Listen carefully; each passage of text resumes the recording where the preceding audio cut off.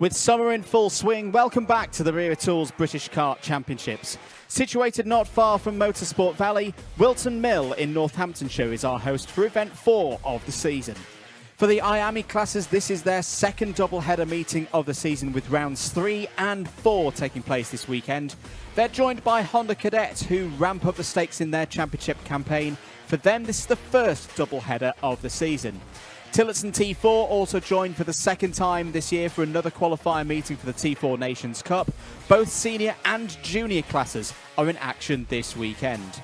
Drivers to look out for this weekend include Alfie Davidson, who dominated the IAME Water Swift restricted category at PF International for event number 2. IAME Water Swift promises to be as competitive as ever. Jarlath Sayer starts the weekend as points leader, looking to go one further than he did in PF and achieve his first finals victory of the season. Harrison Mackie has been on supreme form across the UK and Europe the past 2 months. Could the Fusion driver further assert his command over X30 Junior this weekend?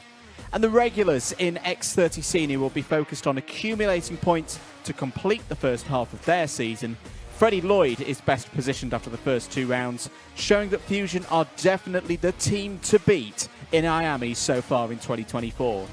For Honda Cadet, this is their return to Whilton Mill for the first time since the O-Plate, who will be able to get on top of the double-header format this time round. Will it be Lark Hall winner Ed Spain, and the circuit the Ambition Motorsport team know well?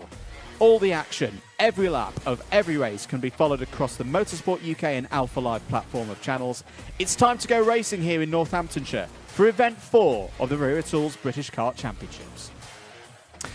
And a very warm welcome indeed to Whilton Mill. Saturday, the first race day for event 4 of the Wera Tools British Kart Championships this year. Back again, second time we've been here, of course. We're here early in the year for the Rotax and Honda Cadet O-Plate. It's the first time that the IAME classes have been here since 2022.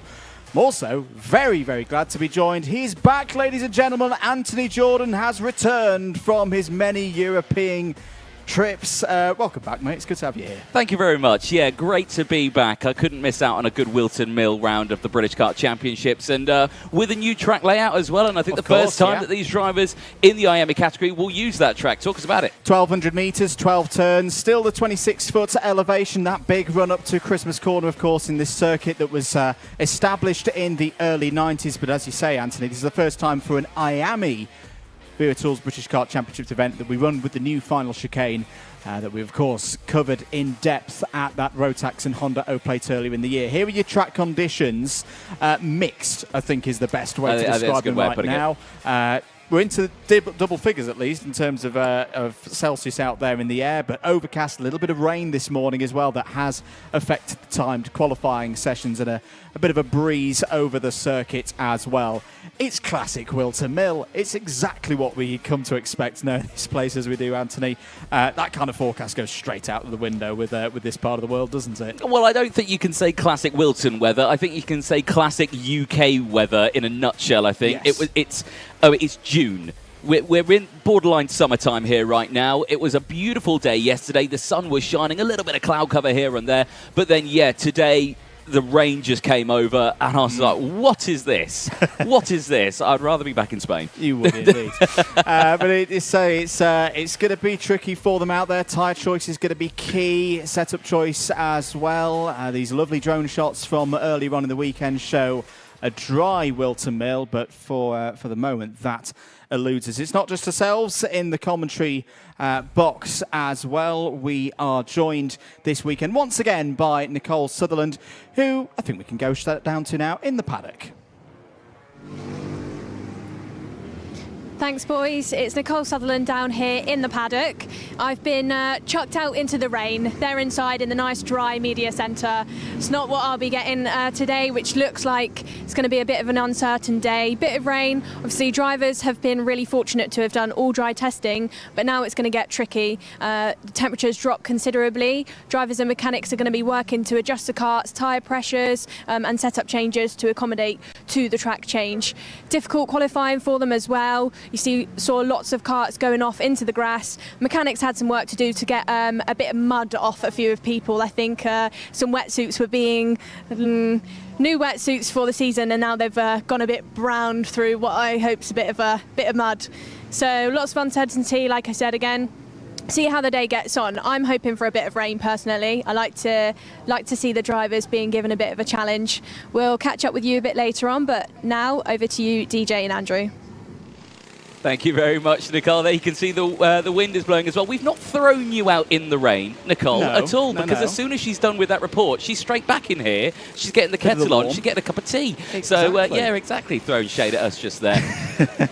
As I say, the order of events for today, for all of our classes, all drivers will have 2 heats today. Remember, it's a double header this weekend. So Saturday acts as its own round, and it'll be a completely brand new round for all of the classes tomorrow. So across the course of the day, every driver is going to have 2 heats and a final. That is how things are going to be decided. And Junior X30 will also have a repechage. So at least for this morning or early afternoon part of the events here, we've got 2 Junior X30 races coming up for you, and then a heat each for Water Swift Restricted, Water Swift Senior X30, and Honda Cadet. Tillotson T4 we should mention as well. Tillotson T4 we will not see on the cameras today. This is their free practice and timed qualifying day, but we will keep you up to date with the news from both the junior and the senior category there for what is another T4 Nations Cup qualifier. So if you were with us at PF International for Event 2, you will have seen one of those qualifiers for the senior category. This weekend is a brand new event, so all those scores from Event 2, they don't matter at all. It's another one-off event to try and qualify through to Valencia at the end of the year. We also can bring the return of Dave Cam. It's back. There it is. David Manchester, busy at work. Alfie Garford alongside as well. The driver's eye there, looking at all the cameras, all the happenings out there in circuit. Part of the officiating team here at the Wera Tools British Kart Championships. Lots of activity in the pits. Anthony Jordan down on the pre-grid because we're not too far away from the first race of the day. It will be a B versus C heat race for X30 Junior. Certainly will be. Yeah, action starting to kick in there. You can see a bit of pandemonium just a little bit because I think there's been a last-second choice of tyres. Now, it's stopped raining a little bit. Well, I'm seeing there's hoods up, so maybe it started raining once again. But the track is kind of on a mixed condition there.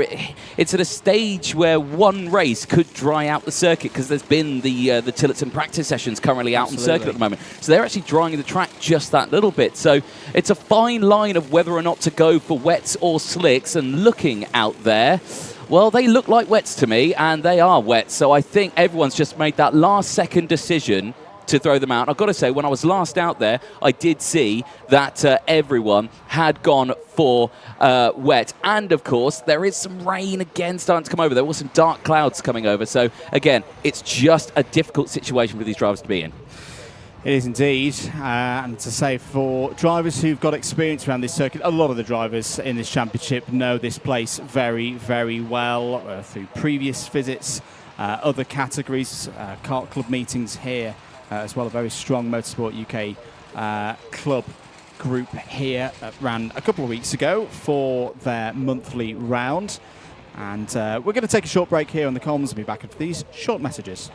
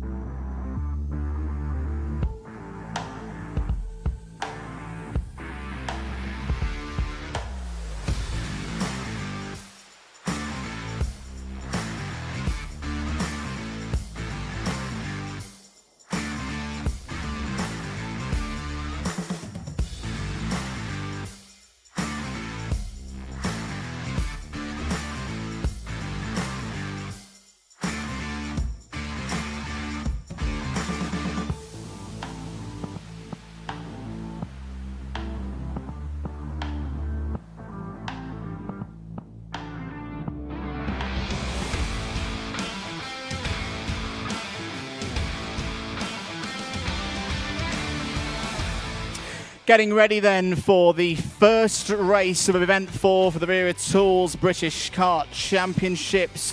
Shortly we'll have the drivers heading out on track for race number 1. It's a B versus C Junior X30 grid for those new or just needing a bit of a reminder. The group's determined by timed qualifying earlier on today. Here is your grid though. This is the important information. Lewis Islin and Riley Cranham on row 1. Taylor Orridge and George Edgar on row number 2. Row 3 will be 5th and 6th on the grid, running through the order on this grid for the next race. Zach Green and Joey Brown, Rocky Lane Shenton and Evan Purcell on row number 4.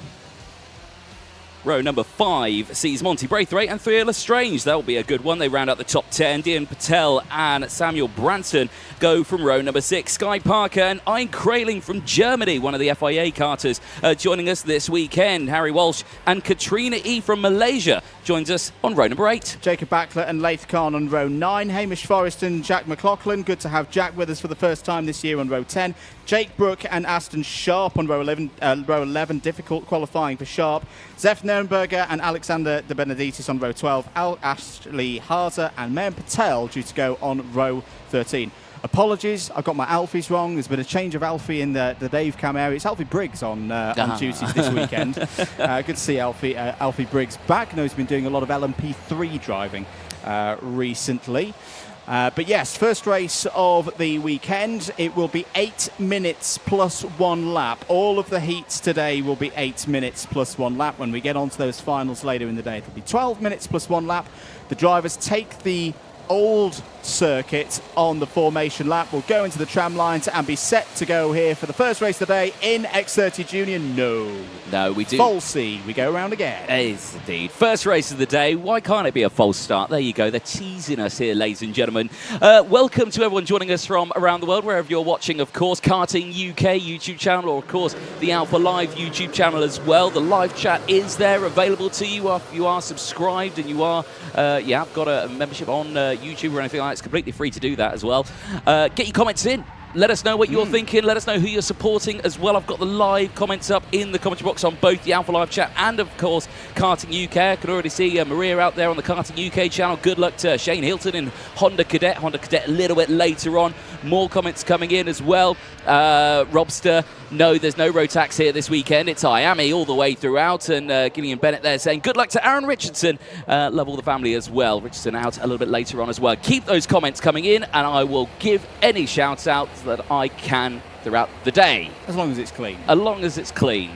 Aaron Richardson was running pretty quickly in free practice yesterday, but that's to come, of course. This is the first race for X30 Junior. If there is a particular X30 Junior driver that you are following and wondering, hang on a minute, they're not on the grid, they're in Group A. We'll see them later on today. Are we good to go? Nope, we're going to go round again. The front of that pack is too eager to get away. They need to bring it back just that little bit. The interesting news, we should say, from X30 Junior qualifying as well. So there were 2 groups of qualifiers. It's a full grid of 40 this weekend. That's more than the maximum number of karts you're allowed out on track at any one time. So they had Group A of 20 and Group B of 20. The rain came down midway through, pretty much at the start of Group A's qualifying session. So a lot of drivers in Group A managed to get their lap times in very, very early on. It was one of those sessions where you needed to get your banker in straight away, otherwise you weren't going to have a good time. Doesn't mean that all the Group B drivers in terms of time qualifying are towards the back, because of course it's staggered. If you're fastest in either of those groups, you're guaranteed at least first or second once everyone's combined together. But it has already been a bit of a tough day for the juniors. Are they going to be third time lucky, third time correct here to get this one underway? Rest of the running order for this morning and early afternoon, by the way. Water Swift Restricted are up next. Then it'll be Water Swift, then Senior X30, then Honda Cadet. Then we'll have a little bit of a break and one more Junior X30 race before the lunch break. Are we all good? This time, Islin and Cranham on the front row of the grid. into the tram lines. Do the lights go green? Yes, we go green and racing at event 4 for the Wera Tools British Kart Championships. Good start for Lewis Islin. A big Jade Racing team effort here this weekend, hoping for big things up to Christmas Corner for the first time. There's been a change of lead straight away, Anthony. It's Riley Cranham to P1. Yeah, nicely done there, taking advantage of that inside line going in towards Christmas Corner. Big step out there for Taylor Orridge, the GP plate here, winner of that GP plate at Kartmasters last year at PFI, putting it to good work here. That was fantastic kart control. Bit of drama in the background there, but look at this breakaway right at the front here. This is a superb start for Riley Cranham, as you were saying, breaking away from the rest of the field. Taylor Orridge now into second place, Islin down to third. He's gone defensive into the boot section. That might compromise his exit on the exit of the corner. They're 3 wide in the background as they go through the kink for the first time. Yeah, they're going to need to get that sorted out before we go through the new part of the circuit, taking lots of curb already in this one. End of lap 1. Cranham leads by 1.3 seconds from Taylor Orridge. Lewis Islin third. Good start for Rocco Leon Shenton. There's one kart in trouble, in fact quite a few karts in trouble. Zach Green, Sam Branston, Laith Khan and Jack McLaughlin have all not come through on time through the first lap. Zach Green has now come through, but is some 5 seconds or so off the back of the main pack.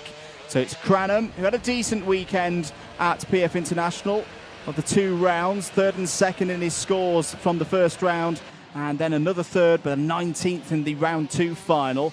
And so he's decently positioned in the points, but has got work to do. Scything through the field there. It's one of the fusions flying through. It's going to be the number 11 of Joey Brown. I think gained 2 or 3 positions there in that run through Osiers. So it's that classic scenario, isn't it, Anthony, where if it's raining, it's just a little bit of drizzle. There's different lines out there. You know, the driver's trying to find the grip. It's difficult scenes out there right now for them. It is, because of course you have to remember they're running on the wet tyres as well. Now these wet tyres don't really work that well in these sort of conditions. You've got a drying track. There's a dry line here as we're wheel to wheel going up in towards Christmas Corner. Again, you do have to be careful with where you position the kart, because again you can super cook these tyres so quickly. You've got to be so careful, and that's why you're seeing all these different racing lines. That was a huge moment there across down into Ashby Hairpin, but everyone getting it well there. Theo Lestrange on the outside, and a spin for Lestrange on the grass on the inside. That was just too much curb on the exit. Real shame there for Theo in his first run this year in the Wera Tools British Kart Championships. Was running up in 6th, but will tumble down the order now. Sky Park there in the middle of it all at the front of this group, which contains Aston Sharp. Aston Sharp with the Saltaire of Scotland on his helmet has gained already 11 positions in this race from the back of the field. Did not have a good qualifying at all, but was very quick in free practice yesterday. Of course, racing for Mick Barrett Racing. Looking for more good results here this weekend. That is Sharp up to P10. Yeah, that's definitely a nose cone there for, I believe, that is Sky Parker. Unfortunately, the number 25, you can see that front nose cone is just wobbling on the front of it. And actually, you can see that for actually quite a few of them. The kart's going in there. Big oversteer moment for the number 20. A huge moment there in towards Ashby Hairpin. That is Mayan Patel, who is making her way through the field. In fact, I think half the grid here have got a nose cone penalty. I just think it's these conditions. It's so harsh on a driver. You know, different racing lines, braking zones, completely different, everything like that, that drivers are just getting caught out. And especially as the conditions continue to, I wouldn't say dry at this point, just get a little bit less wet out there, go from wet to damp. You know, drivers loading up the front axles as well, trying to get the tyres to bite. There's a new fastest lap of the race. Aston Sharp on a 55. No, it's changed. Zach Green 55.43. But that's another driver out towards the back. Zach Green now up to 18th. What is the lead gap looking like? Well, Riley Cranham looking really good through sector number 1. Has just gone purple through sector number 1 and taken 3 or 4 tenths out ahead of the others, as Aston Sharp trying to find a way through there and on the move again, this time down the inside of his teammate. That's George Edgar in the number 17. They've both got past Evan Purcell in the number 46. Purcell had a bright start, but it's starting to fade a little bit here as we're on lap number 5. 3 1/4 minutes to go. this is a dangerous time in a way for the drivers. It's one of those races, I feel, Anthony, where you could gain a lot, but you could also lose at the same time. Oh yeah, big style in this one. Right, mechanical failure going out to Katrina E. That is a big shame, running with the premium karting outfit this weekend. We saw there a very close battle. I think that was that Islin and Shenton, or maybe Shenton and Joey Brown, who I think are battling, because Joey Brown's got the fastest lap of the race in that number 11. He has closed right in on Shenton, and there's the change down in towards Ashby Hairpin. This is down the inside there, a little further back. I think that was maybe Evan Purcell and Monty Braithwaite changing positions. You know, there's one thing that I thought I'd never say, and that is an Edgar family name racing under colours that aren't fusion colours. Yeah, it's a little change, bit isn't different. it? It is a little bit of a change, and good to see they're working together. Penalties just come in. I think you just saw it pop up on your screens as well. Monty Braithwaite, the number 85 plus 5 seconds. Amusing little moment from Track Talk that we had a little bit of walk around the paddock yesterday and Friday, which we'll be showing you later on in the coverage. A new test driver for Monty Braithwaite in the number 85. Not the driver you would expect. We'll say no more than that. We'll let you watch that one later. Here's a change for second place indeed. Lewis Islin through and past Taylor Orridge. Orridge back down the inside into Ashby. Is that going to open the door for Joey Brown? Brown's going to get third.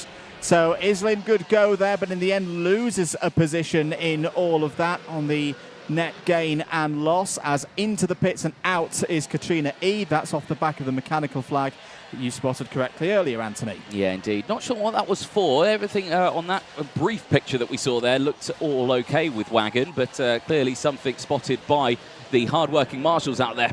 Big hit on that curb. That looks so uncomfortable. It could be another cause of so many nose cones going down. You know, you hit that at the wrong angle. Absolutely. That could really, really damage the kart quite badly. Less than 1 minute to go. We're reaching that 1 minute timer there. This battle here for second place, this is awesome. Look at this. You've got defensive here from Joey Brown against Lewis Islin. Islin will get the drive out of the corner here as they go through, named Boxing Day, of course, by yourself. And then through Inkerman, sideways. Oh, and there's contact between the two of them. Islin slams the door closed. Now Sharp comes through. Sharp, Rocco Coronel is back. Sharp slams the door closed as they go in towards Wilkins. Islin's gone a little bit deep. Now they're 3 wide on the exit. Sharp back down the inside, says thank you very much, and Joey Brown goes through too. What a drive this is from Aston Sharp from the back of the grid.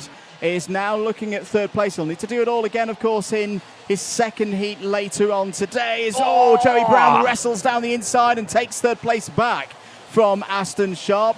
Warning flag to the number 12. There it is on the digi-flag on driver's left. That's Lewis Islin's number 12 that's shown up on the board. It's going to be 2 more laps of this one. 10 seconds to go on the clock. Remember, it's 8 minutes plus 1 lap. Big defence from Joey Brown. Round the outside. It's not quite going to work, Aston. Good attempt. Lewis Islin gets back through past Aston Sharp. Got to give it to Aston Sharp. He gave it a good go. He's going to go to the outside again and maybe switch back, but he's going to find 2 karts on the inside and now runs out wide on that newly, freshly painted curb where there's no grip at all. Roccolay and Shenton's come back through in this fight for third place. Brown back down the inside through Otis. This is a properly good scrap. This is brilliant. This is a final, not a first qualifying heat. This is brilliant stuff in Groups B and C. Well, they make their way into the boot again. It will go single file here. Joey Brown sees a warning flag now. They do need to be careful. That's 2 drivers in this pack now that have got warning flags. They need to be careful. Final lap time, though. We have no idea who's going to be coming third place. We know who's going to be coming second. That's Taylor Orridge. He's broken away. And now down the inside, it's George Edgar who tries to go for it as Shenton holds on to this one. Joey Brown down the inside, 3 wide. That's not going to work. And the 2 MBRs lose positions in all of that. Lewis Islin's back through. 3 of them all going for 1 piece of tarmac. We've seen that plenty of times over the years here at Whilton Mill. Coming through as well once again is Evan Purcell and Mayim Patel as well. Riley Cranham is long gone. He's into the boot for the last time in this one. He's going to overlook his shoulder and think, where is everybody? I'll take that. Nice haul of points for the start of the weekend. Riley Cranham wins. Out of the race is Sharp. So Sharp, having got all the way up the field, is down it again. Still wrestling through the final couple of quarters. Who's going to take 3rd, 4th, 5th and all the other major placings? Orridge is 2nd, Shenton 3rd, Islin, Brown, Edgar is your top 6. Mayim Patel 7th. Zach Green, who was off on lap 1, fights his way back to P8. Evan Purcell and Alexander De Benedictis in the top 10. Got a feel for Aston Sharp. All that hard work comes to nothing. He's going to come across the line, if at all across the line, in P20. What a race. What a way to start the weekend. Yeah, indeed. And I think you got tangled with Harry Walsh as well from the Jade Racing team. So those two drivers tumbling down the order. I've got to say, I may have missed a bit of British karting at the moment. That's a first heat. That's a first heat. That's a first of 40 races, mate, this weekend. Are you ready for this? Absolutely not. I'm not. I need a seat. I need to sit down, I think, after that one. Blimey. So, Cranham, Orridge, Shenton, Islin, Brown, your top 5. Should stress this is a provisional result before any +5 front fairing changes, and there may be a few in that one. George Edgar's P6, Mayan Patel, Zach Green, Evan Purcell and Alexander De Benedictis. Alexander De Benedictis up 13 spots in that race. Mayan Patel was your biggest mover, up 18. Great drives from both of them. Jacob Backler, P11, gain of 7 in that one. Sky Parker, Monty Brathwaite, Zef Nurnberger also in the top 15, completed by Arjen Krailing. Hamish Forrest, Jake Brook, Theo Lestrange, who had that problem earlier on. Dylan Patel, Ashley Harder. Good to see Ashley out there, because Ashley had a bit of a bump yesterday. So good to see Ashley back out on circuit P20 for him in that one. Aston Sharp, Harry Walsh, Katrina E, Jack McLaughlin, Sam Branston and Laith Khan were you into the retirements in that one. 20 drivers saw the checkered flag out of the 26 who started. Certainly so. Fabulous little race that was. You can see there Riley Cranham just being congratulated by fellow Fusion driver Monde Junior Canini just there. There is Taylor Orridge having a quick chat with old Gricey, who's just sneaking his nose over the branding there.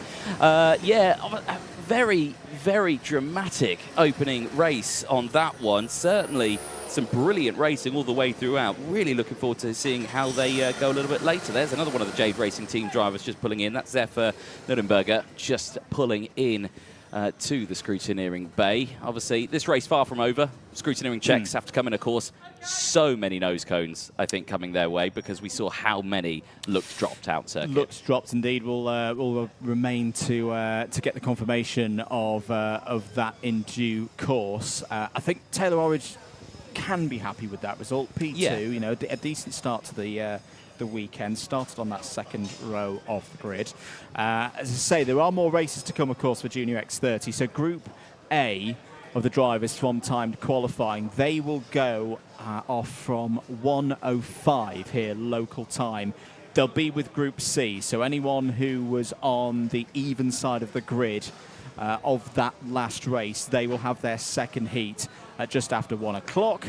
For now, though, we're going to take a short break here in the commentary and be back shortly with more action here at Whilton Mill.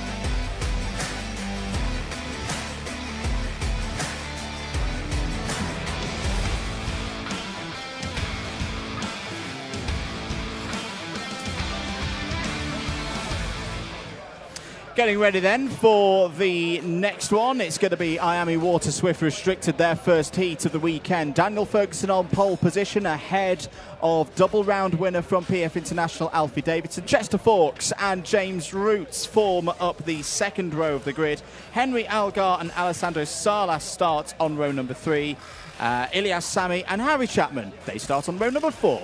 Row number 5 is Reggie Chandler. We'll have Oscar Kenny alongside. Then it's Ethan Robinson and Mason Hibbert, who round out the entirety of the grid in this one. 12 drivers, and you hear the birds chirping in the background there. Oh, very nice. Into the tram lines. Are we going first time? It looks like yes to me. Away we go then for 8 minutes plus 1 lap here at Whilton Mill. Brilliant start for Daniel Ferguson and the Ram Racing liveried cart there. Up to Christmas Corner for the first time. I think it's Alfie Davidson who's going to take P2. Yes, it is. So Alfie Davidson had those great runs in event number 2 at PF International, took maximum number of points from that weekend. Didn't have everything his own way.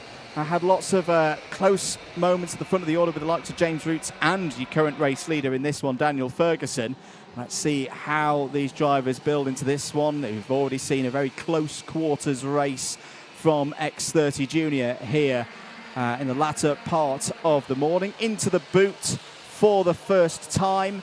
Davidson closing in perhaps on Ferguson in the second half of this lap. Let's count them through at the end of the first lap. It's Daniel Ferguson in the number 15 who leads. Alfie Davidson P2. Good start for Alessandro Salas for the Jade Racing team. He's immediately up to third and now on the attack for second place. Here he goes. Well, it straight away looks like Alfie Davidson is not going to have everything his own way this weekend.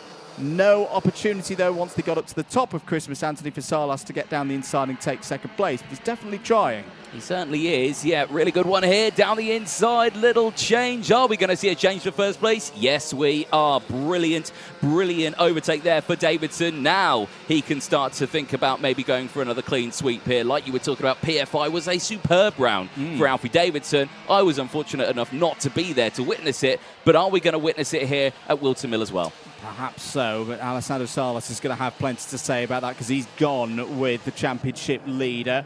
End of the second lap, it's going to be Davidson, Salas, Ferguson, your new order in the top 3. No reason to panic for Daniel Ferguson. Plenty of time to get back part of that main 2. Keep an eye out for Chester Forks as well, because Chester Forks, still in these early stages of the race, is the fastest driver out there at 56.68. Interesting to see there, Anthony, that Salas had a little look down the inside, but same as what we saw on lap number 2 for Christmas Corner, just elected to dip down back to behind Alfie Davidson and push him along. A little bit similar there through Ashby Corner. I just feel with Salas at the moment, the speed is potentially there. He's just got to be really brave on those brakes to get down the inside.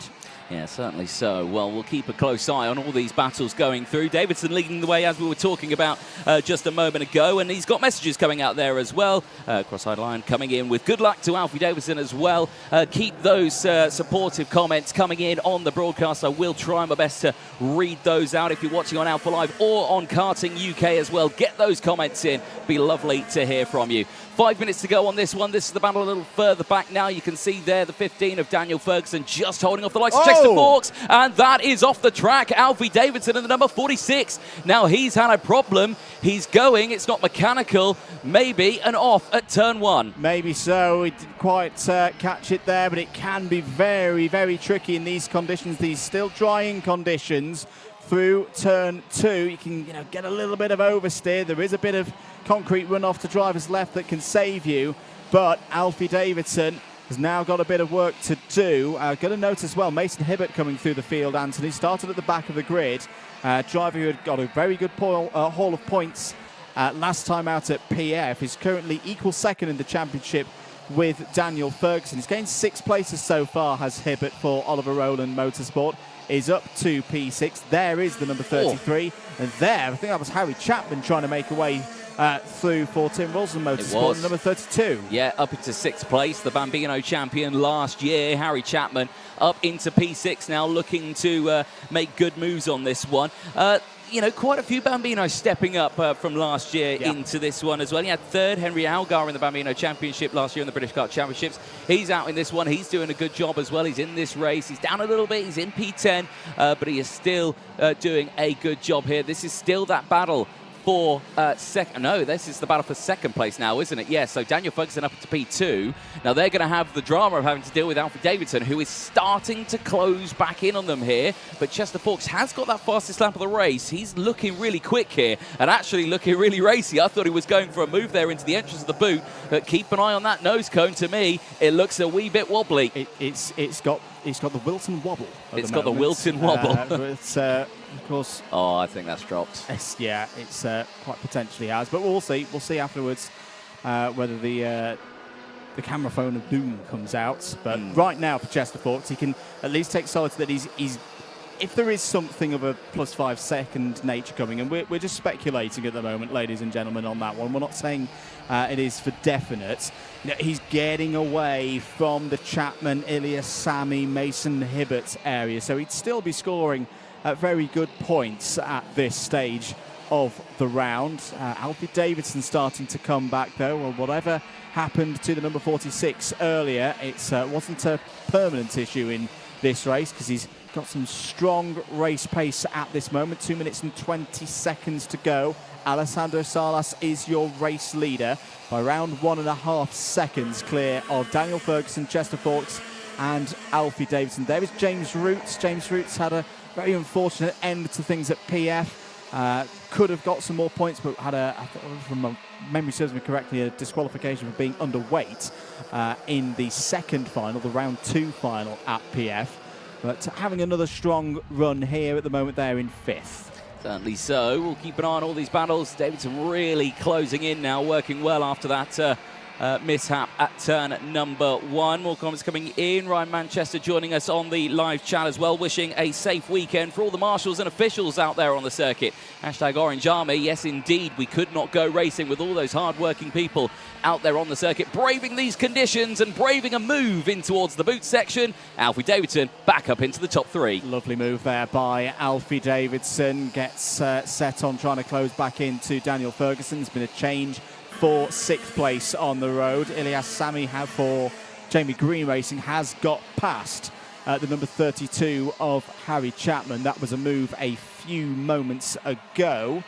The whole field covered by 23 seconds at the moment. Henry Algar, Oscar Kenny, Ethan Robinson and Regis Chandler completing it at the moment. Here is the battle for 7th place, Chapman versus Hibbert. Hibbert having a look down the inside into Christmas Corner, but Chapman's wise to that one and holds on to the position. Yes, indeed, running with the Tim Wilson Motorsport outfit this weekend. A little mistake there, running wide and very wide there and through.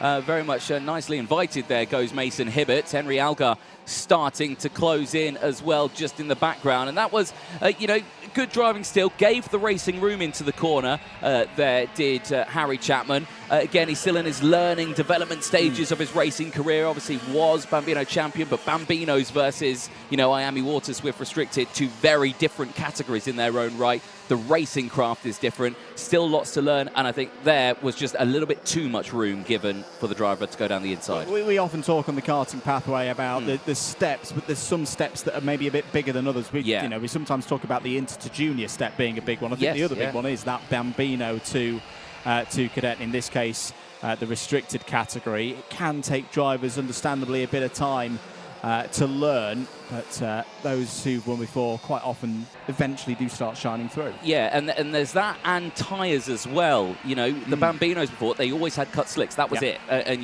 then they come into this one, now they've got slick tyres and wet tyres, and it's, having to deal with the likes of that.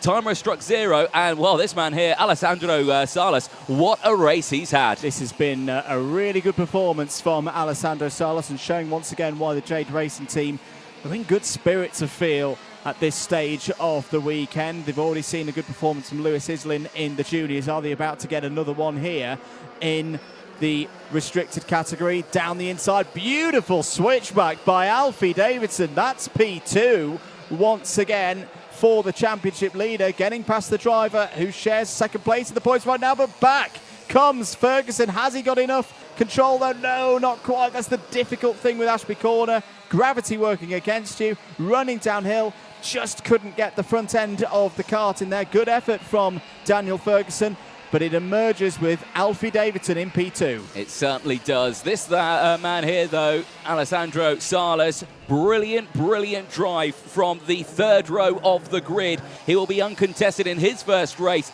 Davidson's got their 2nd place. He holds on to that one ahead of Chester Fawkes, who finishes in 4th place. Daniel Ferguson just finishing in P3. Super close.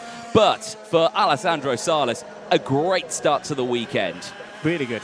I wasn't quite expecting that from Alessandro Salas. 3rd row of the grid as well. 3rd row of the grid, but mastered the conditions and very well deserving of the maximum number of points in that first heat. There's your provisional result. Salas by nearly 2 seconds ahead of Davidson, Ferguson, Fawkes and Roots are your top 5. Ilyas Sami with a really good race there as well. Through to P6. Good to see. Mason Hibbert from the back finishes P7. Henry Elgar, Harry Chapman and Oscar Kenny complete the top 20. Ethan Robertson and Reggie Chandler, or top 12. And just to mention there, Reggie Chandler, privateer, broke under the 60-second barrier on that last lap. So good to see progress there for Reggie Chandler, a PB to finish the heat. Certainly so. More racing coming up, though, thick and fast. Do not go anywhere. Water Swift is coming up next. My biggest question for that one, though, is tyres. What are these drivers going for? You saw there the Water Swift Restricted. They've gone for wets, but that track looked awful dry out there, didn't it? Well, the word drying has appeared now on our timing and scoring, so it's official now. It definitely is a drying circuit out there. Big field as well. I do wonder whether someone, in that second half, takes a bit of a risk. Calculated risk and goes for some slicks in the next race. That's all to come. We're going to take a short break here in the Commons box and be back for more racing here at Whilton Mill in a few moments' time.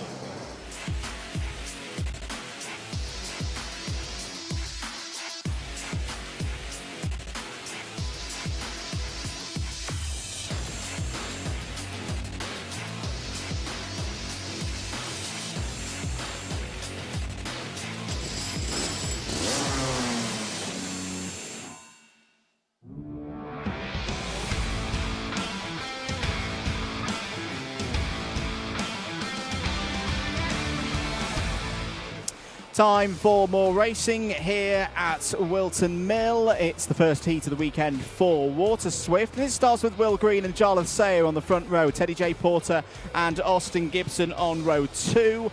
Blair Smith and George Clark go from the third row of the grid, and then it's Austin Newstead and Sugwani Kira who took the win here at Whilton Mill Kart Club a week ago. They're on row 4. Row number 5 sees Colby Patterson and Harry Williams, and all Oliver Rowland Motorsport. Row 5 Lockout. Then it's Iron Neyer and Night Measures going from row 6. Finley Lines and Christian Kobe go from row 7 ahead of Jensen Ackerman and Grayson Watley. Max Mason and George House start the day on row 9. Charlie Clough and Luca Narroway complete the top 20 on row 10. Freddie Wood and Henry Clark start on row 11. Row 12 is Sophie Campbell and Callum Graham. Final 4 rows sees Mason Brooks and Johnson Stewart going from row 13. Then it's Xavier Fonge and Jesus Bartulos on row 14 from Spain. Andy Stewart and Joseph Davis go from row 15. They round out the top 30 out on track ahead of John T. Restrick and Harley Musk, giving us our 32 kart grid. Busy grid out there on a drying circuit here at Whilton Mill. What could possibly go wrong? Nothing could go wrong. I'm looking forward to it. All good. My question, have they got slicks or are they wets? I mean, from this position, they look like wets, but I can't really tell from that camera angle. I need to go a bit closer, but they're all disappearing from us, so we don't know. Not right now. I think there might be some slicks out there. We'll see. We'll see what happens. We were a week ago, mate. Keenly they look like slicks. Keenly looking at the sector times if we have got a split out there. They're slicks. They're slicks. If you're second half of the grid, you definitely take a risk. And looking at that camera angle, I think everybody's got slicks. I think everyone's got slicks on that one. Well, that's good. That's why they're scrabbling to get temperature into these tyres. And, of course, these tyres that they're using today will be the tyres that they use throughout the entirety of today. And they get a brand new set tomorrow as well. And most likely they will not have been used for qualifying because qualifying was wet. So these will be brand spanking new. So, yeah. Championship situation at the moment. I nearly said thingy there.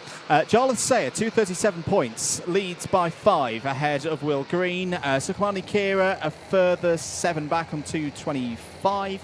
Colby Patterson, 222. Austin Newstead, 220. Teddy J. Porter, Blair Smith, Finley Lyons, Mason Brookson, Siednek Babacek. We're all in the top 10 in terms of championship scores from PF. That is all about to change, though. Oh, dear, as out of the race, was that number 84 of Mason Brooks? Yes, it was. So Mason Brooks, due to start in the second half of this field, will not take the start.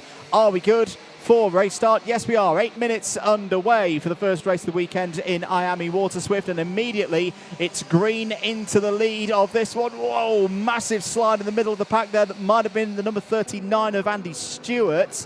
Well, at least Andy's kept it all together and is still in the race, but that was a big sideways moment through the crook on lap number 1. Immediately to the front, though. I think Teddy J. Porter's come through. Someone's lost a chain guard. That went flying off. Did it look a little bit green, black and white, as if it was a Jamie Green racing machine? Off is the number 17. That's Luca Narroway for Evolve Motorsport. I wonder if we can get another view of that moment for the chain guard flying off. We'll know soon enough who is missing a chain guard, because the mechanical flag will come out. It's not the number 17. The Evolve colours were still in the correct position there over the chain. But end of lap number 1, it's green from Porter, Newstead, Sayer, Gibson. That's the top 5. And Jarlath Sayer, championship leader, trying to find a way past Austin Newstead, who's had a decent start. Gain of 4 so far in this one. Sayer down the inside. Newstead trying to hold around the outside there. Now, Luca Narroway moves towards safety. But that was a brave attempt from Jarlath Sayer, an even braver run around the outside from Austin Newstead. I think we have our missing chain guard, because the number 13 has just been given the technical flag. That's Jesus Bartolos. Yeah, unfortunately, the driver from Spain will be out of this race unless they can get that fixed, and then he can go back out onto the circuit. But yeah, that is a big, big shame for Bartolos there. That is his race over. There, Austin Newstead really having a good run at the moment there through that kink. They're in 3rd place. Now, there's yellow flags in towards turn 1, and there's a handful of drivers that have not crossed the start-finish line. Into the pit lane comes Jesus Bartolos, unfortunately out of this race. Blair Smith, Jensen Ackerman, Luca Narroway, Callum Graham, Mason Brooks, and Xavier Fonge all out of this race as well. Now, Johnson Stewart's just been given a 3-second time penalty as well. Now, for this being so early on in the race, that may have been a start line infringement out of tram lines positioning, something along those lines. No pun intended. Yeah, you'd imagine so. And keenly spotted there by the officials. 5.5 minutes to go then.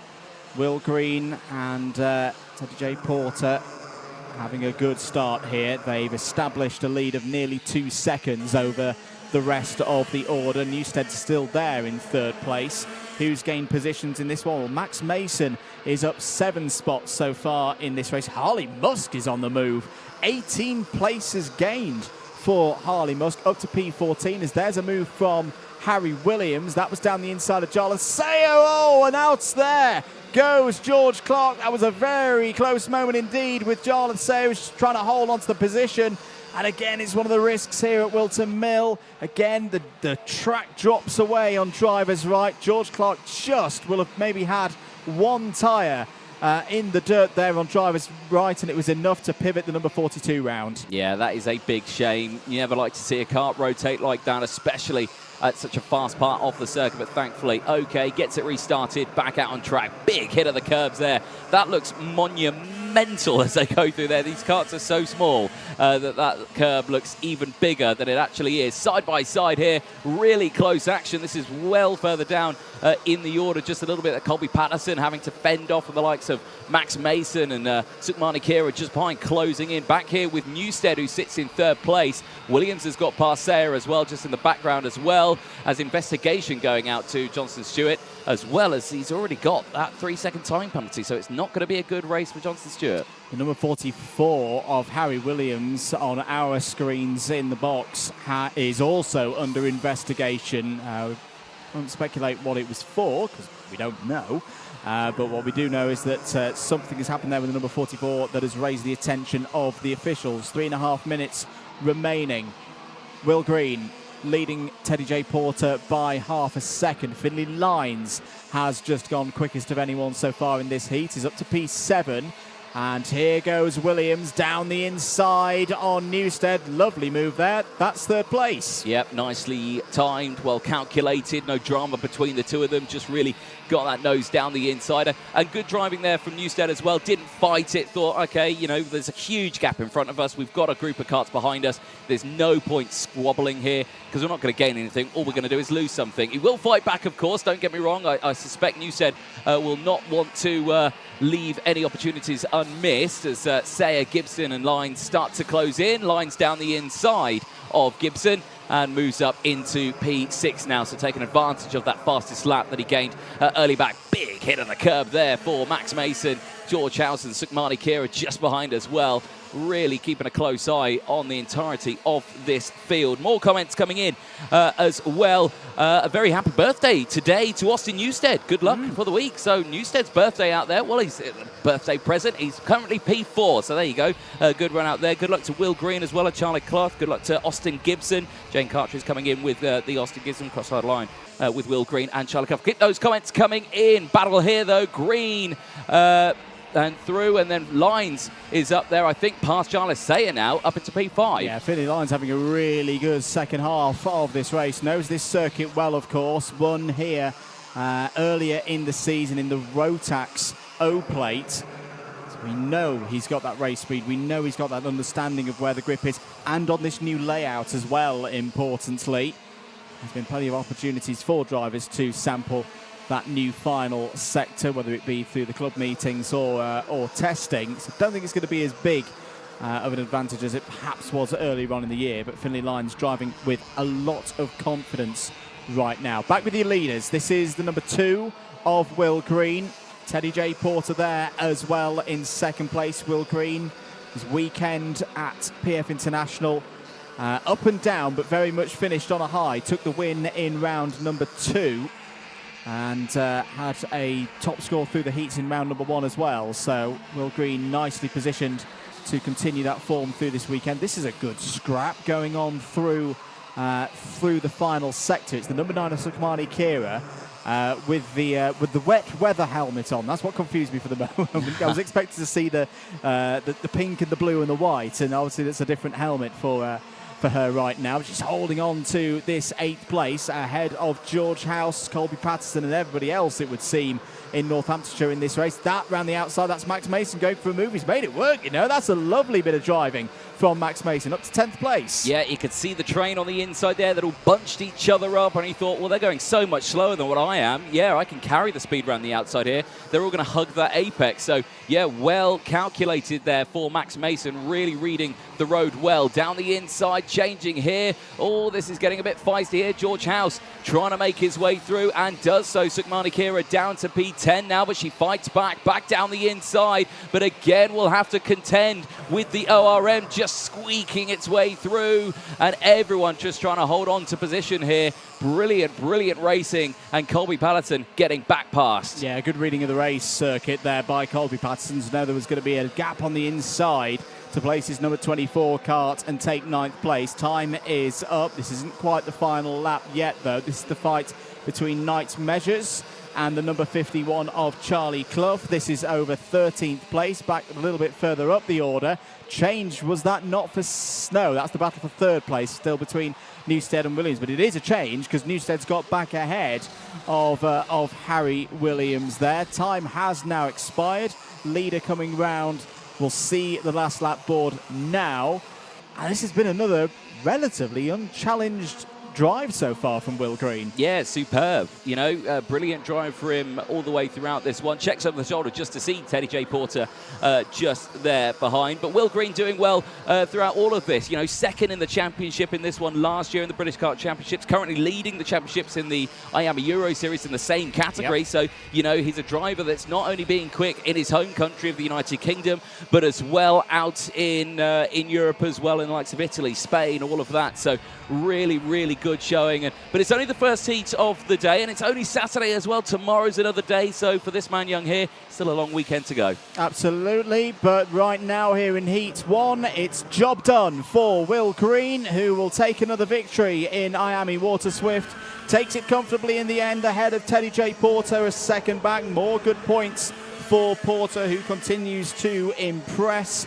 3rd place goes to Philly Lines. Now that means something must have happened to Harry Williams and Austin Newstead on that last lap. So Lines takes 3rd, Williams 4th, Sayer 5th, Newstead 6th, 7th for Austin Gibson. Good drive through the field as well by George House, gaining 10 places up to 8th. Colby Patterson and Sukmani Kira complete the top 10. Max Mason P11. Biggest mover in that race was Harley Musk, up 20 positions to P12. Great drive there from the young Englishman. Knight Measures, Charlie Clough, George Clark, all in the top 15. Christian Kirby, Freddie Wood, John T. Restrick, Andy Stewart, and Aaron Naird, they are all in the top 20. Henry Clark and Sophie Campbell, the last of the 22 finishers in that race. Quite a few retirements, the vast majority, in fact all of them, in the early stages. Johnston Stewart, Grayson Wortley, Hazel Spartalos, Joseph Davies, Blair Smith, Jensen Ackerman was there. Now who's getting a photo? It's Finlay Lines. That's a dropped bumper. That's going to be +5 seconds for Finlay Lines, which is going to drop him, I think, to around 7th place, perhaps behind Austin Gibson, but ahead of George House.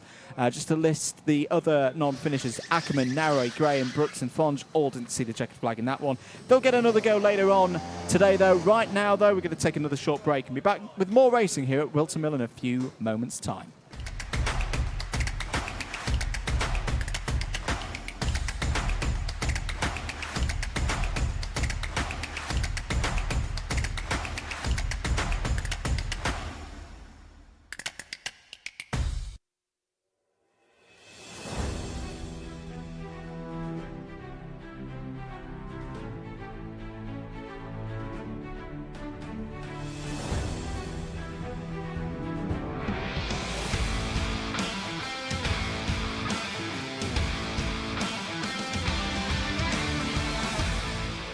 All right, just about time to go racing then in X30 Senior, their first heat of the weekend, just while some of the karts are recovered from the circuit after that first heat of the day for Water Swift. There'll be 30 drivers in total racing this weekend for X30 Senior. A bit of a reminder of the championship scores before we get onto the grid. Freddie Lloyd is championship leader at the moment on 252. Oscar Repetto P2, but kind of disregard Repetto because he was an international runner preparing for the Worlds at PF. So effectively, your driver second in the championship is Noah Wolf on 233.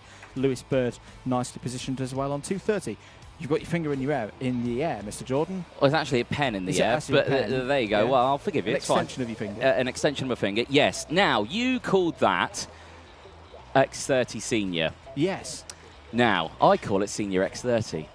So it's the big debate, isn't it? It's the big well, it's not a big-ish debate. I mean, you know, there are bigger debates out there in the world. But I'm going to ask very kindly to our man behind the desk who is having control of that live stream. Can you put a poll out on that live chat, on either of the chats? Is it Senior X30, Junior X30 or so forth, or is it X30 Senior? I say it's Junior X30 or Senior X30. It depends where you are. No, I think I'm just right. So, yeah, you don't say Cadet Honda, do you? You say Honda Cadet. But, so that's the only one that's backwards. Yeah. So then, yeah, you have that one. So, but it's Senior Graphics X30. we do elsewhere. It says it's the other way around. It's just things, you know. It's a completely pointless poll, but I accept it. Here's a grid. Here is the grid then for Senior X30. I'll give you as it says on the screen there. Noah Wolf and Henry Gregory on row 1. Cian Geraghty and Gus Lawrence on a stacked row 2 there. Freddie Lloyd and Ty Stansfield on row 3. Oliver Rands and David Marshall on row number 4. Well, and Eschberg and Lewis Bird go from row number 5, giving us our top 10. Then it's Aaron Brown and Fred Green on row 6. Finn McLaughlin and Joseph Smith going from row 7. William Smith and Alistair Cresswell, who's doing a remarkable impression of Lando Norris in his current years. They start on row number 8. Kian Gamio and Oliver Stilp go from row 9. Then it's Conor McClure and Dylan Briley on row 10. Oliver Harris and Robbie Buckley on row 11. Harry Ewell and Casper Piecki start on row 12. Harvey Roth's got work to do from row 13 alongside David McIntyre. Freddie Housley and Juan Pablo Girard start on row 14.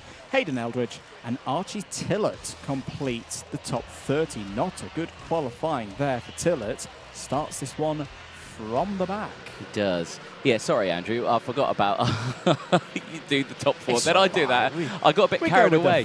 Exactly, I got a bit carried away. To be back here. It's great, you know. Whilton Mill. It's terrible weather. It's the racing's brilliant, and you know it's great to be back. And now we got Senior X30 coming up next. So you know, I'm looking forward to this one. Now there are names in this one, you know, who are looking forward to seeing what's happening. Or going around again. We're not formed up at all.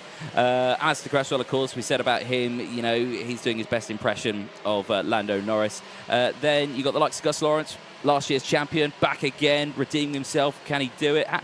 Obviously, I wasn't there for PFI. How was it for Guzzy? Difficult. He had particularly on the Sunday for round 2, a disrupted qualifying meant he had to fight his way through the field. So at the moment, he's 8th in the points after 2 rounds. He also had a bit of a tricky free practice day. Wasn't happy with the tyres at all when we spoke to him during Track Talk. So a little bit of a spoiler there, but I think he's definitely got back on track here with this second row start. The single grid of seniors here this weekend. So no splitting of the groups in timed qualifying, no splitting of the groups in these races. Busy grid, but the benefit of all drivers knowing that they will make the final later today, of course. There's Noah Wolf in the Van Amersfoort Racing by Birrell machine, obviously racing under the Jade banner for this weekend. Are we ready for a start? No. Well, that's good. That means we can look in the chat already. We've got Therapeutic, who's coming in, Senior X30, correct. Jordan Montgomery is disagreeing with me. He's saying X30 Junior and X30 Senior. I believe the classes are named directly after the IAME engines. That is a theory. It's an incorrect theory, Jordan, but I'll allow your opinion to come in on the live chat there, but it's absolutely fine. Yeah, false start on that one. Big names in this. Sorry, one of the Crocs was having a bit of a moment down into Ashby, but I think they're all right. 31 there? Was it Dylan Briley? Dylan Briley. That would be the right side of the grid, about 2/3 of the way back. Jamie Rogers coming in saying, don't bottle it, Harvey Roth. That's a good comment because it is his birthday tomorrow is Harvey Roth's. Happy birthday to Harvey Roth. We'll be singing happy birthday to him at the Paddock show later. You can watch that, I think, tomorrow. But, of course, as well, he'll be missing out on claiming his O-plate back. Yes. It's TKM O-plate this weekend. He'll be missing it, so he's going to lose out. He told me not to mention that because he's very sad about it. So, yeah, sorry. Calendars, racing. Difficult things to manage. Anyway, here we go then for 8 minutes plus 1 lap. And we are green and racing. Good start for both drivers on the front row of the grid, but Gregory has to give that one to Cian Garrity, who's down the inside. There's a few karts in trouble towards the back of the field. We'll catch up with those in a moment. Just looking around the outside, is that Henry Gregory going for the move? Oh, doesn't quite pull that one off.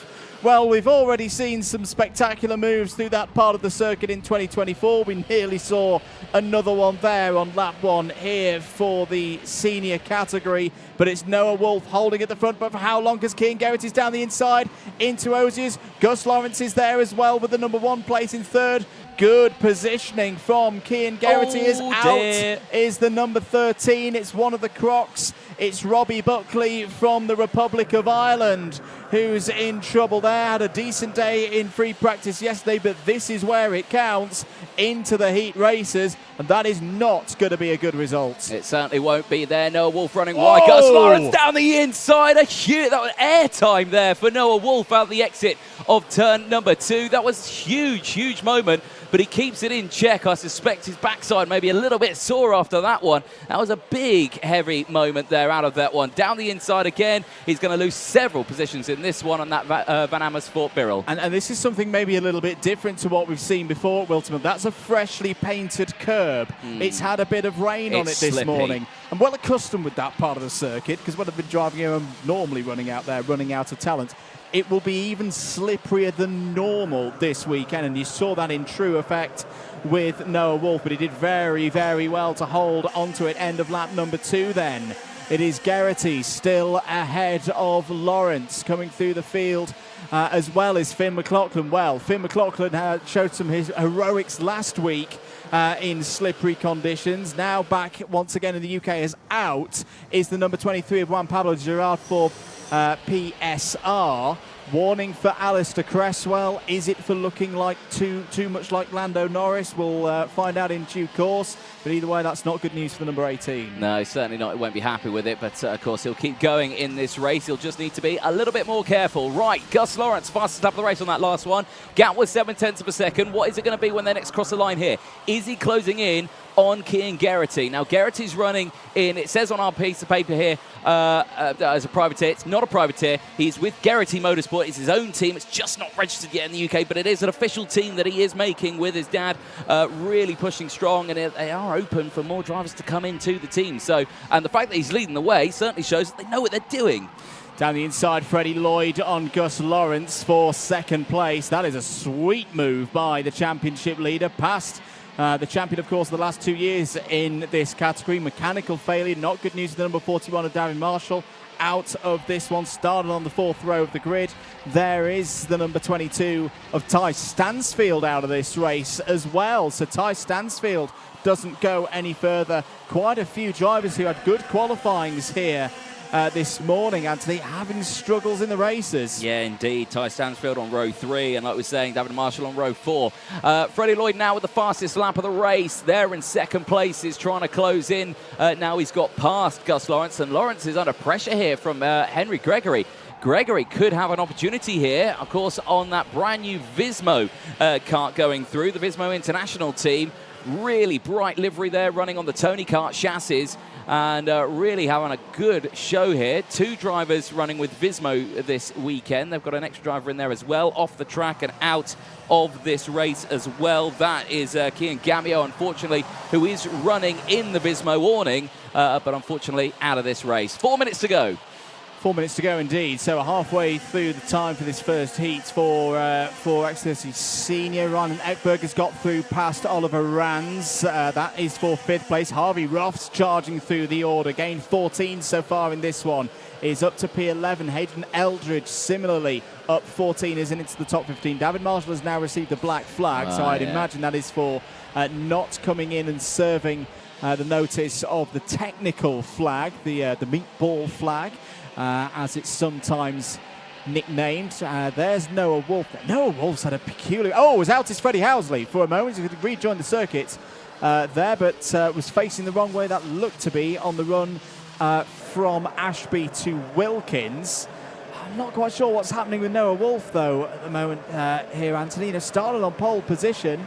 Was quite chipper when I spoke to him on Friday, but right now P7 and looking like he could go further backwards. It's not good news at all for driving the number 45. Well, obviously that moment out of the the first corner out of Oblivion, that certainly shakes things up again. Big move there, I think, down the inside. Now, who was that? That wasn't Freddie Lloyd. Now, was that a little further down in the order? The race lead. I think that was Garrity getting past. That was Garrity getting back down the inside, swapping positions with Lloyd. Yeah, so Freddie Lloyd takes the lead in this one. Championship leader at the start of this weekend. Has got a fairly healthy buffer, actually, considering the driver currently second in points is not here this weekend. Notification from race control. The number 16 of William Smith is currently under investigation. Smith in 23rd place at the moment. Here's a curious situation now, Anthony, that I wasn't expecting in this one. Traffic in an 8-minute plus 1 lap race. Freddie Housley dutifully, sorry, no, it's not Freddie Housley, it's Juan Pablo Girard has gone back out onto the circuit, dutifully pulls over to one side, doesn't affect the battle at the front. But yeah, it's been a bit attritional out there, this one. It certainly has. Still doing a good job, though. Lloyd not broken away, though, from the rest of the field. Garrity still looking strong. Lawrence still looking strong as well, with just under 2 minutes to go. Out of the final corner, back over the start-finish straight. And again, who's got the fastest lap this time around? Well, it stays with Gus Lawrence. No one really improves on it. But Cian Garrity was personal best in Sector 2.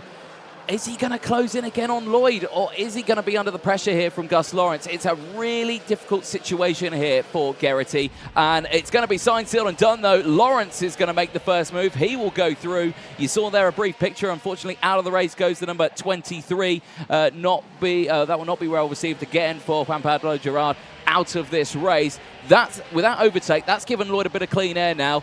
1 minute left to go. Lawrence, it's only 0.3 of a second. That's plenty of time to close in still. I can say it is a gap for Freddie Lloyd, but it's the small matter of the two-time senior champion in the IAME classes on his tail, and a pumped-up Gus Lawrence, who wants points back on the board after a difficult weekend at his home circuit of PF International around a month ago. Down the hill now towards the Ashby hairpin. Difficult corner on a day like today. Cian Garrity looking keen there to get back through. And I tell you what, Henry Gregory's not out of this race either. He's there in 4th place, only less than a second off the back of this main group. Not good news, though, for the number 99. Kasper Piecki has got a 5-second in-race time penalty. Yeah, that will not be well received at all. Timer 10 seconds. They're going to cross the line with another lap to go here. That is such a moment there for these drivers. You always think, oh, do I back off and make it the last lap and then try and hold on to it? But then you put it yourself into the jaws of the drivers behind.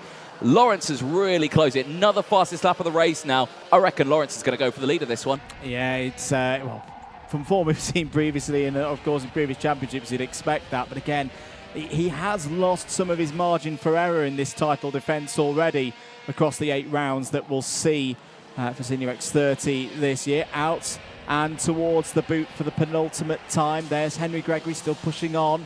Difficult prospect here for Henry Gregory because he's got no help. He's got no friends around him at the moment to try and close in on this top 3. But we're going to go on to the last lap then. Freddie Lloyd checks over the shoulder, throws it down the middle of the circuit, fends Gus Lawrence off through oblivion. Now the all-important run up towards Christmas Corner. Garrity's there as well. Garrity's looking to the outside, trying to take both of them. He's going to get none of them. Very good effort there from Cian Garrity, but Freddie Lloyd holds on. Next challenge, down the hill into Ashby Corner. They all run a little bit wide, but that's not too bad. Garrity's still there, and here comes Henry Gregory. We said keep an eye. Less than a second off the back of them. He's there right there with them now. Freddie Lloyd holding on. The boot is a different proposition, of course, these days. After the changes, Garrity's a little bit wide on entry. Can Freddie Lloyd hold on for victory? Oh, he's had a bit of a squirm there through and into pit bend, but it's going to be Lloyd who takes heat 1. Lawrence P2. Henry Gregory snatches 3rd on the last lap ahead of Cian Garrity. Noah Wolf recovers to 5th. Fred Green, Ryan Eckberg, Oliver Rands, Harvey Ruff and Aaron Brown in the top 10. Cracking drive there from Ruff, up 16 places. You saw at the start of that last lap, Cian Garrity, who was in 3rd place, he started that overtake across the start-finish line. You saw him go super wide into the entry of Oblivion. Then he had the outside line. Then he was trying to maintain that momentum, not staying in their slipstream, and then carried around the outside. But yeah, unfortunately, didn't work out for him. Then he actually lost out on 3rd place as well to Gregory. But that was a superb final lap, and certainly an exciting way of seeing what we could see later on today. Absolutely. So Freddie Lloyd takes the first haul of maximum points. The rest of the order, Finn McLaughlin in 11th place ahead of Lewis Bird. That's a bit of a surprise. I would have expected both of those drivers a little bit higher up. Hayden Eldridge 13th, Oliver Smith and Oliver Stilp rather in 14th ahead of Joseph Smith. Joseph Smith running again this weekend, back with the Mick Barrett Racing team. Alistair Cresswell, Archie Tillett, Conor McPollen, Kasper Piecki and Harry Yule in the top 20. Do note, though, that Piecki has a plus 5 second penalty. David McIntyre, William Smith, Oliver Harris, Robbie Buckley, Dylan Briley, your 25 finishers. 5 retirements in that one. Juan Pablo Girard, Davin Marshall, Freddie Housley, and others as well. Well, that ends the seniors for now. They'll be back out later on this afternoon for their second heat. We're going to take another short break here on the commentary and back for more racing here at Whilton Mill in a few moments' time.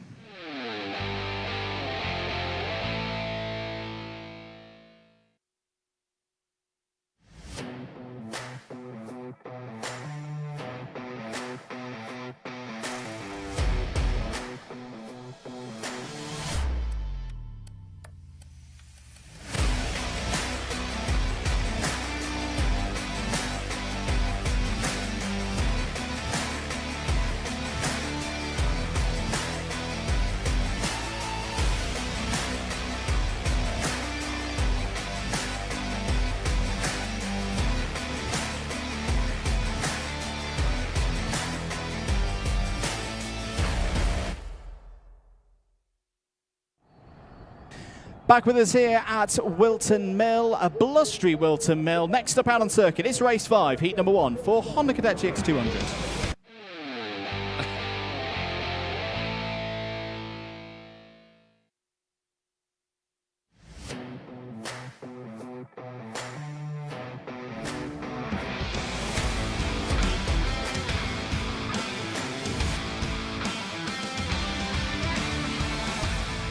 Here we go then for Honda Cadet GX200. Margaris Kavekis and Ed Spain on the front row. Championship leader Alfie Branscombe and Kevin Ivanov on row 2. Archie Loveridge and Alfie Mayer on an all-zip row 3. Ryan White and Elliot Bourke on row 4. Archie Cannon and Ricky McIntosh go from row 5. Shane Hilton and Riley Blackmore on row number 6. Then it's Luca Bataniev and Jacob Pakrich on row number 7. Esme Rosie and Harry Grant on row number 8. Ready to go racing then for Honda Cadet GX200, their first heat of the weekend, and away we go. Great start for Ed Spain from P2, takes the lead immediately from Margaris Kavekis. Good start as well for Kevin Ivanov there with the Red Bull liveried helmets, immediately up to third place. Ralphie Branscombe, O-Plate winner, of course, here at Honda Cadet a few months ago. He's had a decent start there in 4th, but what a start there from Ed Spain. It's a tricky one here, standing starts at Whilton Mill, because yes, you have the inside for turn 1, but that long run up to Christmas can often give an advantage to P2, particularly on a day like today, because of course P2's on the racing line. Yeah, of course. That is exactly what I was going to bring up. That is that racing line. They do sweep to the outside there. There's a spin in the background. Unfortunately, one of the drivers not coming through. Not quite sure who that is. It's the number 68, unfortunately, of Riley Blakemore. Not able to continue in this race as the drivers make their way through. There you can see Ralphie Branscombe just trying to keep intact with everyone else there. That has dropped down to P7 in the opening stages of this race. Nice little breakaway, though. Ed Spain, Ivanov and Kavekis still there, 1, 2, 3. Yeah, very close championship picture at the start of this weekend. Branscombe leading by 4 points, 371 versus 367. That being a lead over Archie Loveridge. Kevin Ivanov a little bit further back by 14 points. Ed Spain, as I say, winner at Lock Hall last time out, a further point back. Yellow flags out for the recovery of Blakemore's number 68. Bit of a change as well for Honda Cadet this weekend. Now, the first 2 rounds of the season have been run alongside the Rotax program, who run to a different weekend schedule. This is their first double header, so no pre-finals this weekend for the Honda drivers. So their day again is the 2 heats and then immediately into the final. So 2 hauls of championship points for those heat performances across the 2 heats, and then the race, the final is a singular race, and then the same again tomorrow.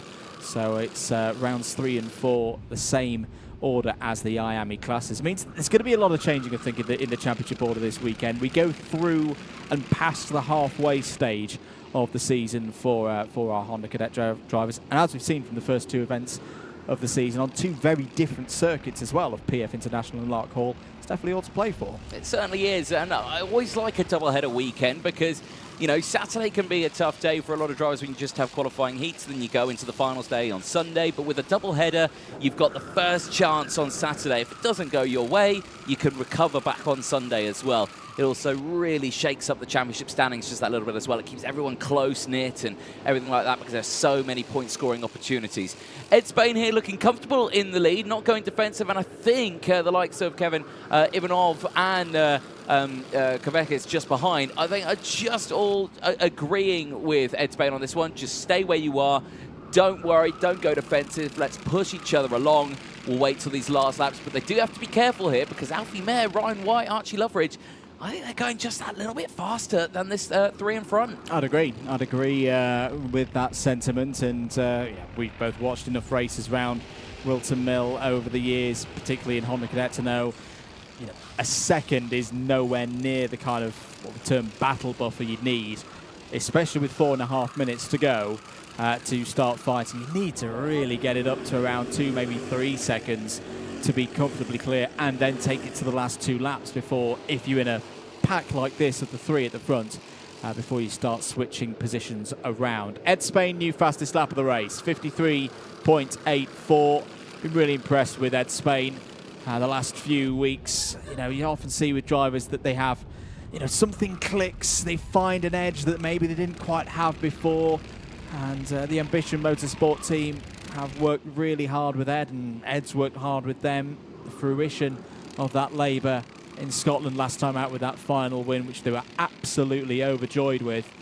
Right now, they're showing it wasn't a flash in the pan. This is another very strong performance. Certainly so. Well, we'll keep a close eye on this one as the race goes on. 3.5 minutes remaining of this first qualifying heat for Honda Cadet GX200. And, of course, that change coming into effect, of course, of last year was the first year of that Honda Cadet GX200 coming in. Gone were the 160s, and I feel like it's really developed into this one here. It's a relatively healthy size grid that's coming into this weekend here.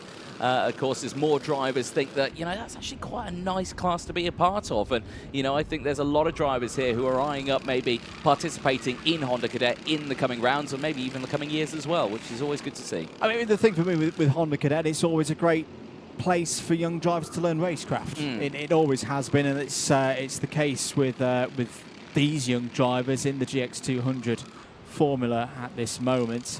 Interesting to see that Alfie Mayer has switched across this weekend. We've seen him race with Zip Factory team in other cadet categories, and having a go now in Honda Cadet for the first time in 2024 in the main championship. 2.5 minutes. Right now he's having a good run here. There's a 53.67 last time around for Alfie Mayer. He's pretty much on pace with those ahead, if not a tiny bit quicker. If as down the inside, this is the number 42 of Archie Cannon making a move on Ralphie Branscombe for 7th place. So the O-Plate winner seemingly having a few problems in this one, not quite there where we saw him last time at this circuit. Ricky McIntosh not too far behind as well in number 14.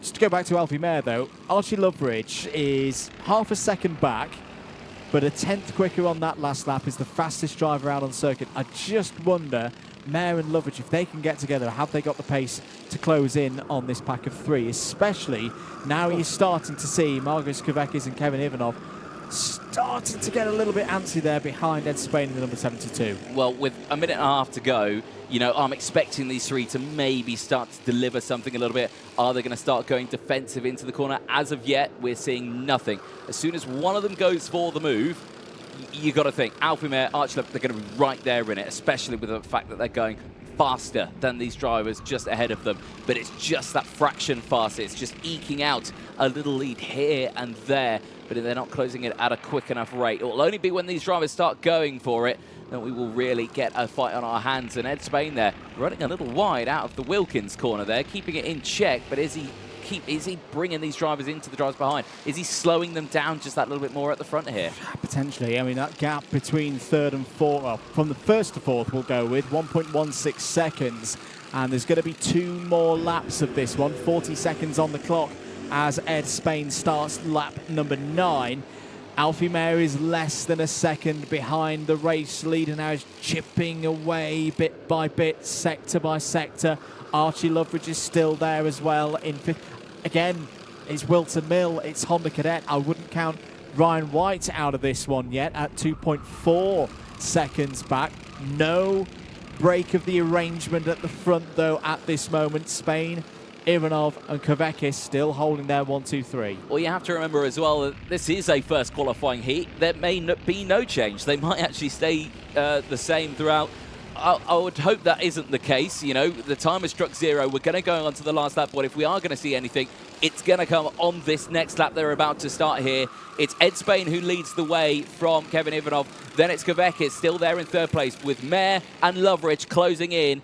Are we going to see a change between these top 3, or are they going to work together to the finish line? Well, we're going to find out across the course of the next 45 seconds. Ed Spain yes, goes defensive to the inside.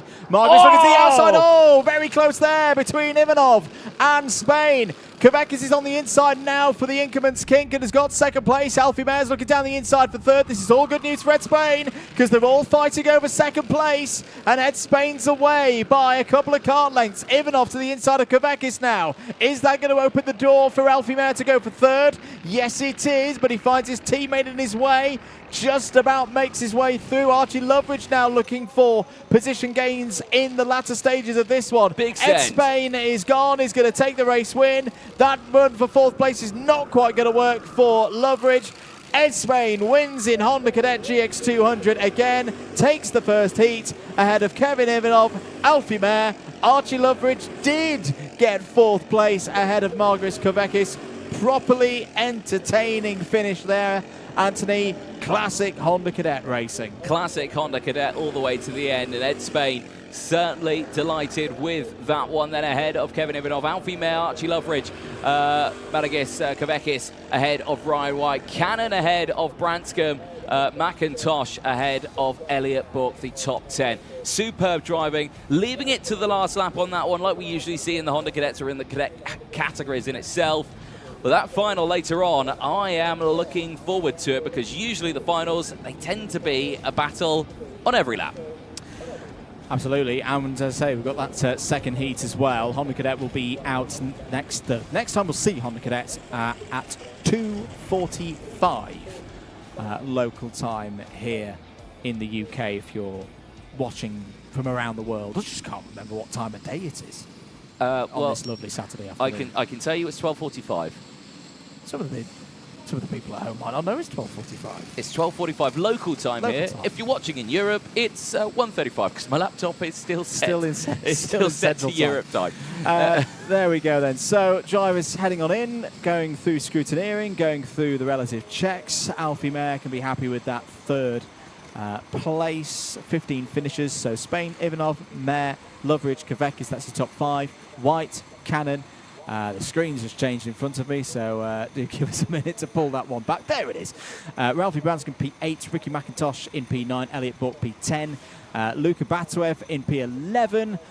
Good to see Luca. First time we've seen Luca in the Wera Tools British Kart Championships. Another driver racing up through the karting pathway, the Motorsport UK karting pathway. Very accomplished Arrive and Drive Club 100 cadet driver, now stepping into owner cadet categories. 11th there in Luca's first race. Shea Hilton P12, Esme Roti P13, Harry Grant and Jayan Prakash, your last of the finishers. Jayan Prakash into the 55s in that race as well, which was really good to see. One retirement, which was Riley Blakemore. A bit of a longer break for us now while some practice sessions happen for Tillotson T4. We'll be back with more coverage here at Whilton Mill shortly after these short messages.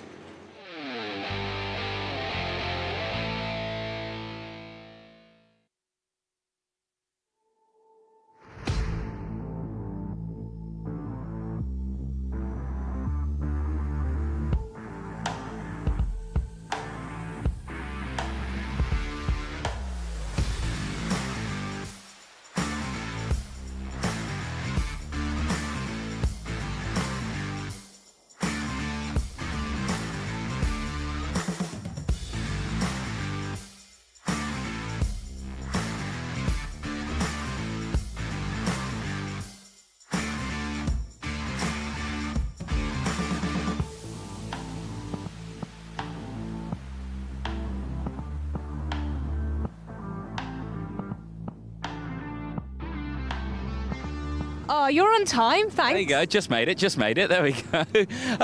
First half of the day, that's been all right, hasn't it? What have you thought?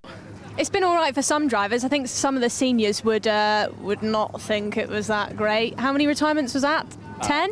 I can tell you how many retirements it was. It was at senior X30. It was only 5. I thought I was going to get my ankles taken off at one point. Some of them coming down the pit lane. Oh my! It's like I've got any grazes on the back of my feet. You're absolutely fine. You're absolutely fine. No, it was a drastic one, wasn't it, though? But track now drying up. The sun is shining.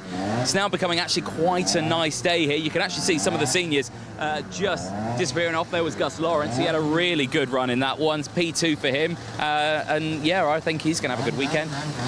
Gus as well, been a bit of a king of X30 senior for a few years, hasn't he? He's kind of the one to beat in this championship. I know he's come into this and every weekend he just sort of comes in, chilling, is what it is, kind of attitude towards things. Yeah, certainly so. You know, everyone's kind of got a little attitude a bit about themselves like that. But again, that's driver personalities. You get things like that. Things change over the seasons, but we just don't know. Should we chat to a few drivers here and there? I mean, we've got some juniors just here lining up. Should we annoy some juniors before we get going for their race? We've also got a current driver who is on the tools just behind us, Ben Folland. Yeah, Kenzo Craigie's mechanic. Ben?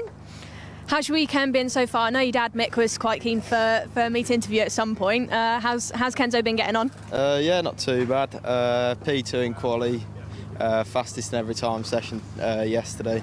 So see what we can do in this. Starting P3, so see what happens. And you're a driver, so you know what it takes to be fast around this circuit. What do you think goes into it? Just hard work, really. You got, he's a good kid. Goes around well, so races well. So see where we end up in the final today. Well, so, yeah. Cheers. Keep an eye out for Kenzo. Mick, if you're watching, I did what you said. Got the interview with Ben. There you go. Oh, was that planned? It was. Well, Mick, a couple of months ago, he said, I want an interview, you and Ben. Ben and I used teammates at Thule, so he was, quite keen for me to do that. Good old Thule Motorsport, eh? You can't go wrong with it. Thule forever, honestly. Right, so we got some more drivers in here as well. We won't probably stand right in the way of the entrance. I will. To the rest of it. You can as well. Right, so we've got Optima Performance here. You've got a couple of their wagons. Got some Fusion karts here as well. Obviously, Argenti with a trio of their karts all getting lined up. We've got some premium kartings just up there as well. The race earlier on for juniors, though, was exciting. Cranham taking the win. Mind your back, getting in the way again. Cranham taking the win. A superb little driver in, because he kind of drove away in that one, wasn't it? That was a strong race for him. Yeah, he just kind of checked out, got his shopping, and he's see you later, guys. I'm checking out. See you later. That's what Riley said. Well, we've got some crop promotions here as well, getting themselves sorted out. Hello, come on, Max. Hello, Max. Hi. Max, as you can see, you got the tennis ball helmet on, or is this a new helmet? It's a new helmet. Where's the tennis balls gone? The whole thing. They're like the centre of it, like the bottom layer. Oh, it's all come off. Tennis balls are gone. Yeah. How's your day been going so far then, Max? It's been going quite good. Except from quali, I got track limits penalty, what put me last, but I was 6th or 7th, so quite annoying. Learning curves though, isn't it? You probably won't do it again after, dropping from 6th to last is probably one of those things you go back to the awning and you're like, I won't do that again. Yeah, it's quite annoying, but I'll learn from it. Yeah, so we'll let you get on, and DJ, you're going to take the reins from me? I can take the reins a little bit from you. Yeah, it's absolutely fine. Cheers, Max. Thank you very much. You focus on yourself, ladies and gentlemen. Check it out. Ultimate Mullet just over here. You've got Mr. Richardson who's just got his... Now, is it actually Richardson, or is it you in someone else's race suit? Richardson. It is Richardson. Good, because he's in a race suit that says Mackie on it. You're not Mackie. I know. Well, there you go. That says it all. Are we ready for this race? Yeah. Yeah? Excellent. Sun's shining for you now. Are you looking forward to some dry conditions? Yeah, hopefully you can make it up there and be really fast. Yeah. That's what we need. That's what we need. And then fellow Fusion, again, coming here. Joey Brown. Are you going to walk away from me, Joey? No. Or are you going to chat to me? I'll chat to you. There you go. You looking forward to it? Yeah. Yeah? Yeah. Yeah? Yeah. Man of many words. There you go, Joey Brown. Ladies and gentlemen. Yes, yeah. Jay, I've seen probably 4 people walk around today in a Mackie suit, and every time I've thought, what's going on with the haircuts? It just turns out that lots of Fusion drivers have got Mackie, ex-Mackie suits. Joe's got one, Fred Lloyd's wearing one, and then Harrison's got one on as well. So if you see different people, they're not all brothers, they're just using the suits. Yeah, it makes sense that Harrison's got one. He is a Mackie, but there you go. Some of them in Lewis's one as well. Lewis Mackie, obviously, he's on the spanners. I want to chat to this young man here, Mr. Monday Junior Canini. Monday, great to see you here. Sun is shining. And you've got some good news been recently announced for yourself as well. You've had some brilliant announcements. Talk about it. I've been signed by Ludovic to MFT Racing, which is a management company based in Monaco. So they're going to be looking out for me throughout the year, helping me raise funds and everything like that. Excellent, fantastic. You reckon they'll be watching this weekend? Absolutely. Excellent. And are you going to put on a good performance for them? Yep. Excellent, that is the right answer. You're looking forward to this one. Track's drying out now, the sun's shining. It's looking pretty nice out there now, isn't it? Yeah, I'm just hoping to get a good race. Keep it clean. Yeah, that's what we need. Keep it clean. Enjoy, mate. We'll let you crack on with that one. Get yourself ready. Mono Junior Canini there. Really great news, I think, there, Nicole, for Monday. Great to have great backing like that. It's always nice to have the support from so many people from around the world, and having a team, based out in Monaco, watching alongside. I mean, that's a bragging right there. Yeah, couldn't have picked more of a glamorous place either, Monaco. So I'd just be like, guys, see you later. See you later. I'm off. There we go. Right, should we look down a little further down? We've got Argentis there. You've got Ian Kraling joining us this weekend. Now, Ian Kraling, you can see the German driver, well known on the international scene, racing in the Champions of the Future, racing the FIA kinds as well. Actually came 5th in the final in Slovakia, the Slovakia ring. So really good showing. He's in there in the number 19. Really looking forward to seeing what he can do there. You can see here's Kenzo Craig's wagon. Now we've got Katrina E just here getting herself lined up, the driver from Malaysia. Malaysia, who is also joining us, another driver who is racing in the Champions of the Future Academy programme. Katrina E, welcome to Whilton Mill. We are live at the moment, so please keep it clean. How are you? Are you looking forward to this weekend? Yeah, I am, but I just had a bad heat just now, so I'm just going to hope that it will go well later on and in the final. That's what you need. I did see that you called back in that one. But again, it's a double header this weekend. So today's one day, tomorrow's another day. So at least you've got that to come up with. How are you finding Whilton Mill? Are you enjoying it? Yeah, it's a very different condition, like compared to Europe. So I'm kind of taking a big learning curve and a lot of experience as well. Well, best of luck. We'll see what you can do out there. So best of luck. Thank you very much, Katrina. Great to see Katrina E here as well. Nice, great showing from the international scene as well as the British scene here at the UK. Yeah, I actually met Katrina out in Bahrain last year at one of the Road Tax Grand Finals. Very focused driver. Obviously, she's just been taken on to the More Than Equal programme, set up by David Coulthard. So she's a driver that's got a lot going for her, I think. Big future ahead of her, like you said. She's in the Champions Academy out in Europe. We'll keep an eye on her this year in the British Championships, I think. Yeah, certainly so. I look forward to seeing it. You also said a swear word there. You said the R word. Not allowed to mention that. It's an IAME weekend, ladies and gentlemen. Harrison Mackie just here, another Fusion driver. Harrison, come. Want to have a quick chat. How are you? Oh, I'm all right. All right, yeah. Sun's shining. It's a nice day. Yeah, except for the rain earlier, but that was about it. That was all right. Hit at the right time. Qualifying. Yeah, it made us all right. Slicks in the wet, sort of bit of our thing. We got the extra lap as well, so obviously put us on pole. Yeah, exactly. It's what you need. You got brother Lewis just behind you here. Look at this cheeky smile here. Let's sneak in with brother Lewis. Lewis, how are you? I'm wonderful, thank you. How are you? I'm fantastic. Thank you very much, Lewis. Is he behaving himself? Yeah, so far so good. You were saying that yesterday he was doing a Harold. What does that mean? Misbehaving and being awkward to work with. Excellent. Hopefully he doesn't Harold today, ladies and gentlemen. There you go. Thank you very much, Lewis. I'll let you crack on. There you go. He's hiding his tyre pressure gauge there a little bit. What were you giggling about there? What's he saying? Just social media. Harrison lost his Instagram account, and some interesting things were put up over social media, just making sure that he... is he? So he didn't get hacked. Is that a Harold moment? He's fibbing to me. He didn't get hacked. It was him. It was him. There we go. Well, practice is still underway. There's still a little bit of time out there before the next one.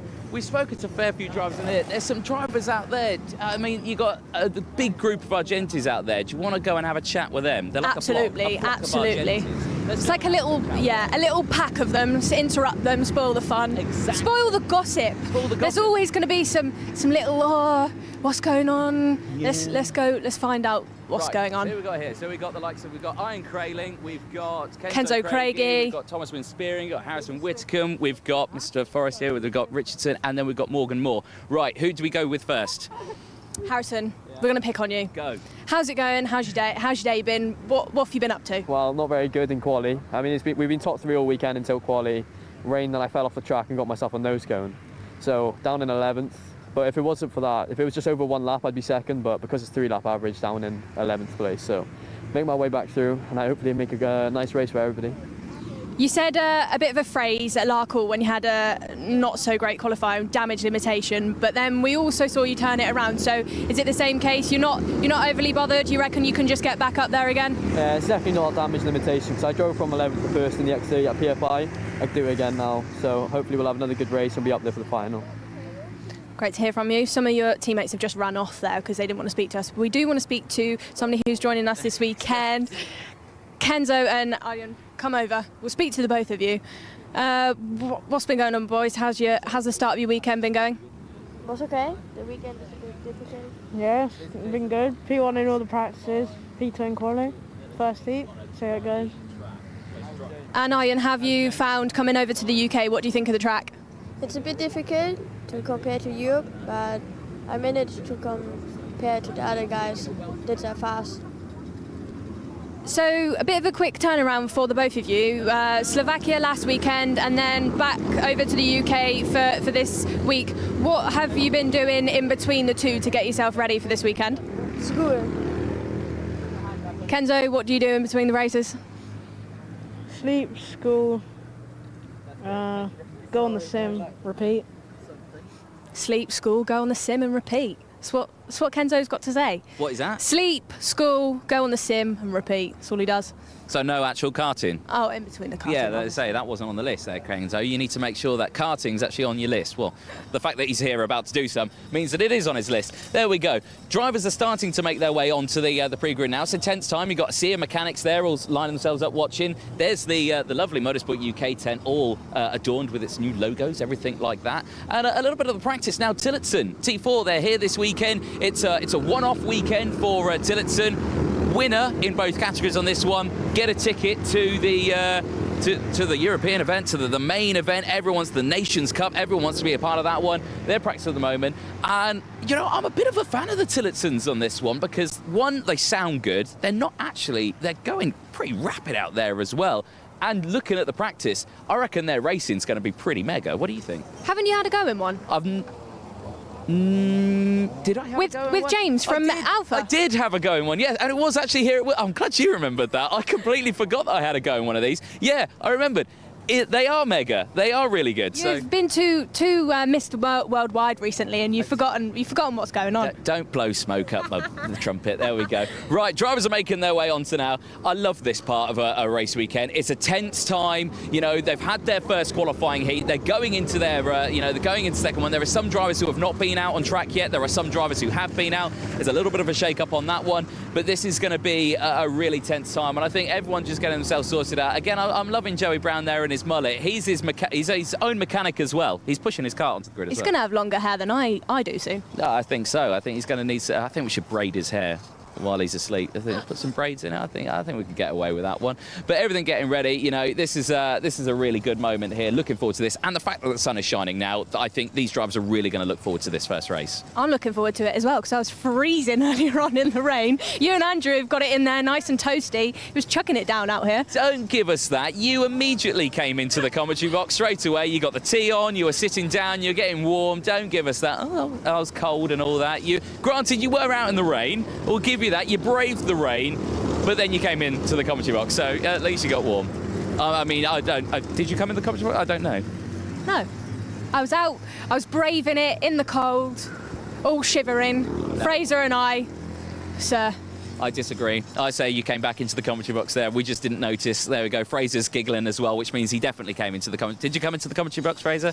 No, he didn't. Oh, well, there you go.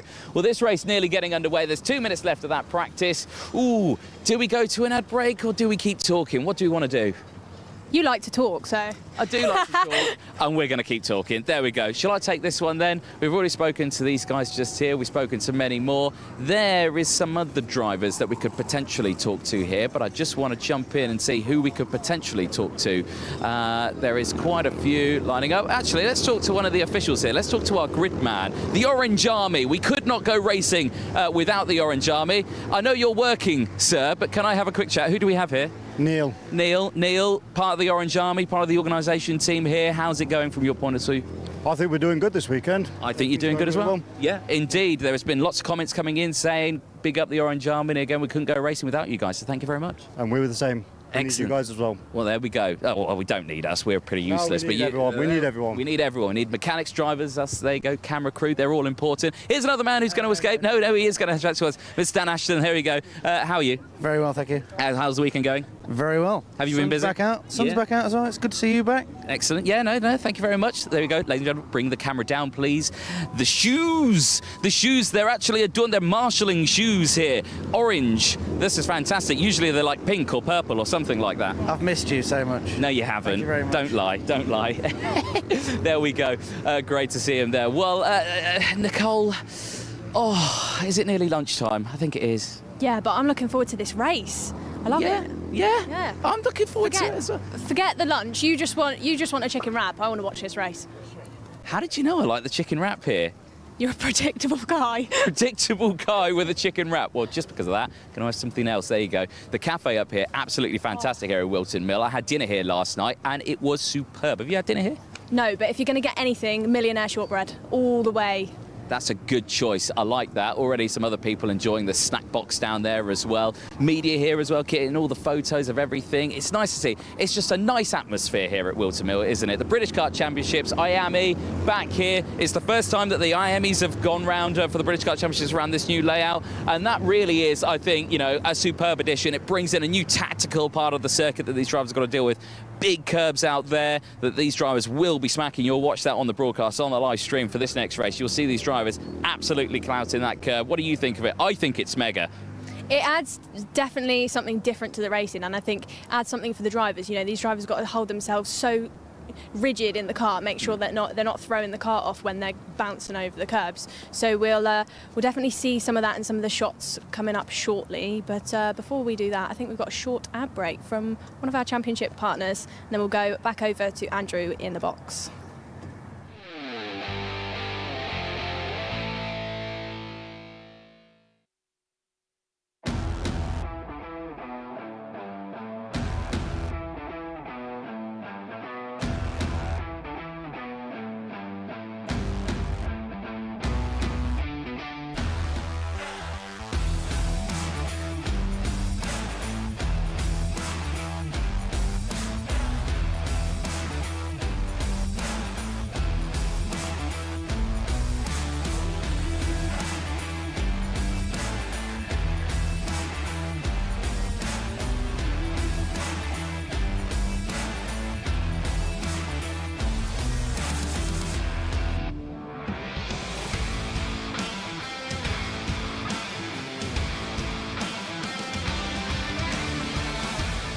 Juniors out on circuit for the second heat. This is Groups A and C taking each other on. The grid looks like this. Harrison Mackie on pole position, joined by his teammate Riley Cranham. Kenzo Craigie and George Edgar on row number 2. Thomas Spearing and Joey Brown start on the third row of the grid. Mond Junior Canini and Evan Purcell start on row number 4.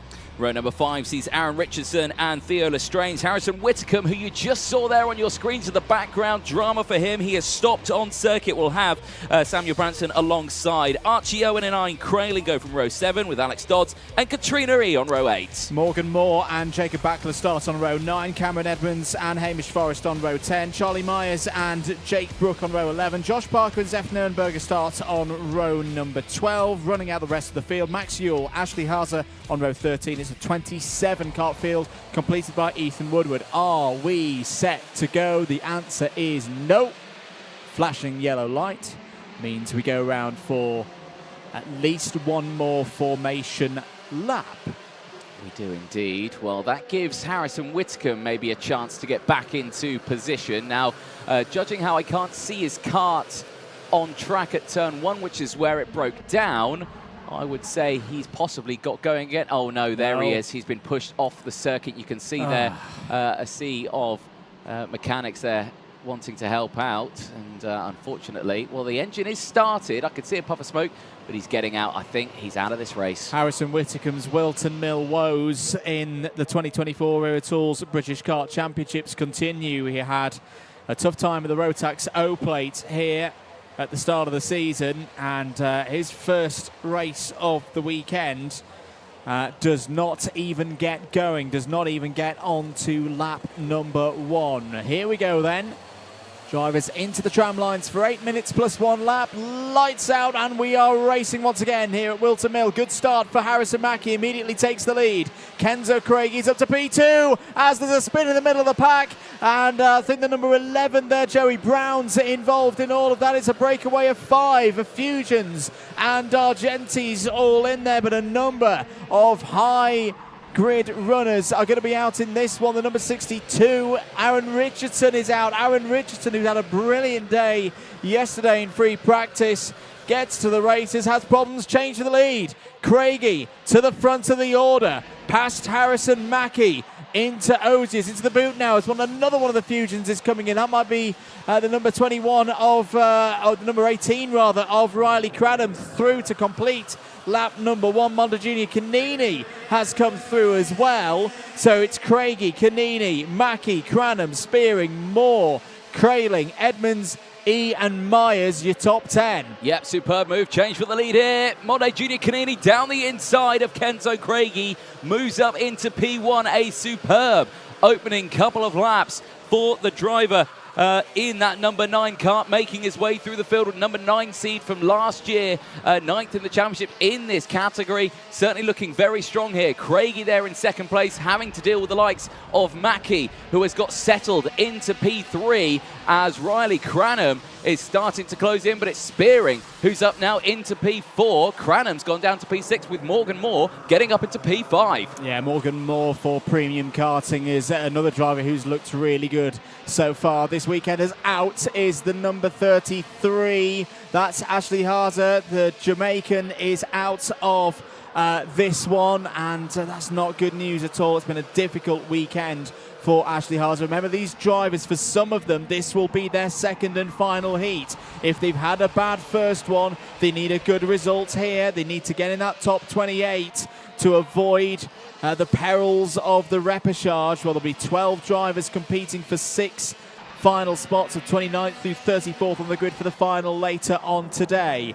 5 3/4 minutes remaining in this one. Race number 6 of the day, heat 2 for the juniors through the final chicane once again. End of lap number 3. Canini still leading from Craigie. Mackey still there in third. Thomas Spearing having a stronger performance here. Argenti Motorsport had first, third and fourth yesterday. As down the inside goes Mackey on Craigie for P2. I think there was another driver having problems out there as well. Harrison Whitcomb, as we know, is out of this race. Ethan Woodward is also out of this race. It might have been Charlie Myers. Yes, the purple and pink of Optima Performance that we saw there out of the race. So the number 22 will go no further. This has definitely got that feel, hasn't it, Anthony, of half of the field, you know, just working their way into race pace, but the other half going, I need points on the board and I need them now. Yeah, certainly so. And again, there's been a lot of drivers who have changed here, and another change that we're going to see is for the race lead down the inside again. Well, I thought that Mondo Junior Canini will have really worked hard on that when he's held on to the lead. Mackie has got himself up into second place, but it's still close between these drivers. And round the outside, Thomas Spearing saying thank you very much to his teammate, and now Morgan Moore goes through as well. Craigie is fading here, and he's gone down to P5. Yeah, it's a real tough few moments for Kenzo Craigie. There's not much he could have done there about his teammate going round the outside. Thomas Spearing showing that the outside line through Christmas is starting to grip up again. That's what I was alluding some of the drivers earlier on before the break. Through pit bend for another lap. End of lap 5. Canini from Mackie Spearing, your new top 3, and they're breaking away from Morgan Moore for Premium Karting behind there in 4th place. Quick check over the shoulder for Riley Cranham, as down the inside goes Harrison Mackie for the lead and takes it away from his teammate. Thomas Spearing steps through as well into second. Here comes Morgan Moore, who's back in play. Down the inside of Canini for 3rd place. Cranham to the outside now, thinks better of it through Wilkins, slots back into 5th. Kenzo Craigie not out of this one either, and Cameron Edmonds is on the move now. Cameron Edmonds is up 12 positions in this race, is less than a second off the back of this pack. He's now part of this pack there in 7th. Yeah, brilliant stuff. Huge hit of the curbs as well as they go through that final chicane onto the start-finish straight. 3 minutes left of this one, and Mackie setting the fastest lap of the race. Back again on the attack there. You can see the drivers making their way through. Riley Cranham for P5, I think, just trying to get his way through the field here as he stays there. He's right still behind Kenzo Craigie, but again, everyone just in position. I think Morgan Moore up to 3rd place now as well, as Mono Junior Canini is trying to fight his way back, and we saw that earlier on. One overtake happens, then the rest of the pack, they kind of smell blood, and then they attack at that moment, and that's why you've seen the likes of Craigie, who dropped down, oh dear, off the track, and that is at turn, I think, Christmas corner. That is Zef Nuremberg, unfortunately for the Jade Racing team, out of this race. That'll be heavy damage to the rear of that kart with just 2.5 minutes to go. And that's a driver who didn't get the best of results in a first race earlier on this morning, so that could be repechage time for Zef Nuremberger. Still an opportunity to race through to that final but hard work nonetheless. Well, this is the dangerous time of the race, I feel now. It's down the inside for third place goes Kanini on Moore. You know, mate, we've watched a lot of racing from Harrison Mackie over the last few weeks as Cranham round the outside, fighting for positions there.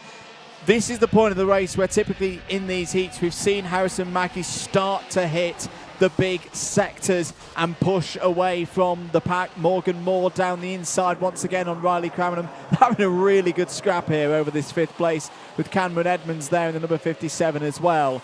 But a cross start finish, 46.2 for Mackie. He's got at least 2/10 on the rest of the field at this moment. He certainly has. Again, just taking the advantage of the clear air in front, getting to the front and just working with it. You know, he's had that pace, he's had the momentum, really just pushing himself forward. So, yeah, great to see that from Mackie. Still this battle here, though. Morgan Moore all over the rear bumper of Riley Cranham. Cameron Edmonds still there. Ian Crailing is closing in. Archie Owen. Also, Hamish Forrest as well, also part of that top 10, is just there in the background. But again, it's just a tense time for all of these drivers, waiting for who is going to go for that move, who's going to break silence with only less than a minute to go of this race. Back across the line they go. Mackie again, fastest lap of the race. This is what Harrison Mackie does. A note from race control, the number 36, Theo Lestrange, is under investigation. Move in the background there. Morgan Moore back down the inside of Riley Cranham. Did he get the move done? Yes, he did. So Morgan Moore back up into the top 5. Cameron Edmonds still waiting there patiently in 7th place. Ian Crailing trying to get across the gap as well in 8th. Max Ewell is your biggest mover in this race to report in on that. Up 14 places, is into 11th spot. 15 seconds to go on the clock. What kind of pace is Mackie doing? Another new fastest lap of the race. So there's going to be 2 more laps of this one. A bit more on time. Then the +1 of 46.07 from Harrison Mackie. He is showing once again just why he is the man to beat, not just in the British Kart Championships, but I think you could argue across Europe right now in this category. It's Harrison Mackie and then everybody else, the championship leader, looking to get his weekend off to the best possible start again. Yep, certainly so. Really, really strong performance here from Mackie. Spearing as well, also with a strong performance. I'm keeping an eye on the gaps between the two of them.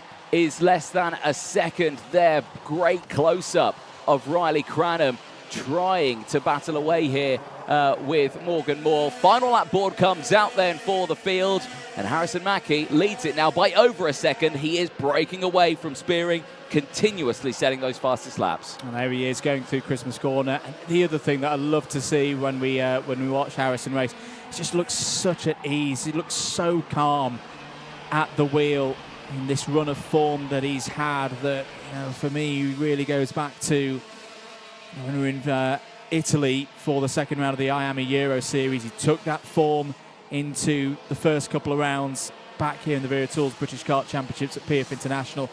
And it's clear again, he is still in full control. Good battle here. Very close there between Kanini and Craig. It's over 3rd. But it's going to be Harrison Mackie who takes race victory. Thomas Bin Spearing in 2nd place, the first of the Argentis. Montejunia Kanini in 3rd. Kenzo Craigie P4. Great drive from Morgan Moore, up 12 positions, recovering from a difficult qualifying for premium karting. He can be happy with that. Riley Cranham, Cameron Edmonds, Ian Crailing, Archie Owen and Hamish Forrest complete the top 10. But once again, Anthony, it's just Harrison Mackie all the way at the moment. That was another very convincing victory. It certainly was, you know, really holding on to that pole position, doing what he needed to do. He's part of that fastest group. He was outright pole in qualifying between the two groups. Yep. And, yeah, really just pushing himself ahead in that one.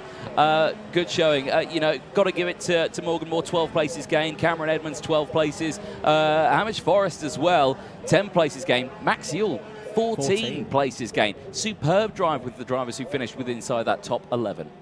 Absolutely, and those are the kind of drives that that could wrestle them through well into the top 28 once the points are tallied up at the end of the heats. It's not quite the end of the heats for the juniors. We still have another race to go. That'll be groups A and B. running at 2:15. But for drivers who were in Group C, so examples being Cranham, Edgar, Joey Brown, Evan Purcell, that's it. They're done. They've had 2 races. They will know how many points they've scored. They've now got that nervous weight, particularly if they're in that 20th something region, to see whether they will qualify directly into the final. The top 28 drivers across the intermediate classification will do so in juniors, or whether it's the repechage, which will run later this afternoon as well. But there's P1.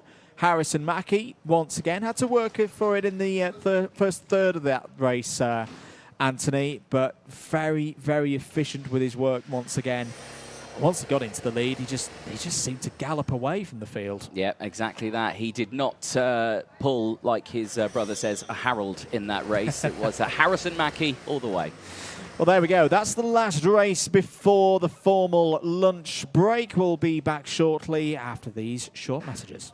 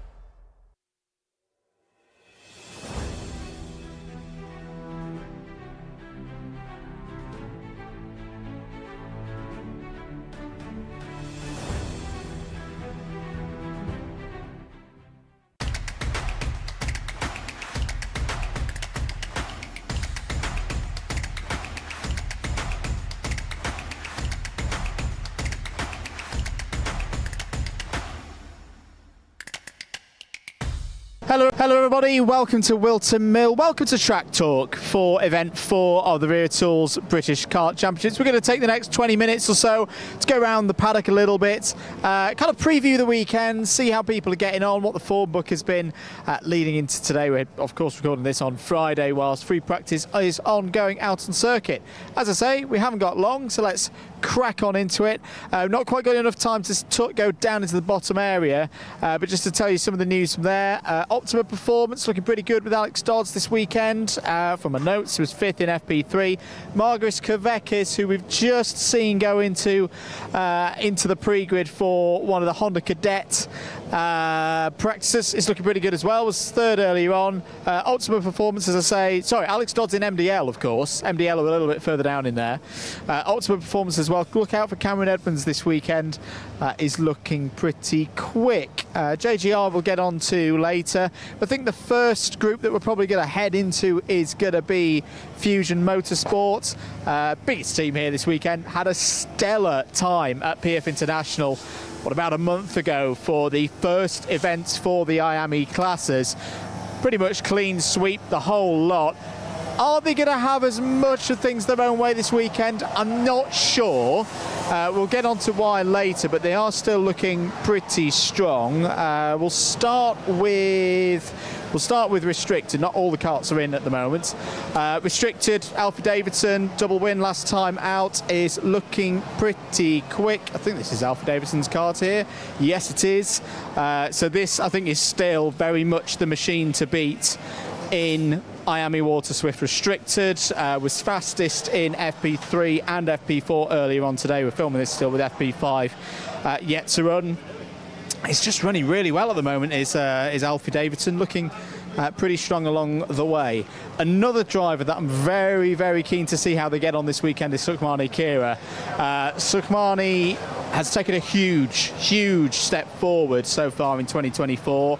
I'm predicting, well, not predicting, based on the results that we saw for the club round here a few weeks ago, that the next big step has already been taken. Was the winner for IAME Water Swift here a few weeks ago for Whilton Mill Kart Club. and the pace has looked good again today. Was fastest in FP3 and third in FP4. So really good signs here for Sukhmani Kira that could be a podium, could be even more. Because of course it's 2 chances this weekend. Remember, it's another double header. It's round 3 on Saturday, round 4 on Sunday. Other things to note from Fusion: Jarlath Sayed leading the championship in IAME Water Swift, was fastest in FP4. Into the older categories, Harrison Mackie looking to continue his great form this weekend as well. Is looking strong again in juniors. And Freddie Lloyd as well was 7th place in FP3.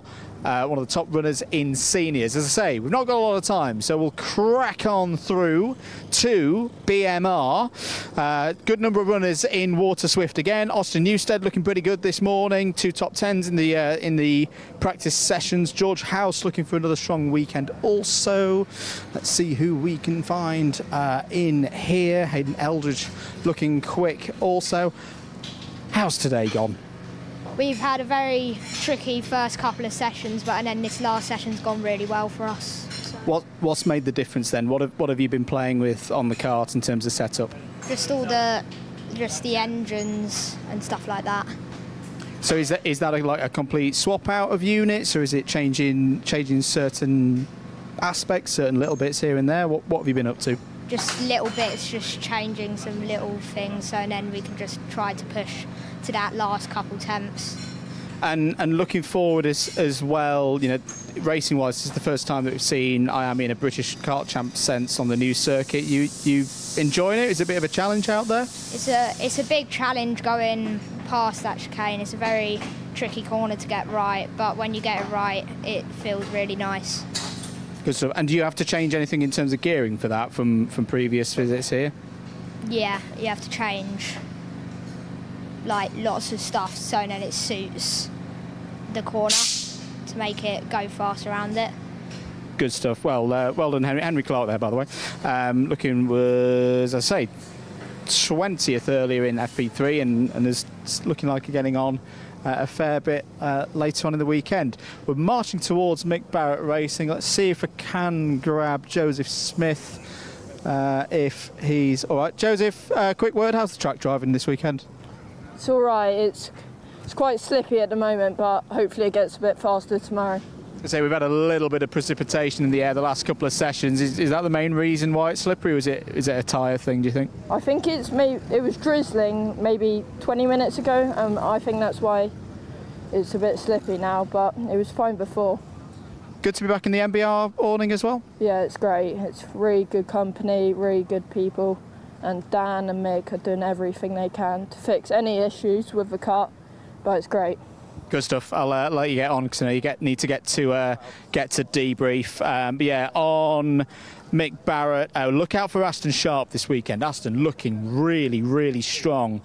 Was second earlier in his practice session. Quick word on Croc as well. Highlights for them. Got to be Lewis Bird. Lewis Bird looking absolutely rapid in seniors. Was fastest in FP3. And this kind of goes back to what I was saying earlier about Fusion. Are they going to have everything their own way this weekend? Right now, based on the data that we've seen through this free practice day, I think the answer's no. I think there's a few factors behind that, but Croc really seemed to have raised their game today. Robbie Buckley as well was fifth in FP3. Mind you, back down, there's a Volkswagen Passat coming through. And Oliver Stilt was P6 as well. I want to see if we can have a quick chat with Robbie Buckley, just to see, because I think he's come fresh off the circuit. And see what he thinks. Robbie, you've got a quick second for a chat with us. How's the kart feeling this weekend? Yeah, I think we're just struggling for a bit of grip and just getting used to the new last corner. So other than that, it's just pushing on really and trying to get going. We always like to go into little bits of details on here. I've just noted that your bindings for the radiator pump, you've got them twisted up. I've seen others where they've not done that. What's the thinking behind that? I'm not really sure, to be honest. It's just the thing that the lads do. Like, I don't really know, but yeah, that's about it really. Fair enough. I say if you can have a look in there, Dan. That say really simple ways of doing things in karting. These bands here that are mounted off the rear axle actually drive the little water pump that draws water through from the radiator to the engine, keeps it nice and cool. Little thing that we've noted there. Thank you, Robbie. Thank you for your time. And yeah, learning little bits along the way. Croc Promotions, of course, know this circuit very well over the years. Used to be based here. They've recently moved to a brand new facility, which I think is helping them out really well. There's Lewis Bird's number 24. Keep an eye out for that. Looking really quick this weekend. Right, let's march on. Kean Geraghty in the distance there is walking away, so we won't go and bother him now. Another driver looking very quick, won in his category in seniors at WMKC a few weeks ago. Here is his kart, single awning for single kart this weekend. I think quietly confident with how they're getting on right now. Beautifully prepared machine. Using all that experience that he's had with the likes of Strawberry and other big teams in Europe, but now running things, by themselves and running really nicely as well. So yeah, definitely keep an eye out on the number 73 across the course of the weekend. TWM on my team for today, where I'm going to give them some love because I've not given them enough love so far in 2024. Harvey Roth, number 36, P8 in FP3. Let's see if we can pop our head in here, see if we can have a little chat with Harry Chapman, if that's okay, because I don't think we've talked to Harry so far. He's in a sizably bigger kart that he's used to. Harry, what are you doing in there? Tested it. Testing it for what? What are we looking at? What are the technicalities? Seeing if I can go in it soon. How's your driving gone today? Not as good. We've had a few bad sessions. We didn't expect it in the last session to rain, so I went on slicks in the wet. But that's always good practice, because that could happen tomorrow, a bit of slicks in the wet. Is that something that you enjoy the challenge of? Yeah. In terms of your step up, because obviously you've gone from Bambinos, you're now into the higher classes. How have you found that step from Bambinos to where you are now? Well, it's a lot quicker, like 20 miles or 10 miles an hour quicker, and it's a lot different. But you're enjoying it? Yes, a lot.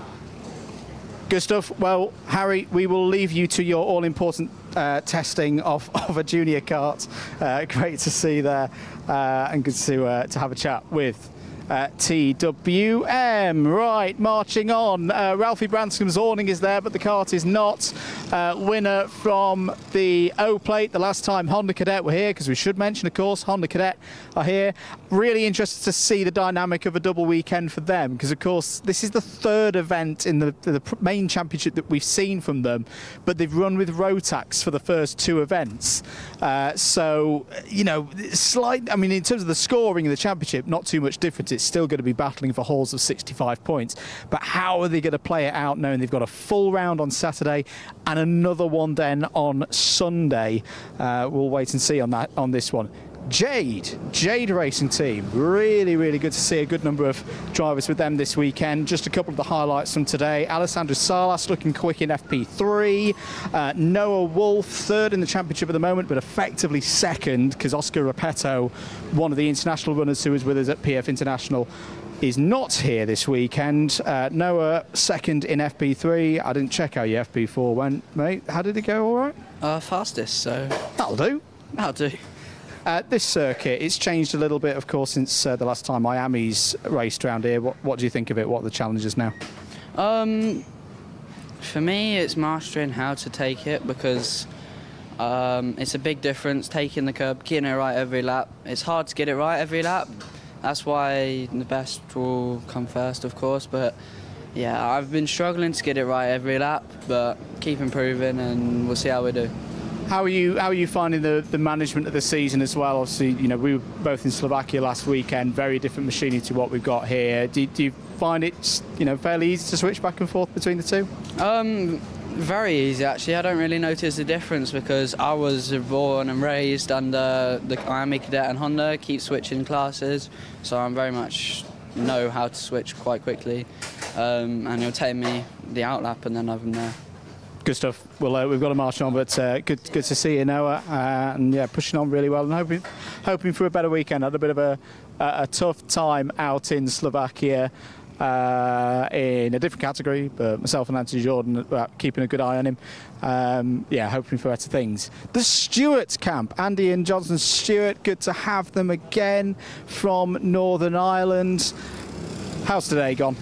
Yeah, I've actually had a good day today. So Johnson was in the top 10 in the first run, and Andy's only 0.2 behind him. So how hard is it, not just running one card, but running two out of the same order? Yeah, tough task, tough. Especially with all that goes on at the British with tyres and even at PF, the two of them right in different sessions as well. So it was chaos. Good stuff. Brother and sister, I should say, Andy and Johnston. How both of you have you found it today? It's been good. Not a good last session, but we've had fun today, which is good. And Johnston, it's a very different circuit to PF International. How are you finding Whilton Mill? It's a good track. It's a lot different, like you said, from PEFI, but I still like it. Good stuff. Well, we'll try and catch up with you again tomorrow. But best of luck, guys. Good to see Paralins as well being run in the paddock. Always like a little bit of variety across the chassis manufacturers. Still, of course, a lot of OTKs, but say a good number of Birrells here this weekend. Let's march on, because I know we're a little bit tight for time. Going over the rest of what we've got. I think we've missed Harry Grant, unfortunately, but Harry Grant was P9 in Honda Cadet, another one of our privateers. To say, I think we'll do a bit more of a fuller run down the privateers tomorrow when we've got the fuller paddock show. Sorry, the wind's getting up again. As ever, we had a very nice start to the day here at Whilton Mill in terms of the weather, but it has turned on us. It's started to feel more like its usual self. Let's march into the second half of the paddock here this weekend. Daniel Ferguson is around here somewhere, not quite sure, but he was looking quick in Honda Cadet earlier as well. I wonder if we can just about see Chester Fawkes' machine. No, we can't. We'll try and catch Chester Fawkes tomorrow. But a double podium at PF in IAME Water Swift Restricted for Chester Fawkes, and was third in FP3 earlier today. Ambition behind us, really buoyed by the win that they had with Ed Spain in Scotland, in Lark Hall. So keep an eye out for how Ambition are going to get on this weekend. I'm just going to stick my head in to see if there's anybody here. No, so we won't go in there for more of that. Maybe we'll catch Ambition a little bit tomorrow. ORM, another one of the teams looking for another good weekend. Things in restricted, they had a third place with Mason Hibbert earlier in FP4 in restricted. Teddy J Porter looking to continue the good form that we saw at PF International from the number 66, two top 10s. Colby Patterson, Harry Williams and Blair Smith all in for them this weekend. I want to try and march on down, because there's another couple of teams that we haven't had too much of a chance to talk to so far this year. Tillotson being set up. Now, we've not had Tillotson out on circuit today. They will start things tomorrow with their free practice and timed qualifying for not just the seniors but also the juniors this weekend. This is another chance for them to qualify, or all of these drivers to qualify through to the T4 Nations Cup in Valencia later in the year. So yes, we'll see how they get on. Gus Lawrence and Archie Tillett here as well. Gus Lawrence, of course, looking to get points back on the board. I don't know if we can have a quick word with Gus, reigning champion, of course. Gus, how's today gone? Quite strange, really. We started off in the first two practice sessions. Obviously, it's unofficial. There's no live timing, and the lap times I recorded then, we put the new tyres on for session 3, which is the control tyres, and went 0.3 slower, which new tyres is not quite right. And we've been chasing our tail for the rest of the day for that, really. So we've not proved ourselves on the timing boards, but hopefully we'll change tyres tomorrow. It's just a slight query with that, really, and then we'll go again. What is it that's potentially done that? Is that a precious thing? Is that a track temperature thing? Or is it rubbering in? No, just if you look at the tyres, obviously the tyres all have numbers on them, and I'd like to think they're made in an order. It's quite, you wouldn't really do it random. And the tyres we've got out of the box are 109 or whatever, and then the ones we had earlier are like a 114 with like 8 digits behind, so that's quite a big difference. So whether or not they're an older set and it's just what they are over time, and whatever's happened anyway. It's translated into us going slower. So, yeah, we'll see how we go. We'll be fine. We'll be all right. It's just get over this and then come back tomorrow. All challenges that you faced before, now you'll give it your all. Lovely, thank you. Okay, good to see that, well, at least there's a decent understanding of what's going on there. That, yeah, if it is a bit of an older set of tyres that they've been running on today, you know, they've been sat around a little bit longer than others. I'm conscious that we've maybe not got many minutes to go. I want to have a chat with Evolve, because we've not seen too much of Evolve so far this year. Very quickly on Zip, whilst we're here, and I need to turn over my page and not get run over by Dan Ashton. There's a maniac at the wheel of a Transit. There they go, through the paddock now, doing things nice and safely as always. Quick word on Zip. Archie Loveridge looking quick again in Honda Cadet, FP3 P1, P2 for Elliot Bourke. Kevin Ivanov also looking quick. Alfie Mayer also in the Zip Factory team awning for this weekend, as he has of course been earlier on in the season, but this is his first go this year in Honda Cadet. Right, let's carry on zipping through. Pun definitely intended there. As I say, we've got premium karting. Oh, premium karting, actually, that's another one we need to keep an eye on this weekend. Morgan Moore, who did a very nice job at PF International, but maybe didn't quite have the look, was fastest in one of his junior sessions earlier on today. Junior, the only category where you've got a bit of a two-group thing going on. So there will be a repechage for juniors. So, yeah, very keen to see how they're getting on. Evolve, we've not talked too much about this year. I say Alfie Davidson's looked pretty good so far in restricted this year, but I think there's a decent chance here for Evolve this weekend. Henry Algar you can see there having a look over some of the data. Let's see if Henry's up for a very quick chat with us. Henry, what are we looking at the moment? What's on the screen? My footage. So you're looking at the lines, you're looking at the braking points? Yeah. And what are we learning? What are we finding out? Where do we think we can go a bit quicker? Like maybe go to the left-hand side more and then come in. Maybe hit the apex a bit more. Like stay with them. Don't lie around with them and things like that. What's it like working with Evolve as well? What are they like as a team? It's pretty good. Yeah. Do you enjoy working with them? Yeah. Good stuff. Well, we'll let you get back to from a parent's perspective. Yeah. How is it working with these guys? Yeah, really, really well. Lots of support. We're just going through last session, just trying to refine bits of driving here and there, and it's a big learning curve from we were Coma last year, so big step up into Cadet. So it's a learning curve for me and for Henry, and that's why you need the team around you to look after you as well. So yeah, feeling positive. Wasn't the best of sessions, but I'm positive because we can look back on it and try and find ways forward. So yeah, feeling good. Good stuff. We'll let you get back to it. Thanks for your time. So we've only got a couple of minutes to go. Argenti, quick review of that. Argenti look now. Going back to the fusion element of can they dominate like we saw at PF International.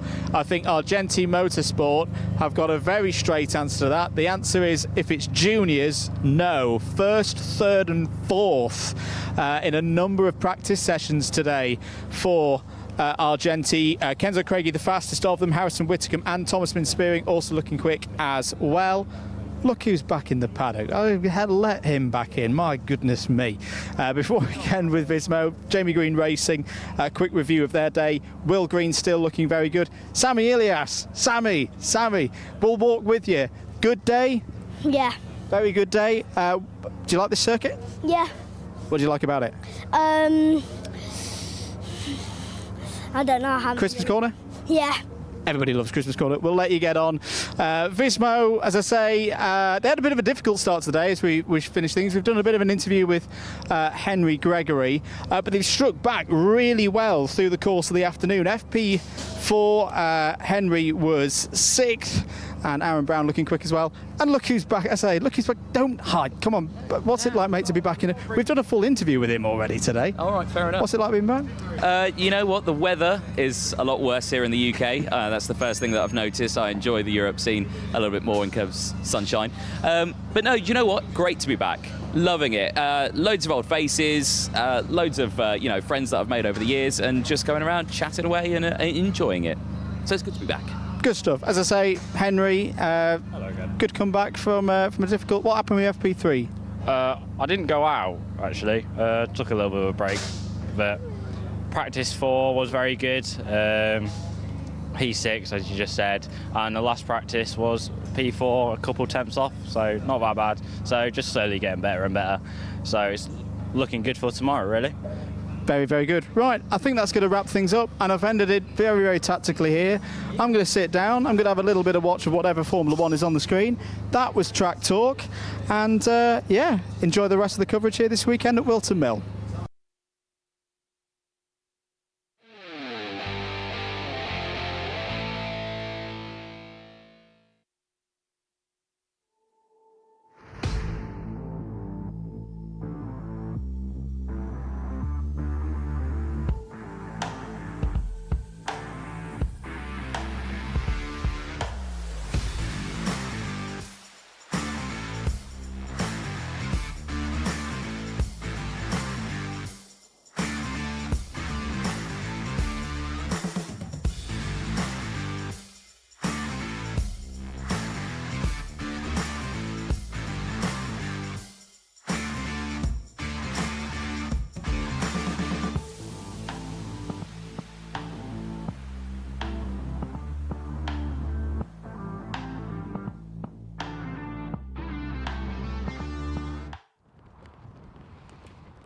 Welcome back to a sunny Whilton Mill. It's event 4, the Wera Tools British Kart Championships for 2024. Andrew Mather and Anthony Jordan on the commentary duties for you today. Clear grid notification out there for the next race out on circuit, race number 7, the second heat for IAME Water Swift restricted 12 drivers ready to go for this one.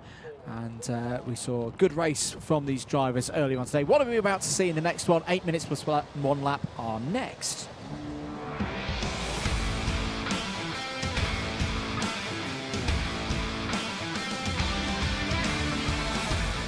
Let's take you through the grid then for heat number 2 in IAME Water Swift Restricted.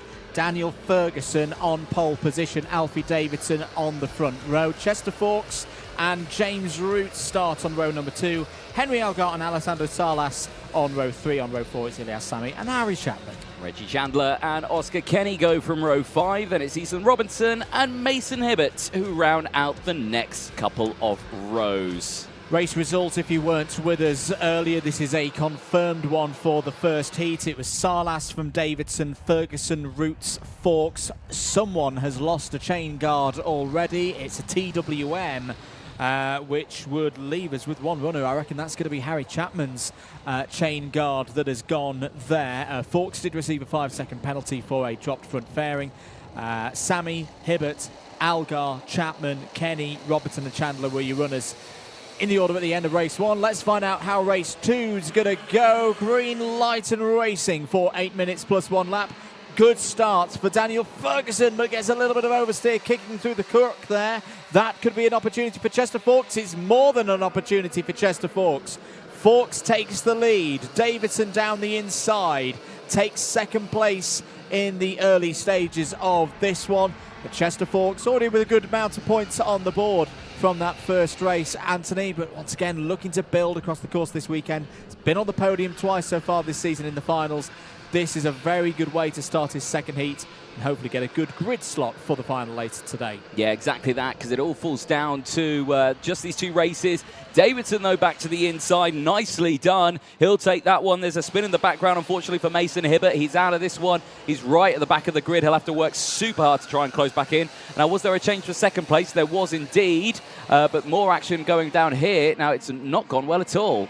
Yeah, that's confirmed it. Just got the sight of it there on your screens at home on the broadcast that the number 32 of Harry Chapman has now received a technical flag. The chain guard is missing. Yeah. That is a safety issue, and unfortunately the number 32 will be out of the running in this one. On lap number 2, Davidson from Ferguson from Fawkes. 1, 2, 3.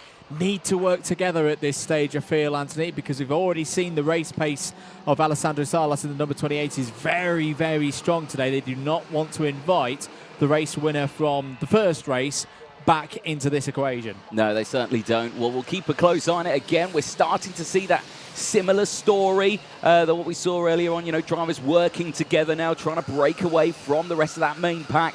We are starting to see that. The only thing that they've got to deal with here is, oh dear, into Park Fermate. Mr. Chapman, I mean, this is a heartbreaking moment. Just a chain guard coming off. It's a horrible thing, isn't it? I'll come back to this one here. Yeah, like I was saying here, Davidson and Ferguson actually pulling away a little bit here from Chester Fawkes. Fawkes not able to close in. Now, Fawkes really has to think he's got to drop back now to Alessandro Salas, who's just behind. You know, if he can try and really work together now and push themselves forward. He was quick earlier on. He had a really good run. Race was good. It's what he needed. He got the win. Can he just maintain that momentum? Can he close back in on this one? But with these two setting fastest laps of the race, that might be easier said than done. I tend to agree with you on that one. Well, there is some solace just to go back to Harry Chapman. No repechage for this one. No. All drivers guaranteed a spot into the final in this class this weekend. First sign of an intermediate classification for this category as well. If this race was to finish as it is on your screens at the moment, it would be pole position in the final for Alfie Davidson. It would be another haul of 65 championship points as well for Alfie Davidson, because remember, the results from this race and the one prior are combined to give you the order of the intermediate classification. It's 0 points for a win, 2 points for second, 3 points for third. You get the picture all the way down to 12th. The driver who finishes at the top of the IC at the end of 2 rounds will receive 65 championship points. That's something that Alfie Davidson did twice at PF International across the first doubleheader of the season. Can he hold on to this position to repeat that feat once again? He's doing so right now, but knowing that if he was to slip behind Daniel Ferguson immediately behind him, he would drop to 4 points. It would then be decided on timed qualifying pace who would get the slightly higher position. I think I just saw there that Harry Chapman re-entering the circuit. Yes, indeed. Back out. And chain guard replaced. And you never know. You never know what could happen across the course of the next 4 minutes. But right now, Chapman is 2 laps off the lead in 12th.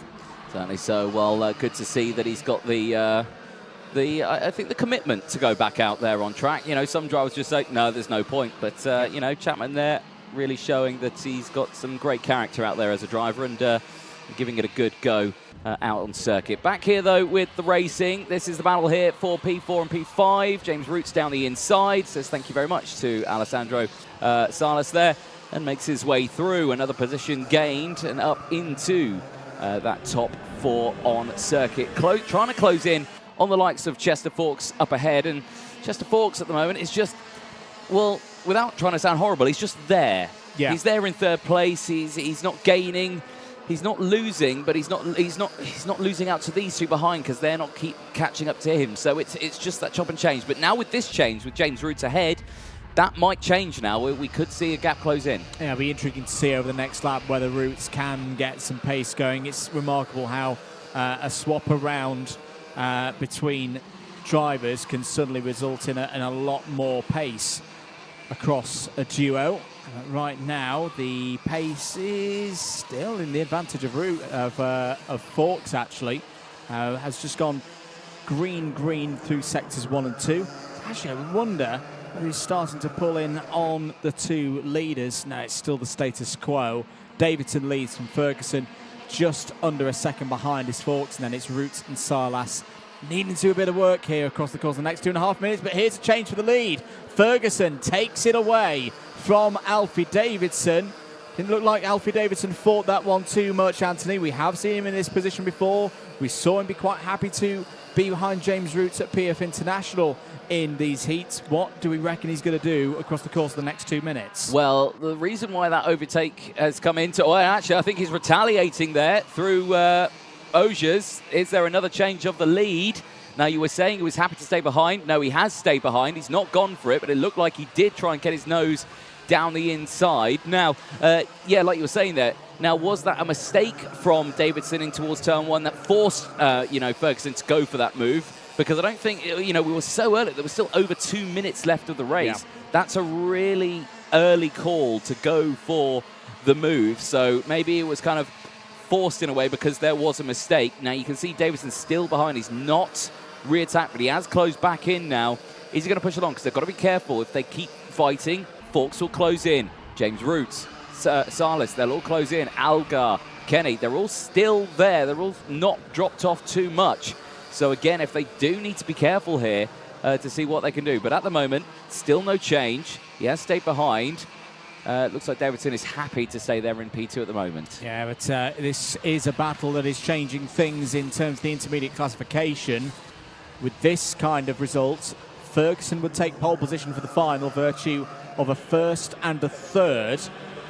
That would be 3 points for Ferguson. Davidson at the moment sitting on 2 second places. That would be 2 + 2 = 4. Alessandro Salas would be third, Chester Forks would be fourth. But here we go, Davidson back down the inside. That was a good run up to Christmas corner. Ferguson tries to fight it, but in the end has to relinquish the lead to Alfie Davidson. But that has brought Chester Forks back into play. Well, he was kind of just there, as you say, a few laps ago, Anthony, but this good work from Chester Forks, that consistency that he's had across the course of the season so far, means that he's able to get himself back as part of this main battle at the front of the order. And Chester Forks is a very wise driver, you know, a head on shoulders well beyond his years. I've had the pleasure of watching Chester race for a good number of seasons now. He's raced up through the Bambino categories across the UK. This is a driver already with 3 or 4 years of racing experience and showing it now because he's gone with Ferguson to the outside. Davidson defends the inside. Oh, Ferguson tries to go for a late dive down the inside into Christmas corner. Found the number 46 there. Did very well to hold on to that one. Chester Forks just trying to pick his moment right now. We're on the final lap of this one.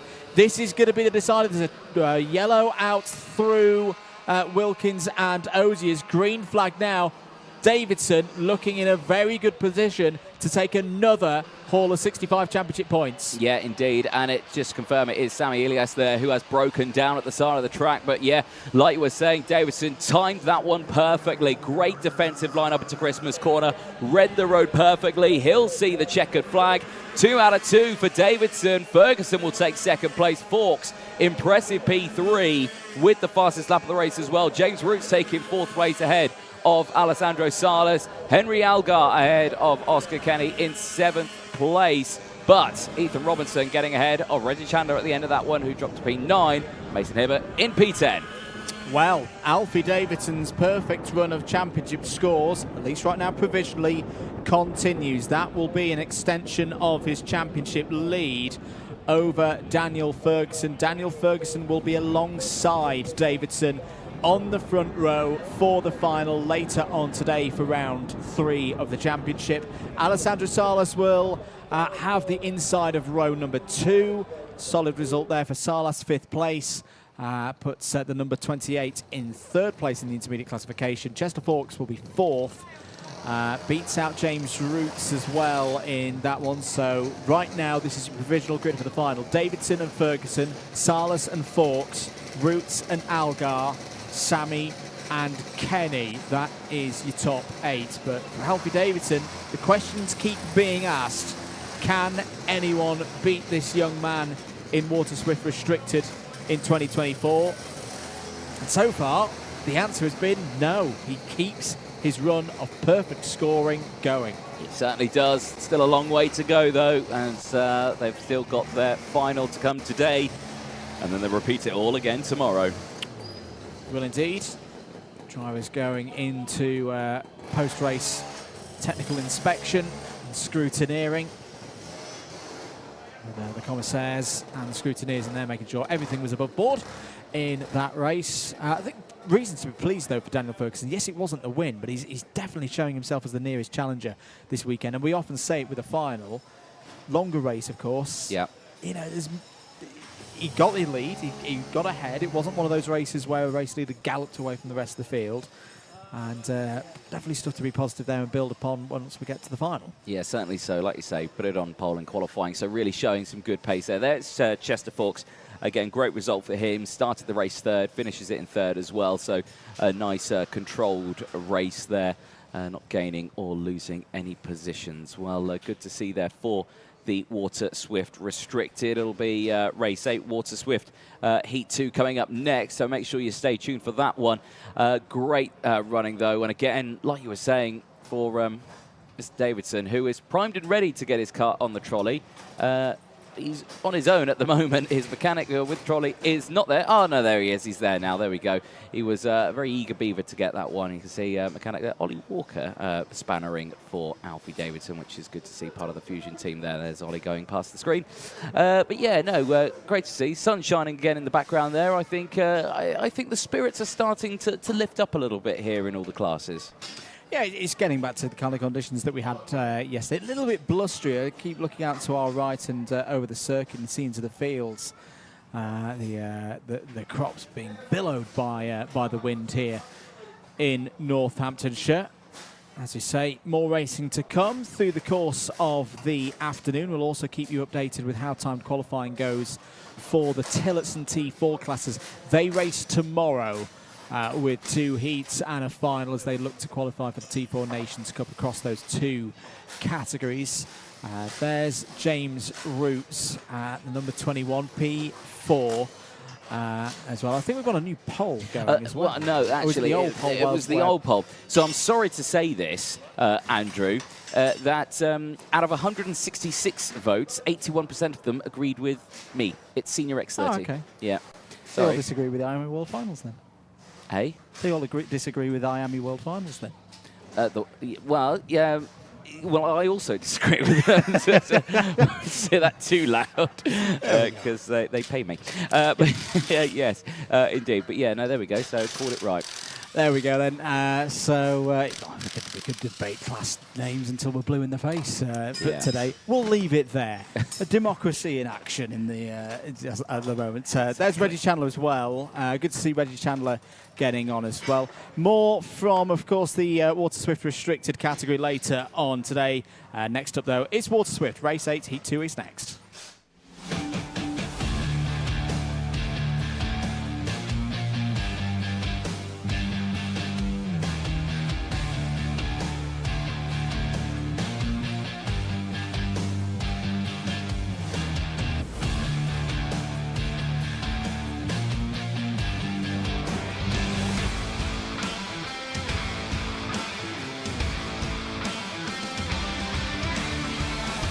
Big grid of drivers, let's smash through it for Heat 2 in Water Swift. Will Green and Jala Sayer on row 1. Teddy J. Porter and Austin Gibson go from row 2. George Clark and Blair Smith start on the 3rd row of the grid.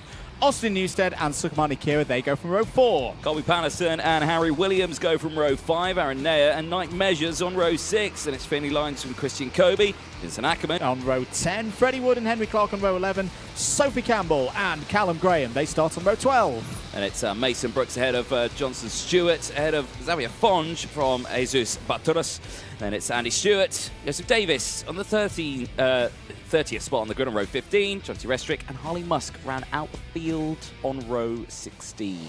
Result from earlier, Green ahead of Porter Sayer. Let's go for another one here of 8 minutes plus 1 lap. All drivers guaranteed a spot in the final later on today, but what order will they line up in? Who's going to take these 65 championship points up to Christmas Corner?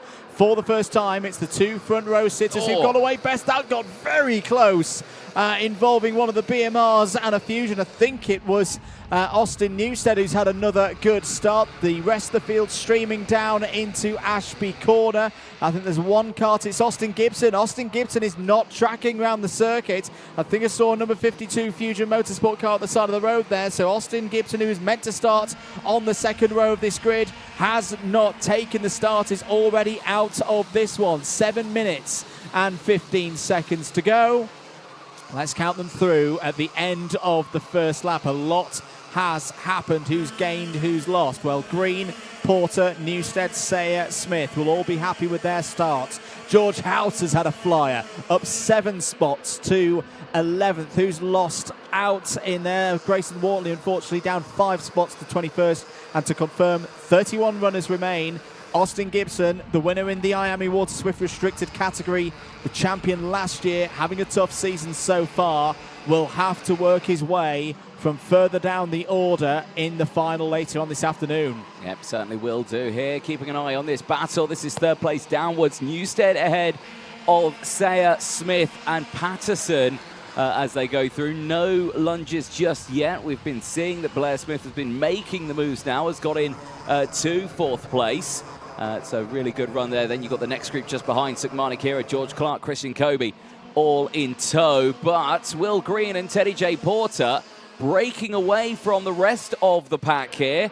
And Teddy J. Porter, fastest lap of the race. Change there for third place in the background. Blair Smith going for the move. And you can see that's changed. And I think Newstead has dropped down to maybe even 2 places there. Yes, he has. Dropped down to P5 now. And immediately on the charge, Darla Sayer up into P3. Yeah, doesn't need a second opportunity, does Darla Sayer, to go for an overtake. Well, so far, this is pretty similar to what we saw in the first heat, where, again, Green and Porter worked together in the early stages. They were 4-5 seconds clear of the rest of the pack in heat number 1. Green from Porter in that one. So if things were to finish like this, it would be those two on the front row of the grid for the final. Green with a perfect score of 0, Porter on 4. Darla Sayer knowing this third place is key, because if he can get third place in this race, he would be on at least the second row of the grid for the final, and he'd be on the inside as well, which is a very, very good place to be for that initial run through turn 1. Finley Lyons is on the move again.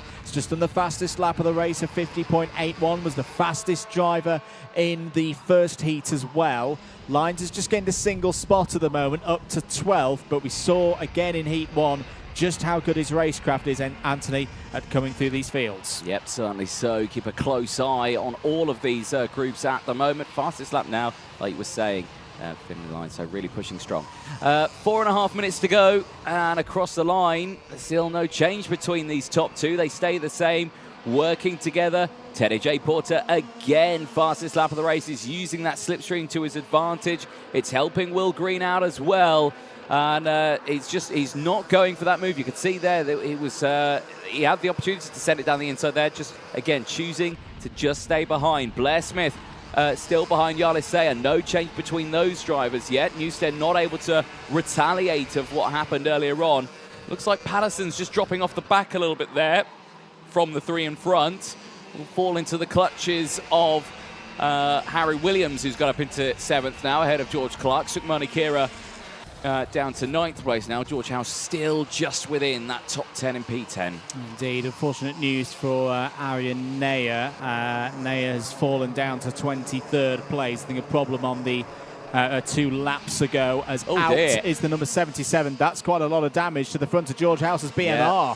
So George House had that great start, retires from this one on lap number 5. Change in the battle for 3rd. Blair Smith comes through. Austin Newstead follows. That's Sayer down to 5th. No reason to panic. Still 3 and a bit minutes to go in this one. But Blair Smith, plenty of racing so far this season for Blair Smith. One of a handful of drivers running multiple engine formulas, multiple categories across the Wera Tools British Kart Championships for this year. Whenever we've seen the young man from Scotland, he's been in form. That was a nice move up to 3rd place. Yeah, and you're seeing there that, throwing his hands up in the air there a little bit, if Darla Sayer, saying, why are you going for the overtake? What are you doing? We should be working together to try and close up to the pack. Yeah, okay, you can make the argument that the gap is opening up. They weren't closing in and everything like that, but Jonas is in a position where he hasn't got any teammates around him. No. He's a lone fusion out there, and we've seen it time in and time out that fusions always work together in this sort of situation and try and break away, and then it all kicks off on the last lap. And he's not seeing that right now. And as I say, that was the big part of the story at PF International. That when they were doing the clean sweeps of the class winners, it's not completely been the fusions show so far this weekend. You've had different teams come to the fore. We've seen this in Europe as well, particularly with this shared engine category, that the teams such as BMR, such as ORM, Jamie Green Racing, they've been able to raise their game to take on Fusion so far in the IAME karting season of 2024. We're seeing it again this weekend across the categories. And it's great for us neutrals in the box because it makes for great racing like this. Newstead down the inside of Smith. Lovely move. third place for Newstead then, with 1 minute and 40 seconds to go. Yep, this is bringing in the drivers behind as well. Patterson starting to reel these three back in. George House as well right there, who's just dropped down to 8th actually. Harry Williams has just got past into 7th place. Sukmani Kira and Max Mason now up into the top 10. So big runs there. Now I'm just looking at that timing screen. That was 21st place I was seeing there. What happened to Finley Lyons now? He was battling up in the just outside the top 10. So something clearly going wrong on that last lap. And well, actually under investigation now is Finley Lyons. So drama in the midfield. Yeah, driver who started the day 8th in points, had a bit of bad luck at PF International. It's tough running here in IAME Water Swift. Such a competitive field. Less than a minute on the clock. Green and Porter continue to work together, but Porter is a lot closer than he was in the first race, so he's definitely going to give Will Green something to think about. This again is your battle for third place. Austin Newstead has got back in to that third place. That was on the previous lap. Blair Smith still there in 4th, Jarlath Sayer 5th, Colby Patterson pushing along as well, plus 5-second penalty for Arian Nair, so unfortunately for Nair this race goes from bad to worse. 2 laps to go. Green and Porter. Green edging out a little bit on that last lap. Has got the gap up to 0.34. Doesn't sound like a lot, and there was not a lot of space there between the 3 drivers fighting over third. No changes. That was an almighty moment between Newstead, Smith and Sayer. Yeah, tyre smoke kicking up in the air as well. More drama here. Sayer back down the inside of Blair Smith. Not able to get that move done.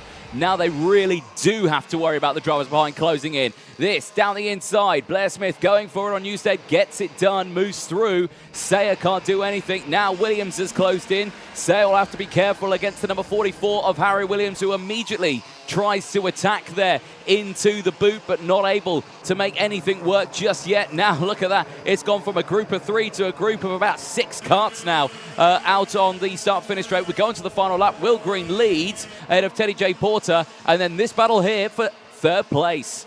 Well, top 2 are gone. We know that they're going to be there on the front row of the grid, but who knows who's going to be on row 2, row 3, and there's other good starting positions because Smith, Newstead, Sayer, Williams, they're all in there. It's getting very close down into Ashby once again. Surely someone's going to be run out wide. That's a beautiful piece of positioning by George Clark to gain a couple of positions for Oracle Motorsport. Sayers holding 5th place there, side by side between Blair Smith and Austin Newstead, running down the infield straight towards the boot for the final time. Harry Williams, who needs a big result in this because he had a penalty in the previous race. Will Green's going to take the checkered flag. 2nd for Porter, 3 wide into the new chicane. Surely that's not going to work. Who's going to lose out in it all? Sukmani Kira's lost a few spots there. 3rd goes to Smith. 4th to Williams, Newstead, Sayer, Patterson, Mason, Kira and Clark. All in the top 10. Well, you've got to give it to them. They all made it to the end there, Anthony. There was part of me suspecting that one driver, maybe 2 drivers, wouldn't make it to the checkered flag. They all get home. I think that's a starter for what's going to be a very, very interesting final later today. Certainly so. Well, there, Will Green, confirmation, 2 out of 2 for Will Green and the Jamie Green Racing team. They take the win ahead of a trio of Oliver Rowland Motorsport drivers. Teddy J. Porter, Blair Smith, Harry Williams. Great running from the ORM team. Hopefully all those nose cones in check, of course. There you can see Dave Hillary on the left-hand side of your screen, a.k.a. the small angry man who takes the photo of those nose cones, if any have dropped. And so far, number 1 is good, number 2 is good, number 3 is good. There we go. So all is fine then for your top 3 at the end of that one. Newstead finishing in P5. Still a good result, up 2 places, but a solid result. Jarlath, I think, probably won't be too pleased with that one. Down 4 places, really got swamped out by there. But that's what you get if you're a lone teammate in that sort of area, and then you've got a trio of ORMs working against each other. You know, it's just one of those. It is, but I think from the information we've got in the box at the moment, he hasn't been able to hold on to his 3rd place in the intermediate classification, so he'll still be on the 2nd row. He'll still be on the inside. Just to run through those first 4 rows as things stand. Green and Porter on the front row for the final. That's locked in. That we know for a good degree of certainty. Sayer and Newstead on row 2, Patterson and Williams on row 3, Kira and Mason on row 4. And by my very, very unofficial back of my head calculations, I think that also ties us up in the championship. Green will get another haul of 65 points. Sayer for third will get 60. There was a 5-point gap between them at the start of the day and the advantage of Sayer. That has now gone, at least provisionally, as we say. It's going to be a tasty final later on today for round 3 of the championship. But there's your driver very much in form.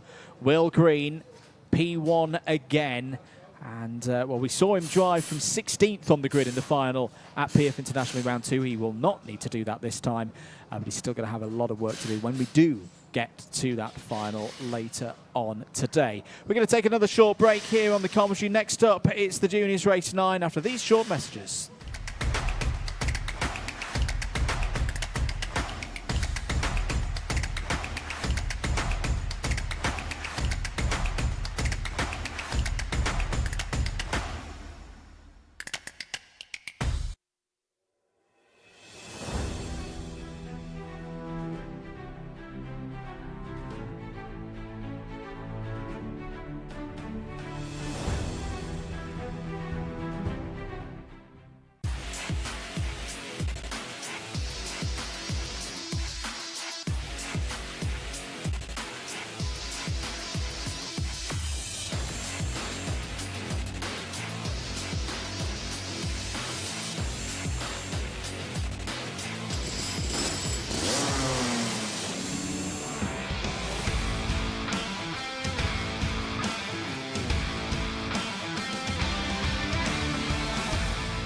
Time to go for the final heat in Junior X30. Harrison Mackie starts on pole position.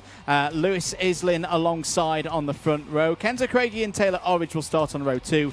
Thomas Mint-Spearing and Zach Green on row 3. Junior Canini and Rocco Leon Shenton on row 4. Aaron Richardson and Monty Braithwaite round out row number 5. Harrison Whitacombe and Dylan Patel going from row 6. Whitacombe, who didn't start his race earlier on, needs a good result on this one. Archie Owen and Sky Parker going from row 7 ahead of Alex Dodds and Harry Walsh. Morgan Moore had a good first race. Starts this one from row 9 alongside Laith Khan. Cameron Edmonds also had a good first race. Starts on row 10 alongside Jack McLaughlin. Charlie Myers and Aston Sharp on row 11. Josh Parker and Alexander De Benedictis start on row 12. And then completing the grid, Max Ewell and Mayan Patel on row 13. Patel flew through the field last time as well. It's a 27 kart field completed by Ethan Woodward on row 14. Quick summary of results so far for drivers in this one. For all of these drivers, this is their second race. No tyre advantage. Everyone's done one race on their boots. Mackie has a win already, of course. Islin P4 in his first race. Same for Kenzo Craigie. So those drivers were in opposing heats last time round. Orridge has got a P2 on the board, as has Thomas Mint-Spearing. Zach Green P8. And then a couple of thirds on row 4 for Junior Canini and Rocco Leon Shenton. But this being an A versus B race always has a little bit of spice in it. But we're not going to get it yet, because it's a flashing yellow amber light, whichever way you want to call it, which means we're going to go around again for another formation lap. Yes, spice turned into a korma. Not spicy at all. You've upset me there mentioning a korma. Eh? It's not a curry. It's not a curry. It's not a curry. Chat's going to be upset with me again, probably, but it's not a curry. We're not making that We've a poll. got standards in this We're country. not making that a poll, I can tell you that right now. It's a korma or a curry. But yeah, there we go. Keep comments coming in. I know I've not looked at it in a fair while. I do apologise for that, got quite busy. But yeah, keep comments coming in. Let us know who you are supporting. See Gillian Bennett making a comment in there. Good luck to Aaron Richardson a little bit earlier on. Motorsport Magpie saying a lemon light. A lemon light? Whatever makes you happy. Yeah. Whatever makes you happy. There you go. Keep comments coming in. Junior X30. Mackie, he's got an opportunity here to start on pole, hasn't he? Really well in his first one, took the win. Cranham, who took the win earlier on, he didn't do well in his second one, dropped down to P5. Can he make it 2 for 2?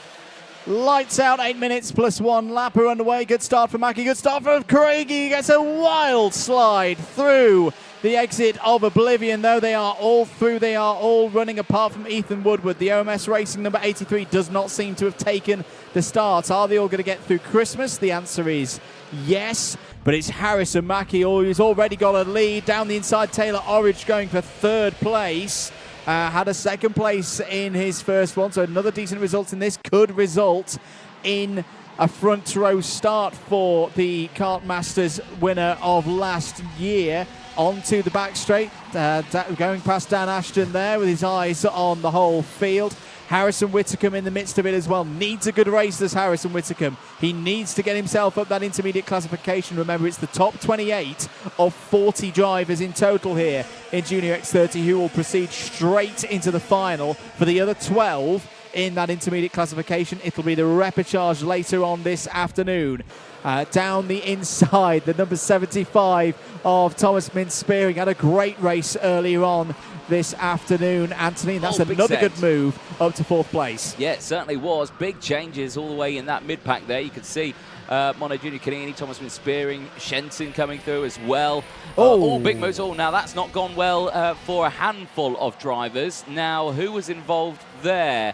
I'm going to have a look at my timing screen and just think who's not come through the sector. I think Max Ewell might have been one of the drivers involved. I think you are right in saying that there, yeah. So that's not gone well for a handful of them at the back of the field. Yeah, can confirm. I think it was Dylan Patel, Charlie Myers and Max Ewell, the drivers off there. I think they've all got going again, which is good to see. Whitcomb leading the way then by half a second ahead of Taylor Orridge, who is, well, I'd say probably closing in 1.1 seconds. So has got the fast lap of the race. He's closing in on Kenzo Craigie. Yellow flags at the hairpin. That'll be for the drivers who haven't gone through. And, well, Morgan Moore going for a move there into a corner that was under yellows. But he didn't overtake. He stayed behind. But got to keep an eye out for that. Yeah, that was for the stranded number 22 of Charlie Myers. Poor Charlie Myers. That will be repechaged because that's a second early finish for Charlie across the heats that we've seen the number 22 in. Technical flag for Lewis Islin. Technical flag for the number 12. Now, that's your driver in fifth place. I'm not sure what it's for. Now, there's his kart going up the hill now. It's the Jade Racing kart. Now, I just want to have a quick close look at that one. Change there, though, for second place. Taylor Orridge getting past Kenzo Craigie. That's an important overtake. But what has happened to Lewis Islin's kart to warrant a technical flag? Now, he's there currently in P6. He is sharp up in this order on the Jade Racing kart. But why on earth has he got that technical flag? Because it looks fine from our camera points here. Well, I'm sure it'll be a case that, now unless the 42 has just been shown the technical flag as well.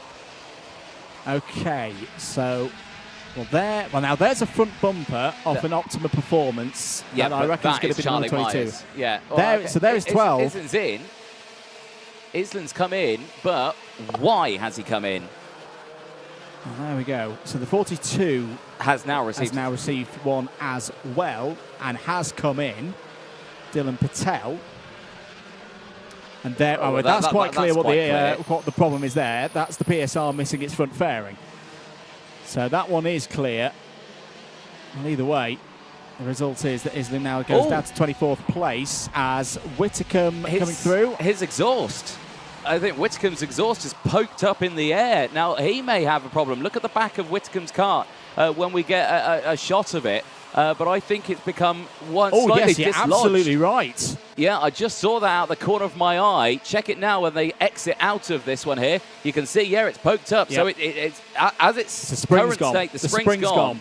But it's still okay, but he's got to be careful now because that could get his back right now. So that is in a really risky spot for him. And the concern as well, I think, for the officials would be if the spring is gone, is that properly retained now? Is the silencer element of the exhaust properly retained? Because you do not want one of those coming loose. Is this going to be more Whilton woes for Harrison Whitcomb? Look at that. That has got degrees of freedom that it simply should not have. We'll remain to see on that one. A huge amount of curve taken by Harrison Whitcomb. 3 minutes and 10 seconds to go. Back at the front of the order. Look at this. Taylor Orridge is all over the back of Harrison Mackie now, and Harrison Mackie feels the need to defend through Christmas Corner. Down into Ashby once again. Kenzo Craigie's there as well. And off goes Mackie. Gets it going again, but loses 5 or 6 positions. Harrison Mackie will not be happy about that one at all. Taylor Orridge takes the lead of the race. Kenzo Craigie up to second. Taylor Orridge has his hand up to say, what happened there? My, oh my, things have changed a bit here in this Junior X30 third heat. 2.5 minutes to go. There is your new leader, but in somewhat controversial circumstances. Well, race control will be looking at that one to see, was there any contact? You point at the screen there to see, is there a nose cone there on the kart? Personally, I don't think there is. I think the cone is still attached. Was there contact between the two of them there? And if it was it enough to warrant a penalty? Zach Green is now your fastest driver on circuit. He's up to third place. He's there, 46.65 seconds. His JGR machine is going like a rocket at this stage.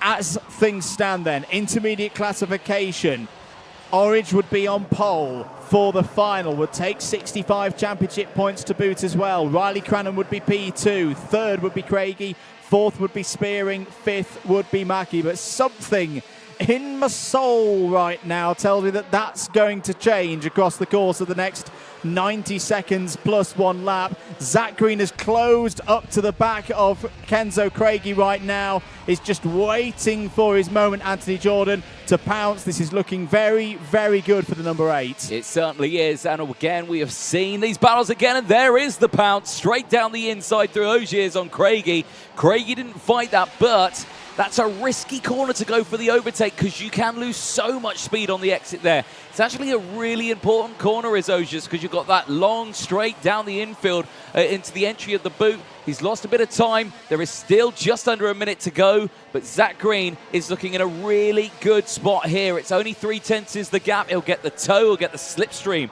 up into the braking zone of Christmas Corner here. This race is not over yet. How things can change. In the first race, Zach Green was off the circuit and falling down the order, fought back into the top 10, is now looking at the potential of a race victory. I reckon there's going to be 3 laps, including the one that we're on, remaining in this one. They should cross the line with around 5 seconds remaining on the clock. Taylor Orridge continues to lead and is under investigation. You would imagine that is for the close moment with Harrison Mackie. The number 55 is also under investigation out there as well. But it's the key one that the race leader may not be holding on to this one. He may not be able to hold on to it on track. He signals to Zach Green there to say, come on, we've got to work together. We've got to get up the road and away from Kenzo Craigie. But surely Zach Green's going to go for a move here. To be clear, it's under investigation at the moment. There is no penalty as things stand. But that could still change, of course. Into Ozies, there goes Green again. Same move that he pulled on Craigie 1 lap ago. He's pounced again. Zach Green to the lead. Yep, nicely timed there. He's a clear fan of the Ogiers Corner here at Whilton Mill, and Zach Green controls this race now. Big hit of the curb there for all 4 of the top 4 there, but Spearing getting the worst of it. Last lap board is out. Zach Green leads the way and is breaking away from Taylor Orridge. Now, Orridge does need to be careful here. Like we were saying, he's only under investigation for the time being, but he needs to try and break away as much as possible from the rest of the field, and that's probably what he was talking about there with Zach Green. He was probably saying, right, push me, push me, push me, because if I can break away enough from the rest of the field, I might be okay if, of course, a penalty goes his way. It's all ifs and buts in this one at the moment. We're on the final lap of the last heat before the final later on this afternoon. This is one that's going to continue, you'd imagine, with the officials after the checkered flag. But right now it's Zach Green who takes victory. Taylor Orridge P2. Kenzo Craigie scores well again in third, as does his Argenti teammate Thomas Spearing. Harrison Whitcomb, who, to be clear, there was no notification for the number 66. The officials were happy with the state of the number 66. Whitcomb finishes 5th. Aston Sharp again, well, we saw him do the drive through the field in race 1. Had a late incident that dropped him back again. He's done it again in his second heat, but this time has held on to it. P6 for Aston Sharp, Montejunie Kanini, Harrison Mackie, Sky Parker and Maya Patel are your top 10. Now let's have a look at it again. I'm hearing in my ear that we have got the sight of a replay of one of the moments earlier on. I imagine this is going to be the Mackie versus Orridge event. This is coming down through Inkermans towards Ashby. Mackie steps to the inside. Oh, we need to slow that one down if we can. Yeah. It happens so fast. I mean, moves across to defend the line a little bit there. But yeah, it's just the ultimate question is that was there contact? And it's so tight through there as well, because it's a front-loaded corner as well. You don't really get from the camera just how steep that part of the course is. You're downhill, you're on the brakes, all the weight's transferring to the front. It can take the smallest moment to pivot to drive around. Here it is again. Orridge moves to the inside. Oh, there was definitely a bit of contact there, wasn't it? And I got to say, credit to Crenzo Craigie there. Threading his way through. Just avoiding that one. So as things stand, and we should stress that with a capital P, provisionally, Orridge on pole by 4 points. But from the news that we have here in the commentary box is under investigation for that last race. Riley Cranham, I think, can be pretty happy right now, Anthony, because he wasn't in that race. He did his 2 races earlier on today. 6 points. At worst, it's on the outside of row 1. Could be more. It could be pole for the final. It certainly could be, yeah. He'll be absolutely delighted with that one as well. Thomas from Spearing, really good job for him as well. Good points there for him, making his way up and rounding out those top 3 in the intermediate classification.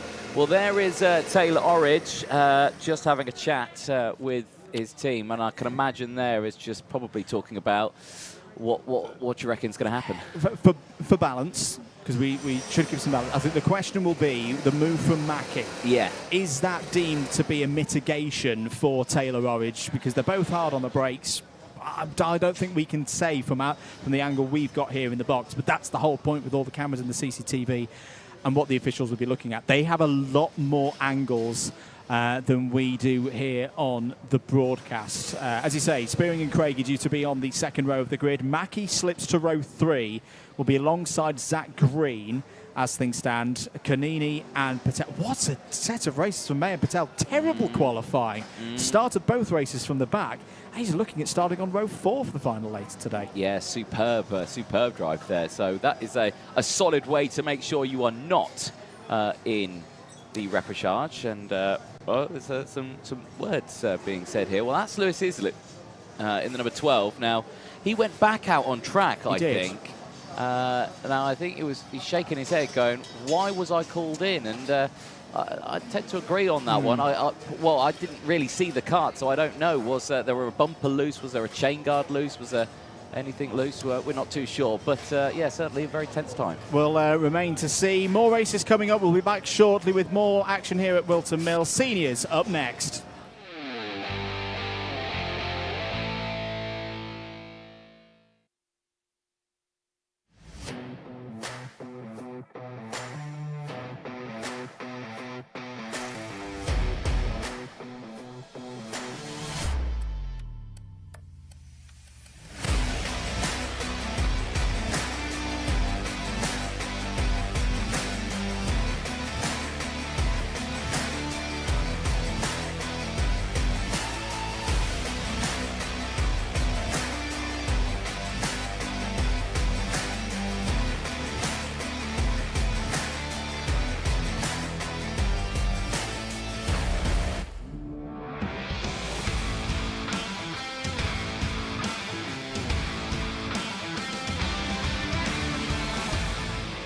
Getting ready then, it's Heat 2 for Senior X30. Let's take a look at the grid. Noah Wolf and Henry Gregory on the front row. Cian Geraghty and Gus Lawrence go from row 2. Freddie Lloyd and Ty Stansfield on row 3. On row 4, it's Oliver Rands and David Marshall. Row number 5 sees Rylan Eschberg ahead of Lewis Bird, who starts alongside. They ran up the top 10. Aaron Brown and Fred Green going from row number 6. Finn McLaughlin, Joseph Smith, William Smith and Alistair Cresswell round out the top 8 rows. Cian Gamiao and Oliver Stilp start on row 9. Connor McPollen and Dylan Briley start on row number 10. Oliver Harris and Robbie Buckley go from row 11. Then it's Harry Yule and Casper Piecki on row 12. Harvey Roth and David McIntyre go from row 13. Then it's Freddie Housley and Juan Pablo Gerard on row 14. Hayden Eldridge and Archie Tillett, after a bad qualifying, starts this one 30th and shotgun at the back of the field. Can he make his way through? Earlier on, what happened? Lloyd from Lawrence, Gregory, Geraghty, Wolf was your top 5 from the first race earlier on today. All drivers guaranteed a spot in the final, but again, what order will they line up in? We're away and racing for 8 minutes plus 1 lap. Good start for Wolf, good start for Geraghty as well. Geraghty straight up into P2. There's a little bit of a conglomeration in the second half of the field. One driver's had a half spin. It might have been Dylan Briley in the number 31. Croc promotion will update in due course, but a good... Oh, is it an attack down into Ashby Corner? Is Cian Geraghty on the move? Yes, he is. We're riding on board with Henry Gregory. New feature for the Wera Tools British Kart Championships. Vismo International Kart there in third place. Out is Harris. Out is the number 63 of Oliver Harris. The privateer goes no further. That was on the exit of Inkermans. It certainly was. He will not be happy with that at all. Train goes through the final chicane. Back over the start-finish line. It's Geraghty ahead of Wolf. Gregory, then Lloyd. Lawrence from Rands. Marshall from Stansfield. Brown from Eschberg, the top 10. Battle here for third place. It's Henry Gregory to the inside of the new Vismo team, and he Vismos his way up into P2. He does indeed. Noah Wolf was wide on the exit of the Crook again. He's already had one big moment in that region of the circuit earlier on in proceedings. I think he just backed out of the throttle a little bit there to make sure it didn't happen again. There is not a lot of grip. As out, that is Connor McPollen for Mick Barrett Racing. The Irishman in the number 29 goes no further in this one. As on the attack there, Oliver still down the inside on the entry to the boots. Had already gained 4 places on the first lap. That's going to be more. Back on board with Henry Gregory there, second place. He's got Noah Wolf all over the back of him. And championship leader, Freddie Lloyd. Yep, certainly so. Again, look at this down the inside here. Big send for Freddie Lloyd on Noah Wolf.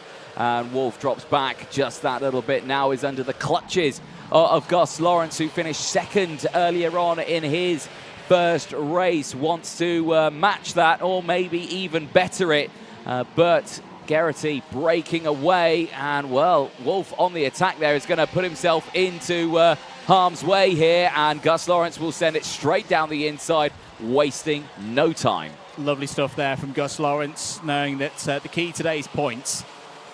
Getting as many of them back on the board after a difficult round 2, in particular at PF International. There are drop scores later in the season, of course, so they'll hope by the end of the year that that's just a day in the experience of a Senior X30 racer. But right now, it's about rebuilding this title push, this defence, to try and go 3 in a row. 5 minutes and 15 seconds to go. Cian Geraghty looking really, really strong right now, Anthony. We've seen across the course of the IAME racing season in 2024, whether it be here in the UK, whether it be in Europe as well, as there is a move from the number 41 of Darren Marshall down the inside of, I believe, Oliver Rands in the number 27.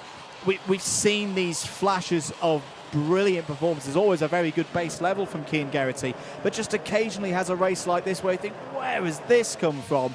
And I think it spells a bit of danger for the rest of the competition. Certainly does. Yeah, we'll keep a very close eye on that one. Again, you can see there Fred Green trying to make his move on Aaron Brown as well, up into Christmas Corner. Back there at the front, though, Lawrence for the move for third place. He goes through on Freddie Lloyd, and Lloyd drops down now into P4. A little further back in the field, look at some of the big movers out there. Harvey Roth is up 11 places now into P14. Hayden Eldridge for BMR is up into 18th place as well. Also 11 positions gained. Big movers out there. A couple of retirements in the early stages of this race on that opening lap. Connor McPollen and Oliver Harris, unfortunately, out of this race. And other drivers who have lost out. Lewis Bird has not had a good start to his race at all, has he? No, it's a really disappointing day so far for Lewis Bird. Was really, really quick in free practice yesterday. But it's just not come together to him. But again, the nature of of a double header is that tomorrow is another opportunity. This is also an opportunity for Gus Lawrence. He's got past Henry Gregory for second place now. Next lap key. I've got to think, Anthony, to see can he pull that 0.9 second gap down. Can he put Cian Geraghty under a bit of pressure? Yeah, certainly so. Well, through the chicane they go, and again, big hit of those curbs. That is not healthy for those karts, I'm sure. But you can see everyone just going through. Lloyd has an opportunity here. Can he get the slipstream? Can he pull back past? He is going for it, and he says, yes, thank you very much, I will take that. Wolf is going to try and retaliate as well. He tries to get the switch back, gets it out of Inkerman, down into Ashby, and says thank you very much through there as well. Does indeed. And, don't be confused, by the way, ladies and gentlemen. The eagle-eyed amongst you will say, hang on a minute, it says Mackie on the back of Freddie on the 71 there. That, we believe, is Lewis Mackie's old race suit. It is Lewis Mackie's old race suit. It's not Harrison's. But, yeah, no, it's I think the duct tape that he adhered onto that earlier on has gone. But, yeah, let's see what's happening here. Geraghty breaking away still, but the gap 0.6 of a second. Ooh, Gus Lawrence, fastest lap of the race, is reeling him in, ladies and gentlemen. I said it earlier on. He said, can he best it? Can he do what he did earlier on, second place? Or can he even better it with 2 minutes to go and only a gap of 0.6 of a second? Oh, I think he could. Yeah, Gus Lawrence is on the march here. He's pretty equal with Cian Geraghty, but I'm sure there'll be communications on the sidelines to Cian Geraghty to say, the champion is charging. You need to up the pace here. You need to give what you've got. That's another bit of time taken out by Gus Lawrence. A spin there for the number 23 of Juan Pablo Girard for PSR. That's close quarters with the number 27 of Oliver Rands. Yeah. Is that Davin Marshall that he's just got by? Yes, it is, I believe. It's ahead of Aaron Brown. So that Rands has slipped back. He's now ahead of Aaron Brown. Apologies, that was I was getting like Henry Baudet. Colours of orange and black are confusing me on the screen. But Rand's now there in 10th place, as you say. Finn McLaughlin racing for Fusion Motorsport this weekend in P9. Yellow flags out at Christmas Corner. We'll wait to see what's happened there. There's Finn McLaughlin in the number 25. And the number 15 of Joseph Smith as wide goes McLaughlin. He's going to lose a stack of positions now. Through comes half of Northamptonshire, it would seem. As one of the Optimas goes over Rands. the Rands. Yes, Oliver Rands taking a bit of a rallycross line there through the exit of Odiers. Less than a minute to go. And it's really getting tense once again out there for the seniors. It certainly is. This is going to get interesting as well. Change for the race lead. Gus Lawrence into the race lead now as he sets the fastest lap of the race again on that last lap. Geraghty cannot react in time with 30 seconds left on the timer. Lawrence says, let's go. Is Geraghty going to follow that, or is he going to push even harder? I would tend to believe that at least for the next lap, Geraghty will try and work with to know that this is a good second place. As things stand, Freddie Lloyd, actually no, that's going to change, isn't it? Gus Lawrence, I think, is going to take the lead in the intermediate classification once our scores update in a moment's time. Yes, he does. So Lawrence at the moment with this result will have pole position for the final. Lloyd would be alongside on the front row. Geraghty would be inside of row 2, which has served him pretty well so far today. And then Gregory in 4th. 2 laps to go, including this one. There is your race leader, Gus Lawrence, Cian Geraghty P2. But is Freddie Lloyd pulling them back in here? He's a bit quicker through sector number 1. Not sure he's got enough corners, enough sectors to do so. But Freddie Lloyd looking very strong at the end of this race. I don't think he's pulling in both of them. I definitely would say he's pulling in Cian Geraghty because he's dropping off the back of Gus Lawrence there. So, and that a psychological thing for a driver. You know, Geraghty's been leading this race. Lawrence has got past at the dying stage of this race. He's breaking away. It makes feel like Geraghty's not got that pace, and you feel like he drops back a little bit. But I've got to say, he's found something here. He's closed right back in on this last lap. Much quicker line through turn number 1 and 2 up into Christmas Corner now. Down to Ashby they go. No chance of an overtake here, but are we going to see a last lap lunge from Cian Geraghty? Ozies could be a chance, but Gus Lawrence has been very strong so far today through the second sector. He's just done a soft defensive line there. It's going to need to be a harder one now because Geraghty's all over the rear bumper of the number one, into the boot for the final time towards the new final chicane. Well, Gus Lawrence was not a happy boy yesterday. He'll be a happy boy now on Saturday because he's got 2 races, a second and a win, and that is pole position for the final later today. A haul of 65 championship points to boot. He takes it ahead of Cian Geraghty by a 10th and a half. Freddie Lloyd P3 in that one.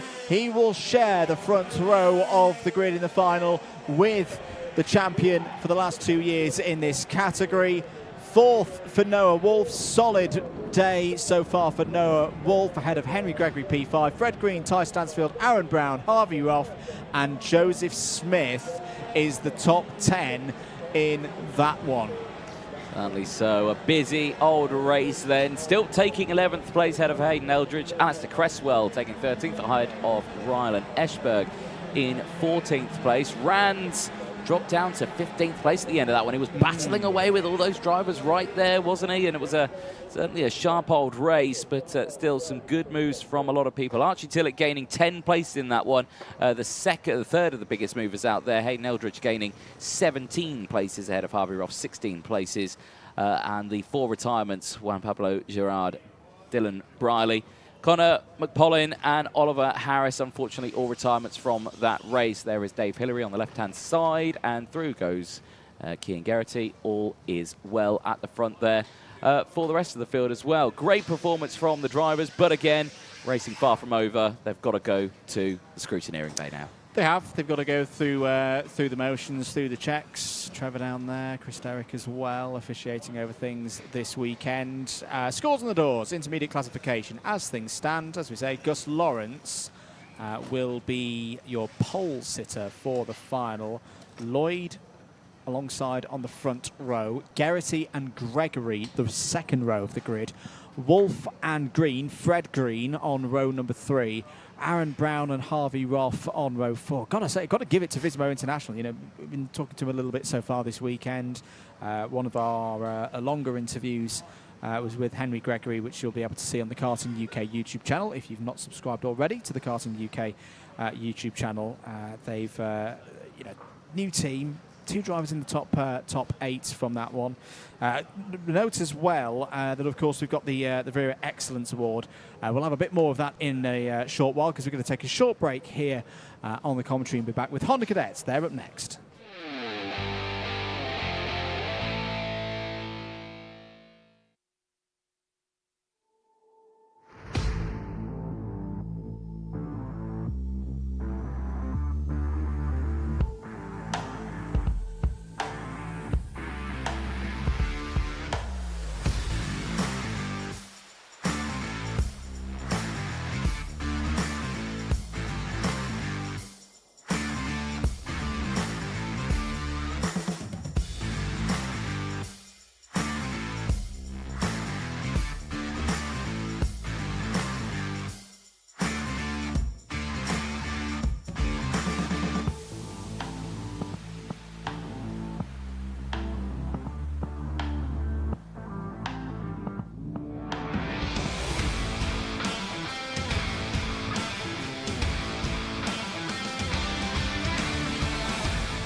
Time for Honda Cadets, their second heat of the day. Their grid looks like this. Margaret Kavakis on pole position. Ed Spain alongside on the front row. Ralphie Branscombe and Kevin Ivanov go from row number 2. Archie Loveridge and Alfie Mayer on an all-zip factory row 3.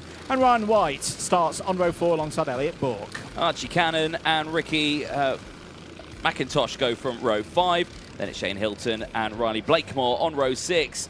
Luca Bataview and Yayan Prakash go from row 7, and it's Esme Rosie and Harry Grant on row number 8.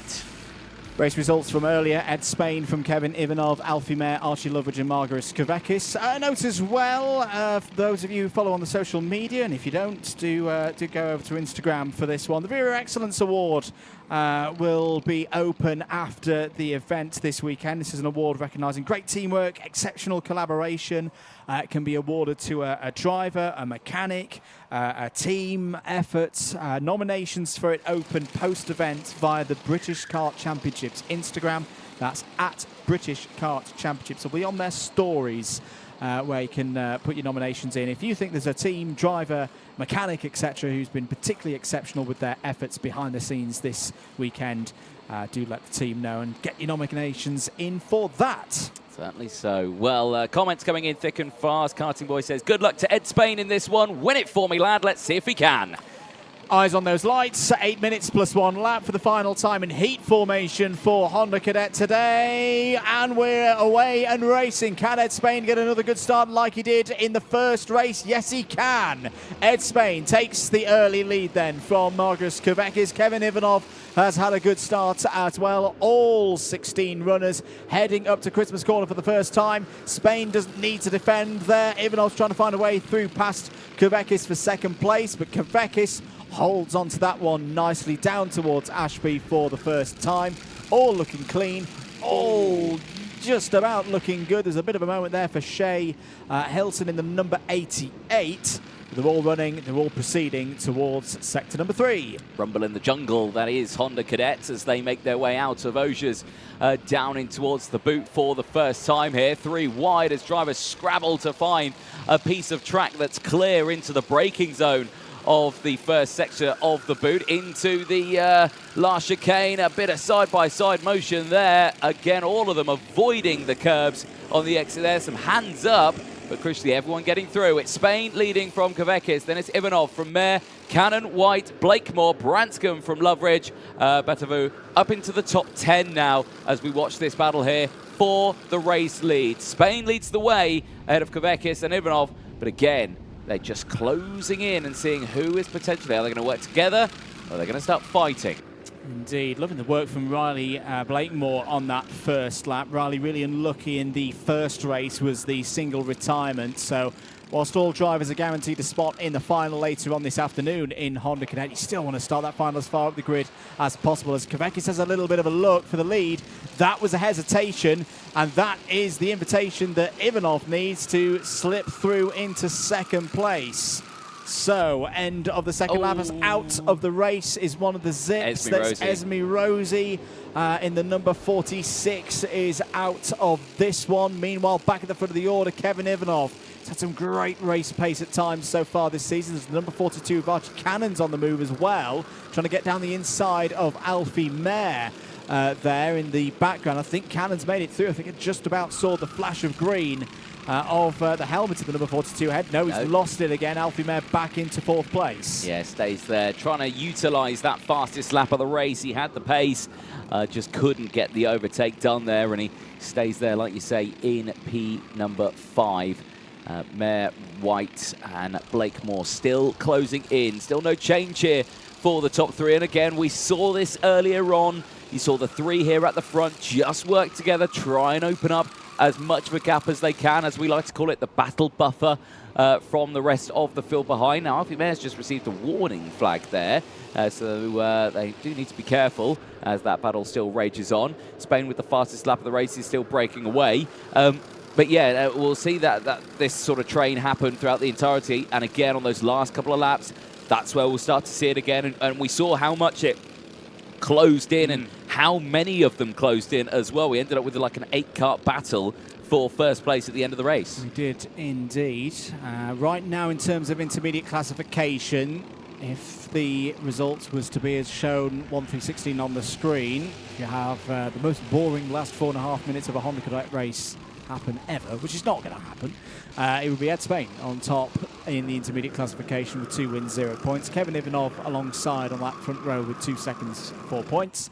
Alfie Mayer 3rd, Kavekis 4th, Loveridge, White, Cannon and Branscombe would be your top 8. So that's where we stand as we go into the second half of the race. That's a bit of a wide moment for Alfie Mayer. just lose that grip on the inside. Archie Cannon's going to be down the inside. Surely this is going to be the move for 4th place. Yes, it is. Cannon steps through. Again, it is such a tough corner on a day like this, Anthony. You know, that fast right-hander through the crook. If you get your steering input off by one little bit, you just find yourself running wide, washing wide. And that was the effect that happened to Alfie Mayer there. Ryan White trying to go around the outside. That's going to be a ever-closing gap through the exit of Osiers. And yeah, Ryan White sensibly just holds back on that one. Lives to fight for another day as through the final couple of corners once again. End of lap number 5. Ed Spain at the front of this order, looking really comfortable. His body language behind the wheel of the number 72 is strong right now for me. Yeah, 100%. You can see the racing lines there. Not jarring or anything like that. It's actually quite smooth on the steering, whereas Riley Branson is going for the move on Blakemore in the background. Ryan White lost out actually a couple of places with that move earlier on. He dropped to 7th place. Alfie Mayer going past, as well as Alfie Loveridge.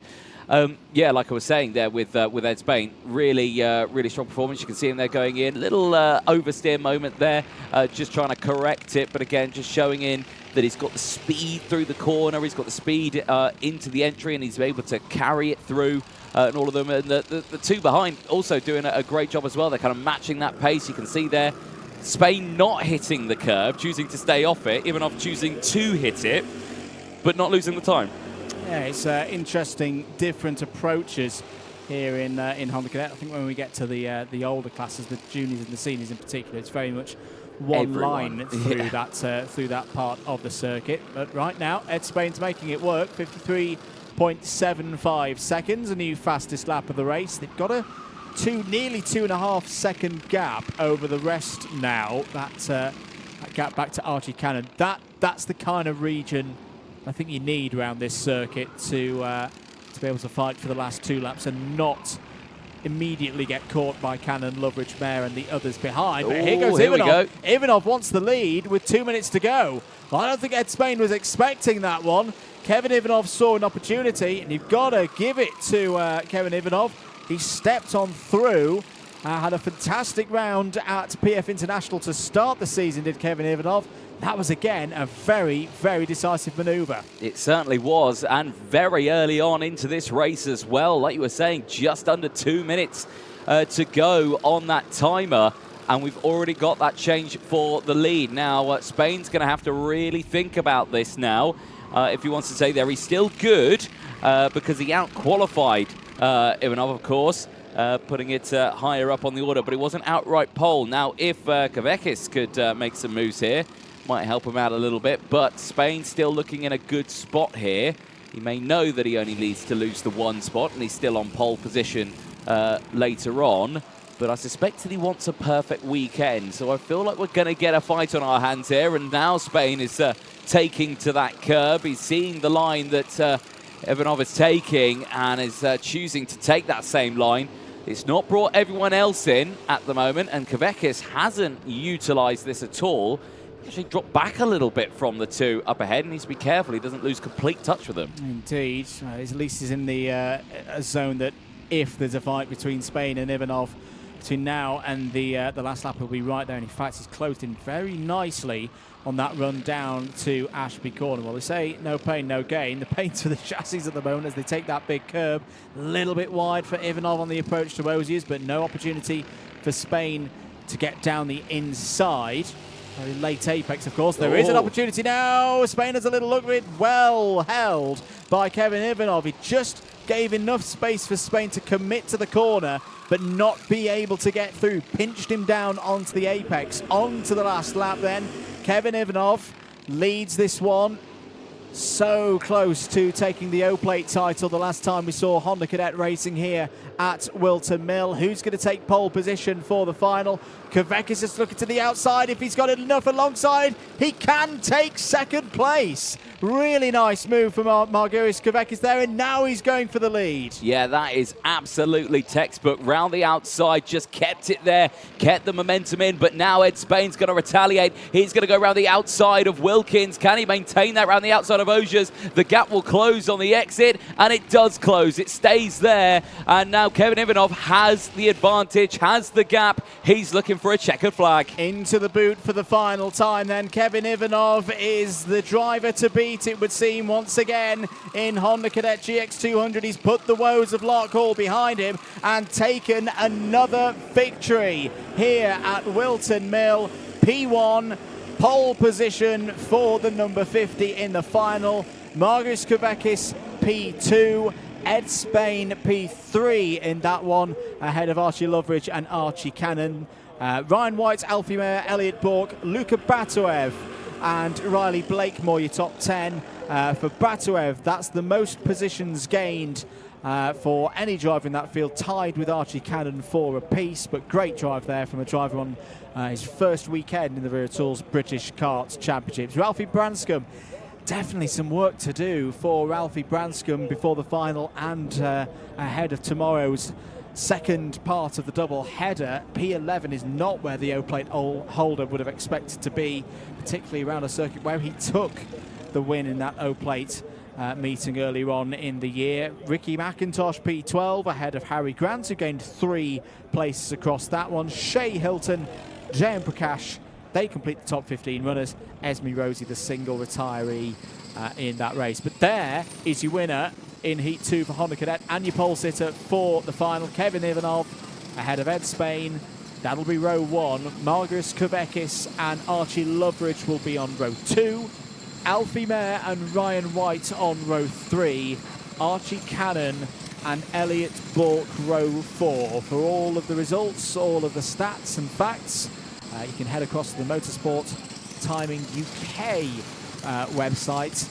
Their resources also available via the British Kart Championships website, the live timing and the results service as well. So do go check that out at your leisure.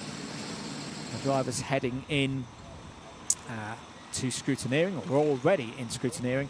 No repecharge for Honda Cadet, so the next time we'll see them will be 4:50, 16:50 on a 24-hour clock for the Honda Cadet final. That does complete all of the heats. The next race here on your Wera Tools British Kart Championships broadcast, provided to you by Alpha Live, will be the repecharge for Junior X30. That goes from 3:20. Finals will run in this order. IAME Water Swift restricted at 3:35. IAME Water Swift at 4 o'clock. Senior X30 at 4:25. Honda Cadet at 4:50 and Junior X30 at 5:15. That is the schedule for the rest of the day. You can be with us for that. Tillotson T4 will be heading out for some practice. We'll be showing you some of the content that's been going on so far this weekend. We're going to take a short break here on the commentary and be back shortly after these short messages.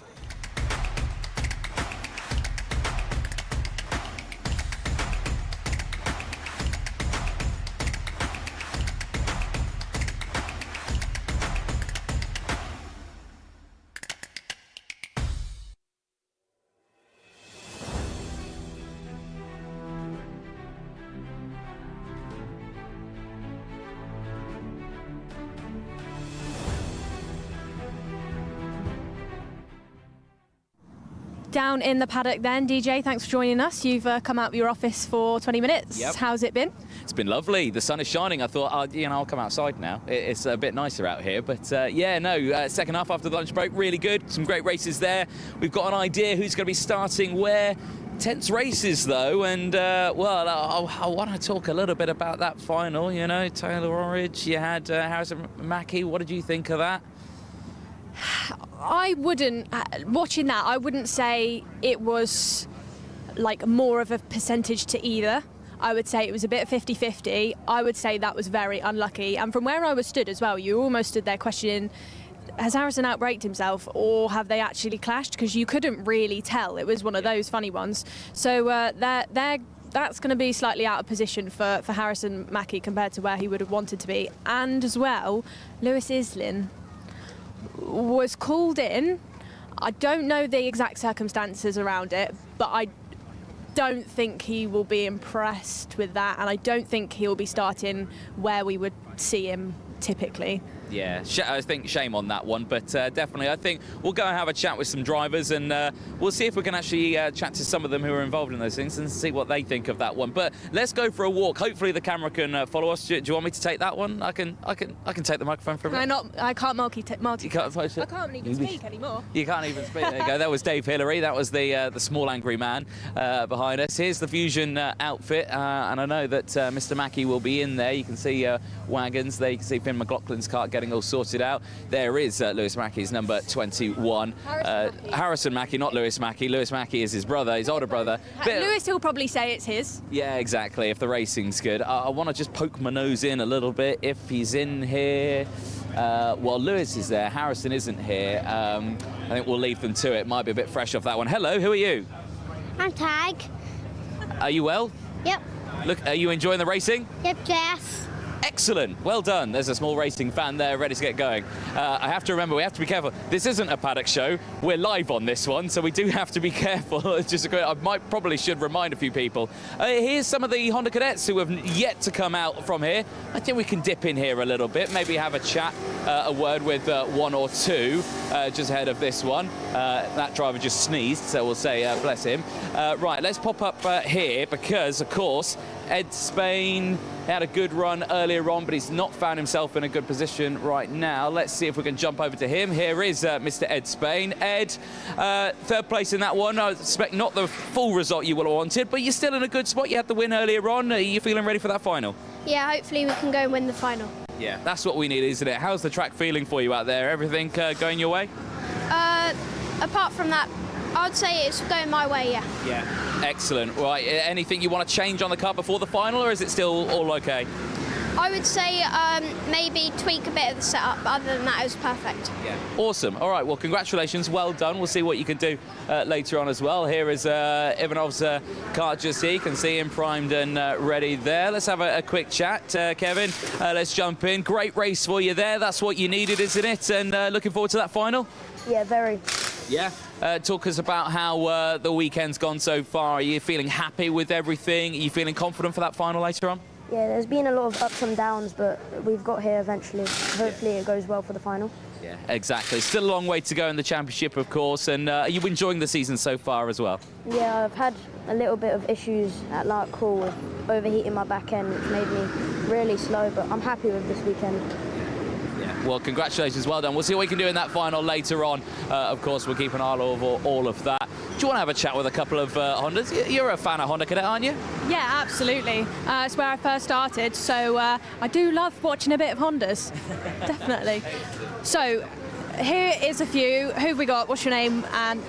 Shay Hilton. And Shay, how's your day been going so far? Yeah, it's been going great. I had some decent pace. It's just trying to work on the setup and everything else. And going into the finals, what are you thinking? Have you got any tactics, or do you just go with the flow? I'll try and push as hard as I can, but I'll try and work with the drivers around me, see what I can do, and hopefully make a few positions up. Shay, have you got any teammates around you this weekend that you'll be working with then, or is it just the other competitors on the grid? Mainly the others around, but I might work with people like Harry Grant and Ricky Jr. McIntosh, because they're quite good at working together. They're good teammates. We'll keep an eye out then for Shay working with Harry Grant. And who have we got here? What's your name? Harry Grant.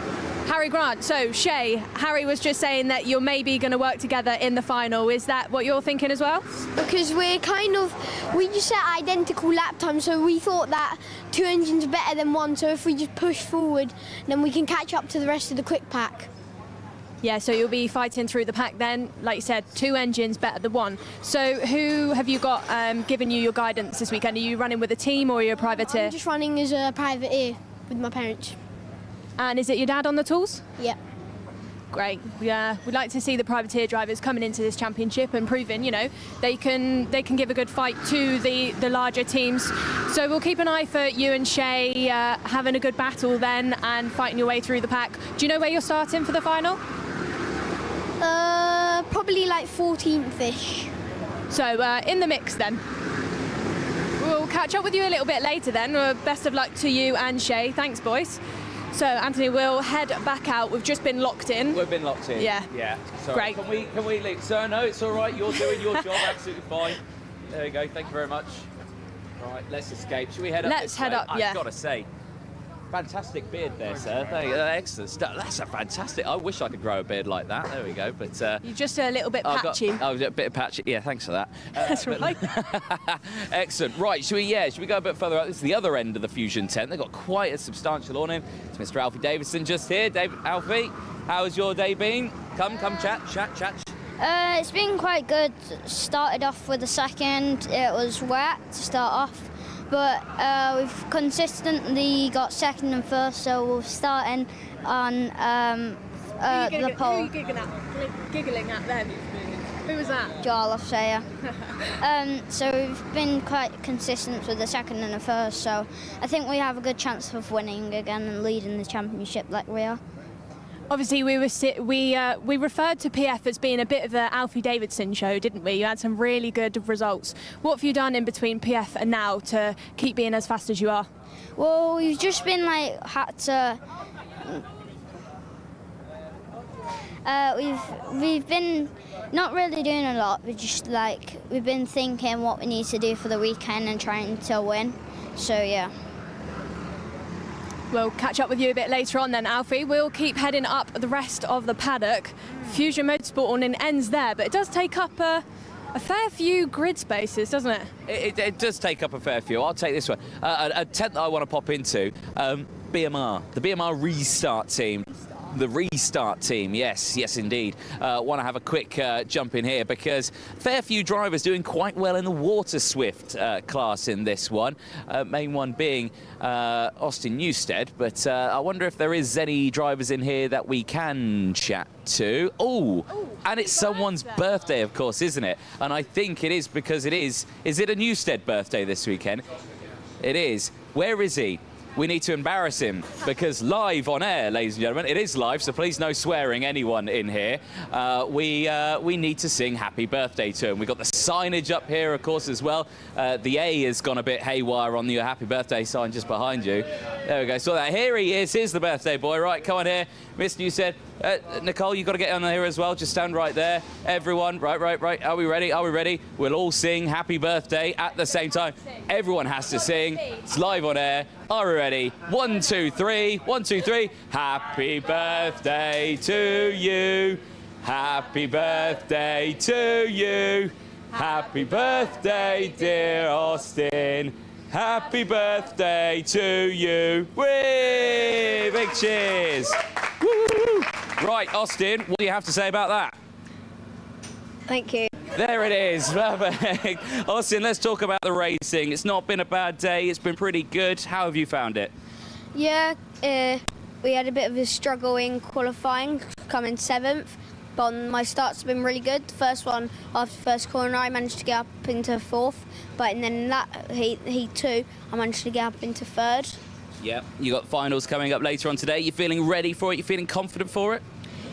Yeah, hopefully it's more about the championship than just this single round. Yep. So hopefully I can score as many points as possible and hopefully continue that onto the end of the championship. Yeah. Well, it's a double header this weekend, of course, isn't it? So you got today to score points and tomorrow to score points as well. So much can happen. So again, I quite like the feature. You got if it doesn't go too well today, you've got again tomorrow for it to go well for you as well. But certainly so far it's all going your way. So well done and happy birthday, and we'll see what you can do in that final. Thank you. Excellent. There we go. I do love a good birthday. If there's any cake, I'll come back later on. Nicole, a lot more.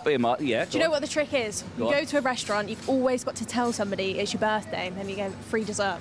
No, but then you have to deal with what we just did there of them all coming around singing happy birthday to you. It's not just all Austin Newstead as well. There's other drivers in here. We've got the likes of Jonty Restrick. We've got George House. We've got Night Measures in here as well. Let's start with Jonty Restrick, who is just here. Jonty, this is your wagon just here. You're on the Alonso Kart chassis there. How's your day been? My day's been all right. We started off with a struggle in qualifying, and then the first heat was good. We made 13 positions, and in the second heat we got smashed into, so we lost a lot of time. But we ended up I don't know where we came, but we ended up having a good result. Yeah, okay, but still, lots still to happen today. You got the final, and again, you got tomorrow. It's a whole new day as well. Yes. Yeah, exactly. That's what you need, isn't it? Excellent. There you go. John T. Restrick there. There is Knight Measures. He's just chatting away. Give us a wave, Knight. There we go. There he is. And there's George House. He's got the sweets. George has got the sweets. There we go. Perfect. Give us a wave, George. Perfect. There it is. Perfect there. Right, let's head outside back into the sunshine. Thank you very much, BMR. Thank you. Enjoy the rest of your day. I think we've embarrassed them enough now. Croc promotion. It's all part of it. Part of it, isn't it? Right, we've got Croc promotion. We've got Mick Barrett Racing here. Do you want to do Croc promotion here? Do you want to go inside and chat to some drivers? Yeah, let's go for it. Do it. Go, right. go. In we go. Into Croc. Let's see who we can find. Don't think there's any birthdays in here this weekend. Getting in the way there. It was another birthday yesterday. Harrison Mackey. DJ's not listening. Harrison Mackey, 14 yesterday, 14th birthday. There's no drivers in here. They're all hiding. Who've we got? No drivers. So we'll head. We found one. Mr. Orange Taylor, we saw have a little bit of an incident earlier on in the second heat. Sorry to interrupt you there, Taylor. Taylor, what's been going on today?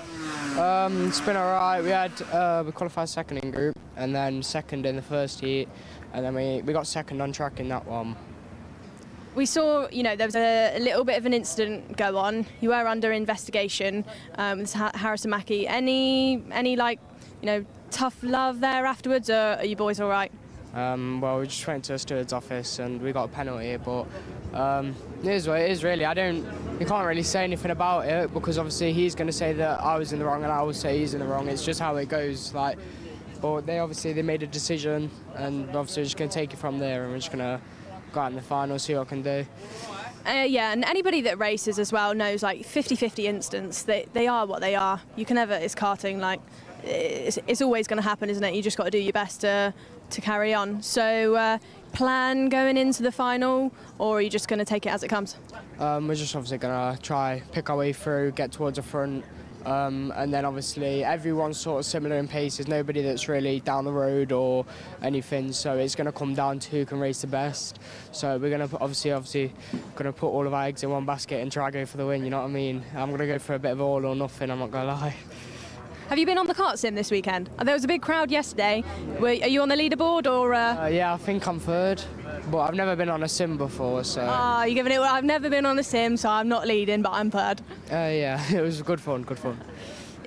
Who was on the top of it? Do you know? Yeah, Gabriel, because he sits on it all day. Gabriel Stolt, mate. He just sits on the game all day, sits in a sim. So he's not racing this championship this year, so he's just a full-time kart sim driver. That's all he does. Just not doing the real thing, so he's just going to sit in the kart sim van the whole weekend. No, he just floats about doing nothing really. That's about it. He's not really anything special, but he's there. Great to hear from you, Taylor, and best of luck for the rest of the weekend. See who else we can catch up with. I think going down here, we were just in. What? Hello? Go on. No, I wasn't you go on. You were. I wasn't interrupting you. I was listening to you. So yeah, I was just. What were you saying? I was just saying we were going to head down because I can see a driver who previously was nicknamed Air Force One is down here, and he's in the Croc promotion awning this weekend. As DJ gets all confused. No, I'm not confused. He's not previously named. He still is Air Force. Okay, still Air Force One. Air Force One, ladies and gentlemen, thick and fast coming in with Crop Promotions Racing. There's Jamie Green. There you go, Jamie. He's just sorting himself out. Mr. Air Force One, Harry Platten, how are you? Good, mate. How are you? Excellent. Yeah, how's it? Who are you looking after this weekend? Archie Owen. Archie Owen. How's it been going for him? Yeah, good day today. Yeah. That's what we need, coaching and helping him out and all of that. And he's learning, he's listening. Hopefully. That's what we need. Right, I'll let you crack on because you've actually got your lunch in your hand. So sorry, I'll sort him out there quickly. Yeah, no, not previously named Air Force One. He is Air Force One, ladies and gentlemen. It is Harry Platten.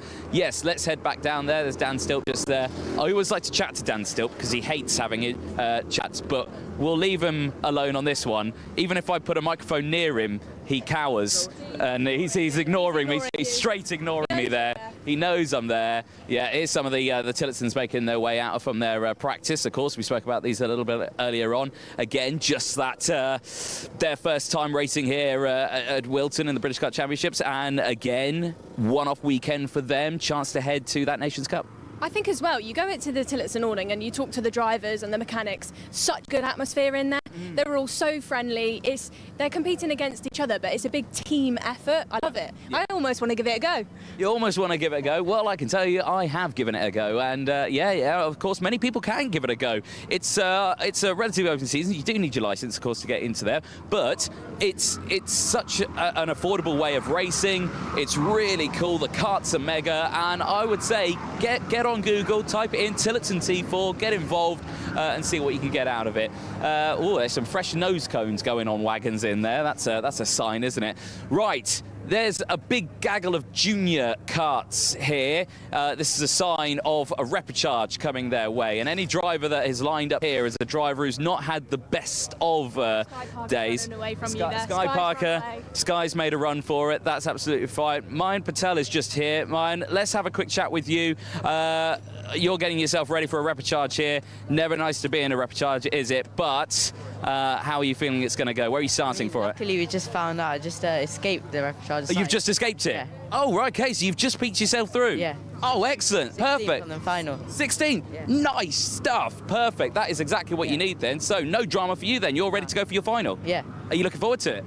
Absolutely. Excellent, perfect. You're just a junior in the wrong place at the wrong time there, me thinking you're in the repechage. Perfect. Thank you very much, Mayan. We'll let you crack on with that one. Yes, Sky Parker did do a runner. Here's Mr. Noah Wolf. Sam Fugit's just here. Sam refuses to be interviewed, but if I run really quickly, I might be able to grab him. No, he's gone. He's gone. He refuses to be interviewed. When he wants to run, he does run. Well, while we wait there, let's jump in. Have a chat with Noah, who's just jumping in there. Sorry, I'm just going to jump in here. Noah, you're doing all right this weekend, aren't you? Maybe. Maybe? Depends how you look at it. Well, how do you look at it? Well, I've gone from pole and then I've gone backwards both the heats, so it could be better. It could be better. Well, there you go. It is what it is, but like you say, it's double-header weekend, 2 chances. Do you like that? Do you like that format? I mean, it's more fun of the weekend, but it's like there's only 4 weekends you do it, and you'd rather have it spread out a bit more. But I understand why they did it. It saves some money, and it's actually quite a good idea. Yeah. So just one of those. But like you say, drivers really do get involved in it. And you've got stuck in. You're getting stuck in all over the place, aren't you? Anyway, but good stuff. We'll let you crack on. We'll let you enjoy the rest of your day.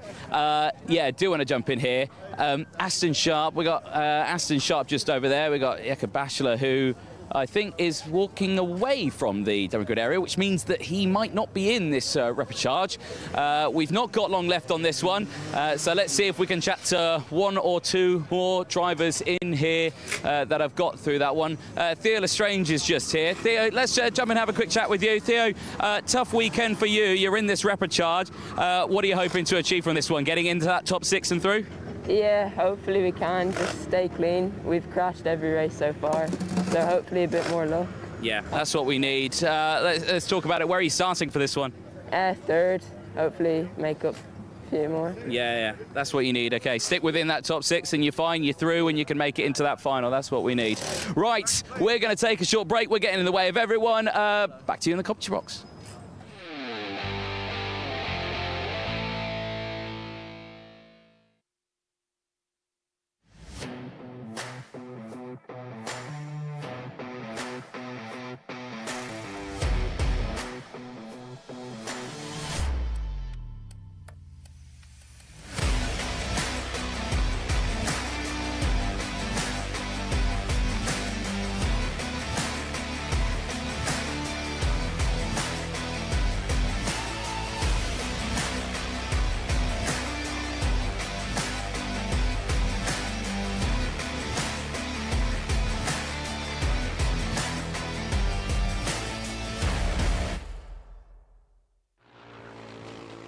Welcome back to Whilton Mill. Welcome back to the comms box. Getting ready for the repechages and the finals. Tillotson T4 practice going on right now.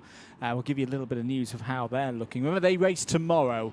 The full race day for their T4 Nations Cup qualifier for both the senior and junior categories will be with us tomorrow. They've got their time qualifying at the end of today. Keep an eye on the socials for all the news there. Owen Roberts was fastest in that senior practice with a time of 51.90 seconds, about half a tenth ahead of Mike Coppin. But it's a very, very close. Top 5 covered by 0.2 of a second, completed by Ben Higginbotham, Anwar Burrell-Smith and Chris Alcock. The news from the juniors. We didn't see the juniors the last time. We had some Tillotson T4 action at Event 2 at Pierce International. So great to have the juniors here with us this weekend. Martin Wright was fastest in Tillotson T4 Junior in that last practice session by a bit of a margin. 0.4 of a second clear of Daniel Hartley, Thomas Harper, William Omar and Josh Allen completing the top 5 in that one. But as I say, 2 sets of heats tomorrow for both of those categories and finals to decide who goes on to Valencia for the T4 Nations Cup at the end of the year. Great to have the whole Tillotson T4 team with us this weekend. Let's turn our attention, though, to the next race in hand, race number 12 of the weekend, the Junior X30 Repechage. 12 drivers, 6 places in the grid, and that race will be up shortly. Anthony Jordan rejoins me in the box and just give him a chance to get a breather and a bit of water after sprinting back to the commentary position. Beautiful conditions out there. It's like you've brought the Spanish weather with you. I have. The English wind is still here, though. Take that however you will, what I was referring to with that. Yeah, no, it is very nice out there. Believe grids are at the ready. Top 6 go through in this one, 10th time. Indeed, and it's all next. The Junior X30 Repechage is out in a few moments' time.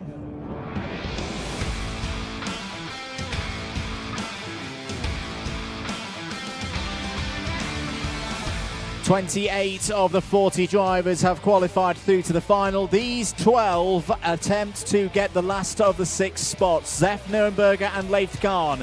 They start on the front row of the grid for the Repechage. Theo Lestrange and Katrina E start on row number 2. Harry Walsh and Samuel Branston start on row 3. Those on the outside looking in right now, Joshua Parker and Dylan Patel, they start on row 4. Jack McLaughlin and Ashley Haas go from row 5. Charlie Myers and Ethan Woodward round out the 6 rows. Like you were saying, just outside that top 6, outside the bubble, Josh Parker, Dylan Patel, the likes of Jack McLaughlin, Ashley Haas, Charlie Myers and Ethan Woodward all have to gain places in this one to get through. 6 go through, 6 go home. Well, they don't go home, but they end their day. Yes, because they've got another day tomorrow. So, yeah. Now I'm seeing there a chain guard that's being picked up. So already it's 1 driver out of this.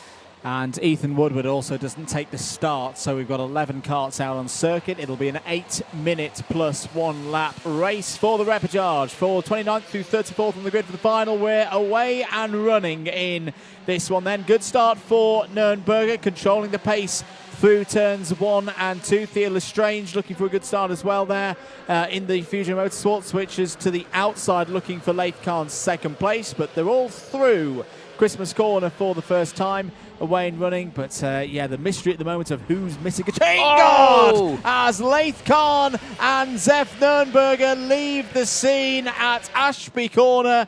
Bit of an ambitious one there from Leith Khan, and they slip to the back. Yeah, they do indeed. Now, that is not what you want at all. That promotes a fair few drivers up into that top 6, and you're already seeing battles here. Now, crucially, these top 2 that have broken away, it's a great start for them as they try and get away from the rest of the field, but they need to stay there. So Harry Walsh stays there ahead of Theo Lestrange. Then it's Samuel Branson, Josh Parker, Dylan Patel, Katrina E. just on the bubble.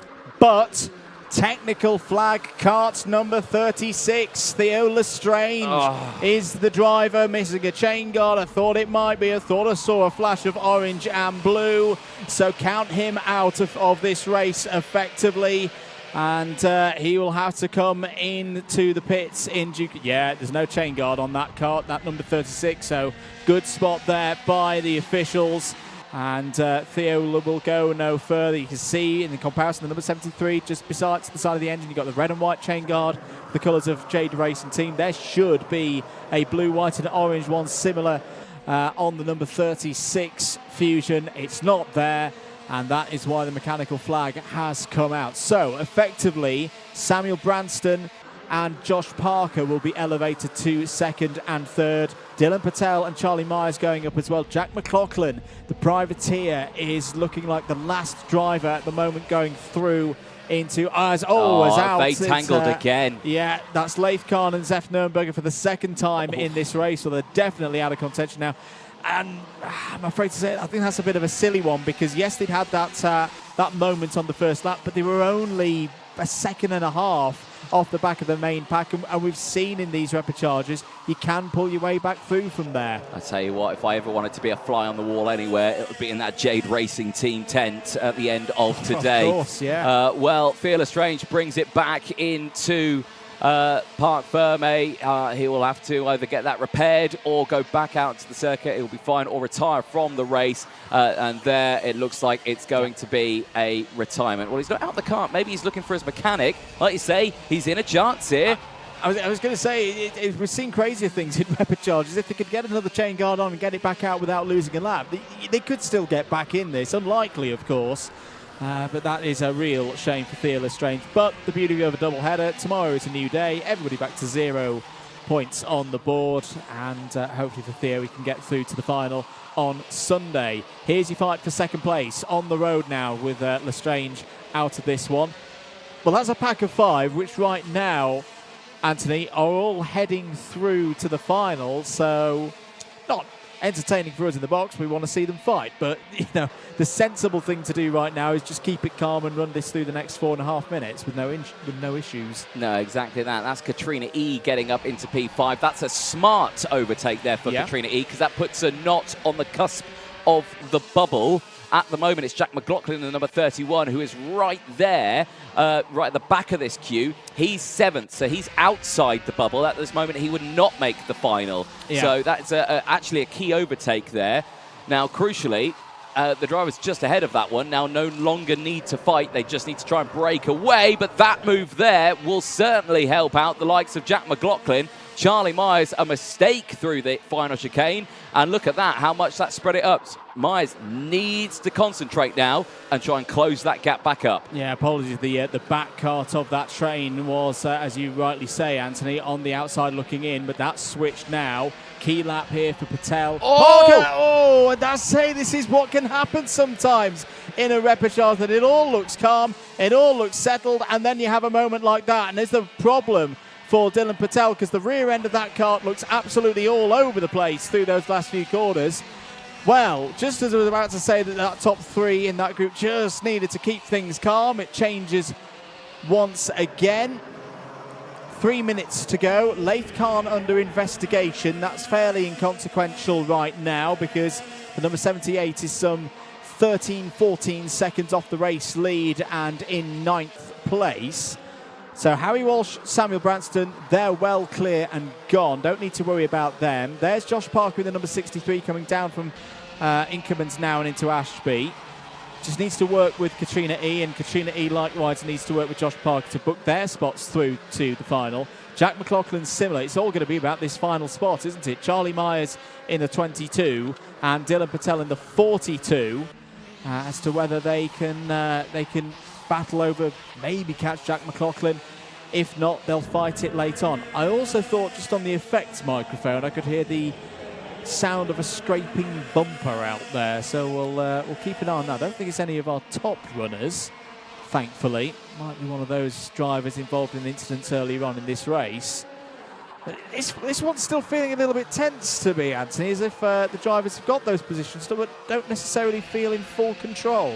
Yeah, I'm getting that same feeling here. Now, you've got your top 2 have broken away massively. They have changed position. Branson now leads ahead of Walsh, so that change did happen. This one here, though, Josh Parker, Katrina E. Katrina E wanting to gain those positions here and is going to do so. Down the inside, wheel to wheel, but cannot hold on to it. She's got to be careful here now. She's going to lose a spot. And you know what you were saying about a potential nose cone? I think the answer to that could be yes, and I think it's in the form of the number 31 of Jack McLaughlin. Look at it. It is wobbling all over the place right now, and he is in that cutoff. Katrina E to the inside, retakes that spot and moves back up into P4. But the thing with the front fairing penalty if, and it's a big, well, I say it's a big if, I think it's fairly consequences that you can see on the screen right now. And, well, you know, he could get 5 seconds up the road from Dylan Patel. This effectively becomes a time trial now for Jack McLaughlin to see if he can get enough of a gap in the number 31. There we're having a little, that's fine on the 43 Katrina E. Oh yeah, that's got a proper wobble on, hasn't it, in the on the number 31. Charlie Myers has got back up to 6th place on the road. There's going to be 2 more laps of this one. I mean, what's going on ahead either way, you know, the commonality of a +5 is E goes down the inside of Parker for 3rd place on the road. If you're Dylan Patel, you've always got to be thinking there could be a +5 second penalty ahead of me. It's down the inside again. Here comes Parker. McLaughlin's going to try and slip through. Katrina E's on the grass, gets back on circuit. If you're Dylan Patel, you just need to keep pushing here because you just do not know what's going to happen with the post-race results. Close quarters once again between Myers and McLaughlin. Time up on the board. I think the drivers at the very front have got across the line for another lap. Yes, they have.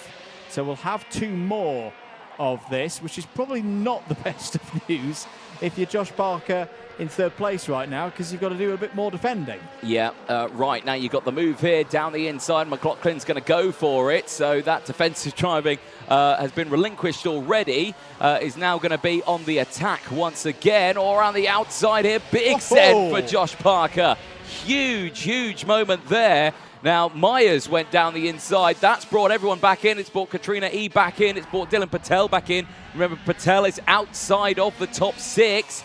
But there is a question mark over that nose cone if it's dropped or not, but that's not going to help out the situation. It's all gone wrong for Charlie Myers, and now Myers goes back, and just like that, Patel is right in the form as we go on to this final lap of the race. Branston has got the lead from Walsh. They're clear. They're 10 seconds up the road from this battling quintet where only 4 of them can go through. Defensive there from Katrina E. Ahead of Dylan Patel. They should be safe. They should be gone. They don't necessarily need to fight too hard over this 3rd place on the road because it's the battle behind that we need to keep an eye on between McLaughlin, Parker and Myers. One of these drivers, their race day is going to end here. It could be McLaughlin with that loose front bumper. It could be even others, the likes of Leithcock. Leithcock could still be getting through here depending on how things are applied at the end of the race. Down the inside goes Charlie Myers. Checker flag is out. Branston is through. Walsh is through. Ian Patel will also march on. Josh Parker's going to get 5th place as well. And the 6th spot goes to Charlie Myers. So if there are no necessary changes for front fairings and the like, your top 6 going through from the repechage are Samuel Branston for Croc Promotion, Harry Walsh for Jade Racing Team, Katrina E for Premium Karting, Dylan Patel and Josh Parker both privateers, and Charlie Myers for Optima Performance. Out go Jack McLaughlin in the number 31, Leith Khan and Zef Nürnberger, who came together twice in that race. That's going to be a bit of a discussion between the teammates. Ashley Haza, Theo Lestrange were both retirements. Well, Theo Lestrange with a technical flag, and Ethan Woodward was a non-starter. Well, it always serves up something, does a repechage, and that was the story of the junior repechage for round 3 of the championship. And top 6 will march on. The final 4, the juniors, will be the last race of the day at 5:15.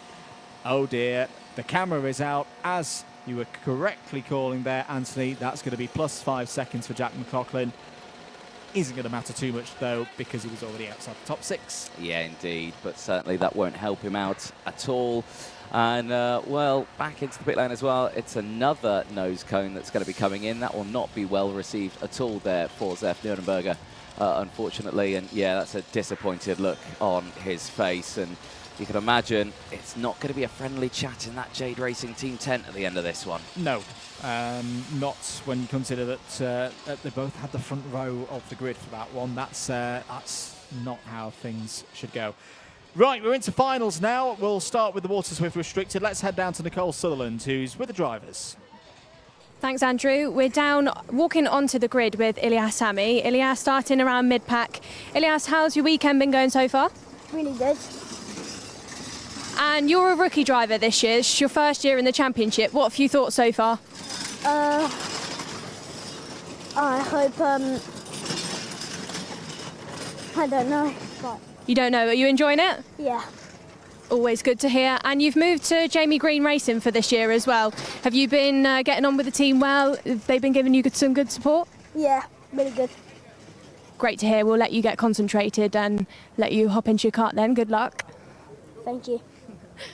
Always great to hear from new drivers who are coming into this competition as rookies, finding their feet, and especially when they're moving it to a new team, you know, going into this championship with little to no experience. Ilias has only been driving competitively since January, so it's a big year for him. And then to see a driver like that go into such a big team that have a lot of pressure on them, it's great to see that they're still enjoying it, you know, so it's all good fun. Also, try and head over to Chester Forks quickly if we've got time. Chester having a fantastic start to his year this year, privateer driver. Chester, we'll just speak to you very quickly. You looking forward to this race? Yeah. Great to hear from you then. And you feeling confident for the rest of the weekend? Obviously it's a double header. Yeah, I think I can win. I just need to get my head down and push. We'll watch you get your head down and push, Jen. Best of luck to you, Chester. We'll clear the grid now as Dan Ashton sends these Cadet drivers underway. Best of luck to them all, and we'll throw back up to DJ in the box.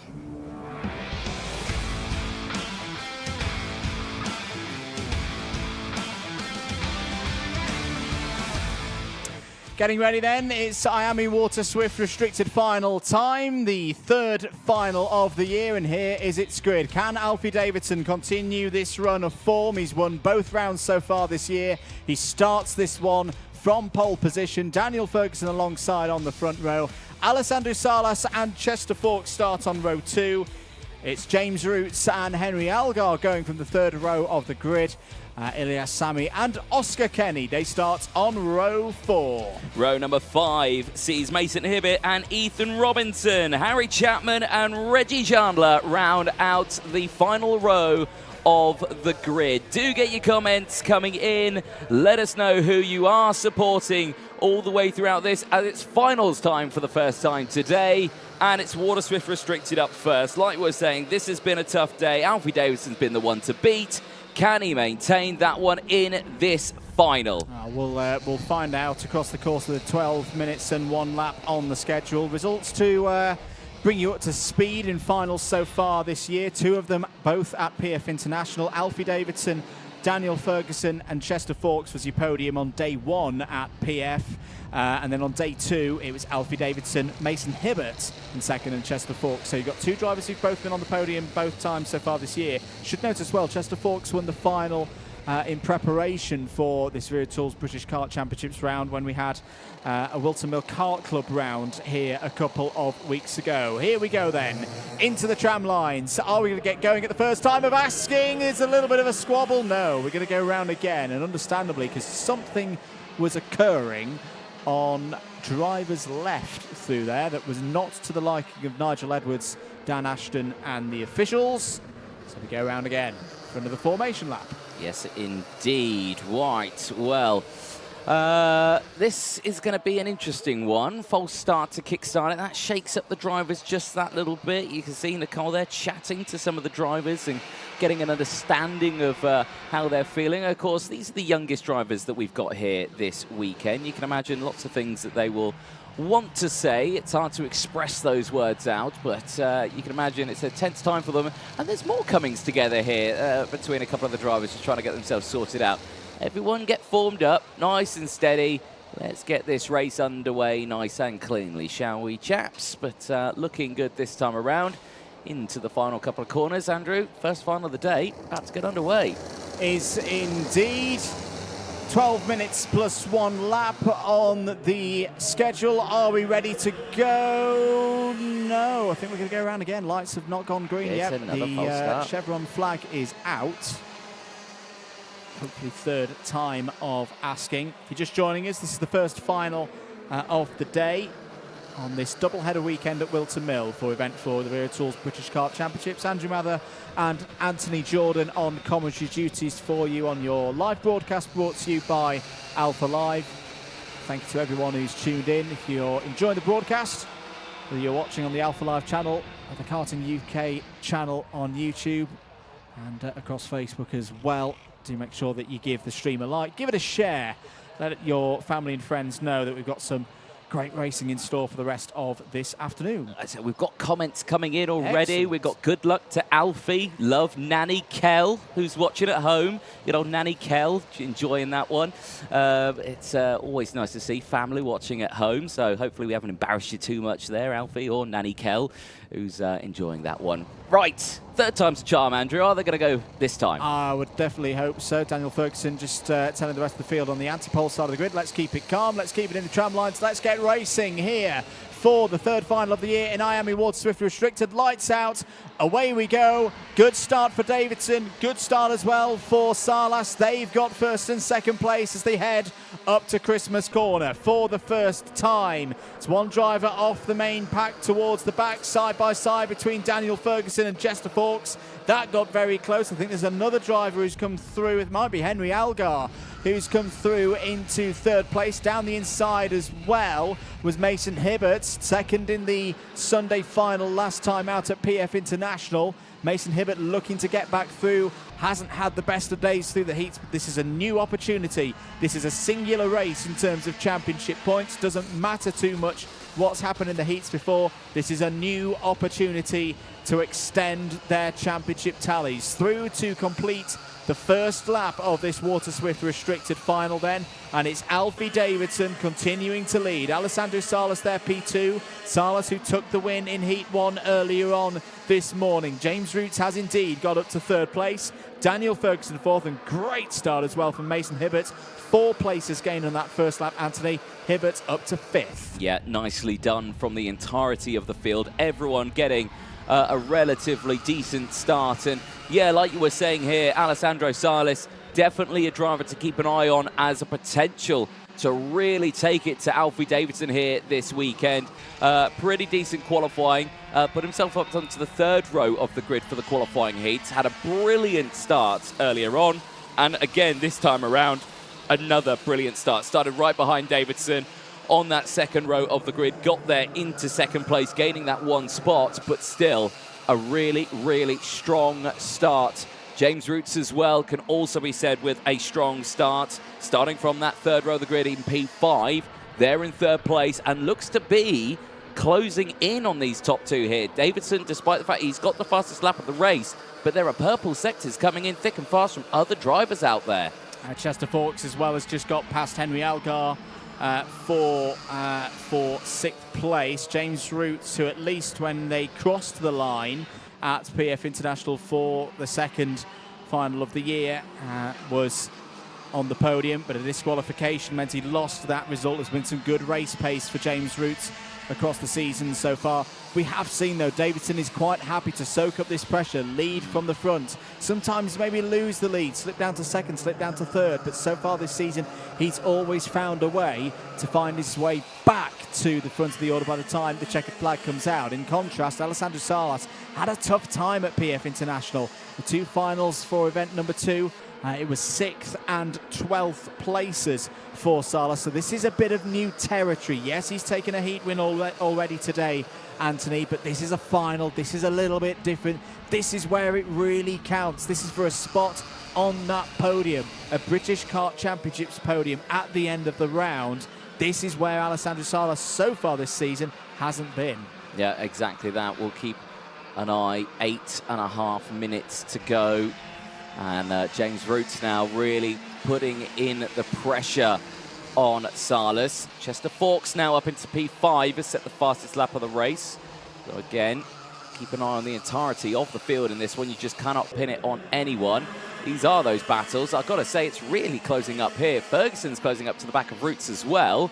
So we could have, now if these 3 get into a fighting position, well, we're going to see some side-by-side stuff here.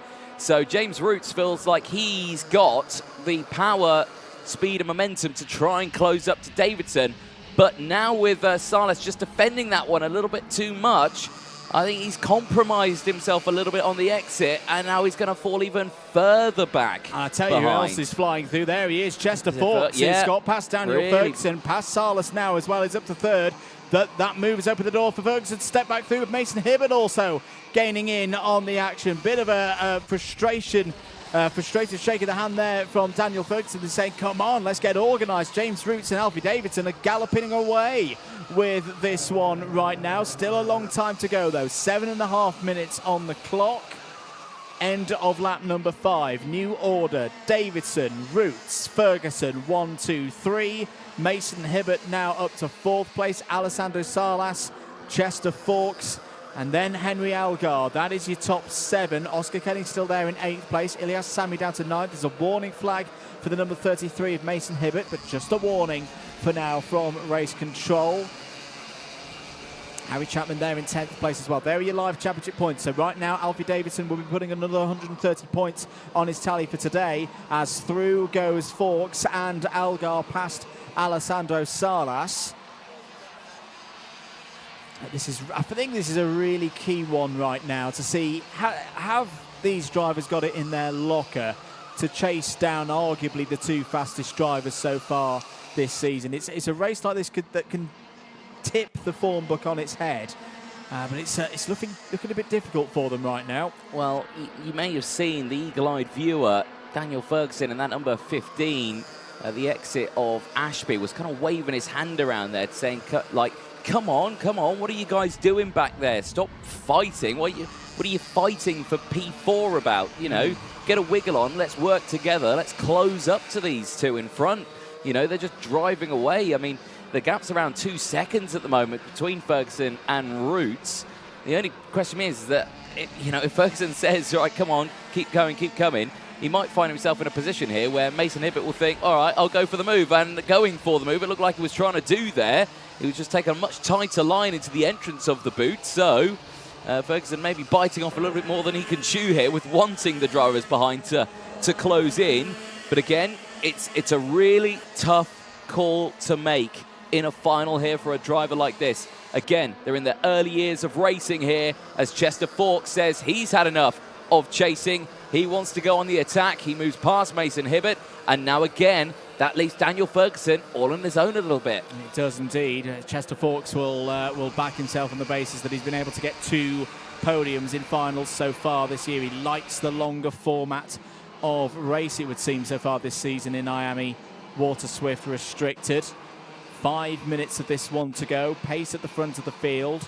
Both 1st and 2nd place. Davidson and Roots in the 53.2s right now. But crucially, on this lap is pretty much even. But James Roots, I think, overall on a whole lap, he's just chipping away here. He's hundredths at the moment and not tenths. But the gap is coming down. Chester Fawkes also on the rear bumper now of Daniel Ferguson, going for 3rd place. He wants to lead this chase pack.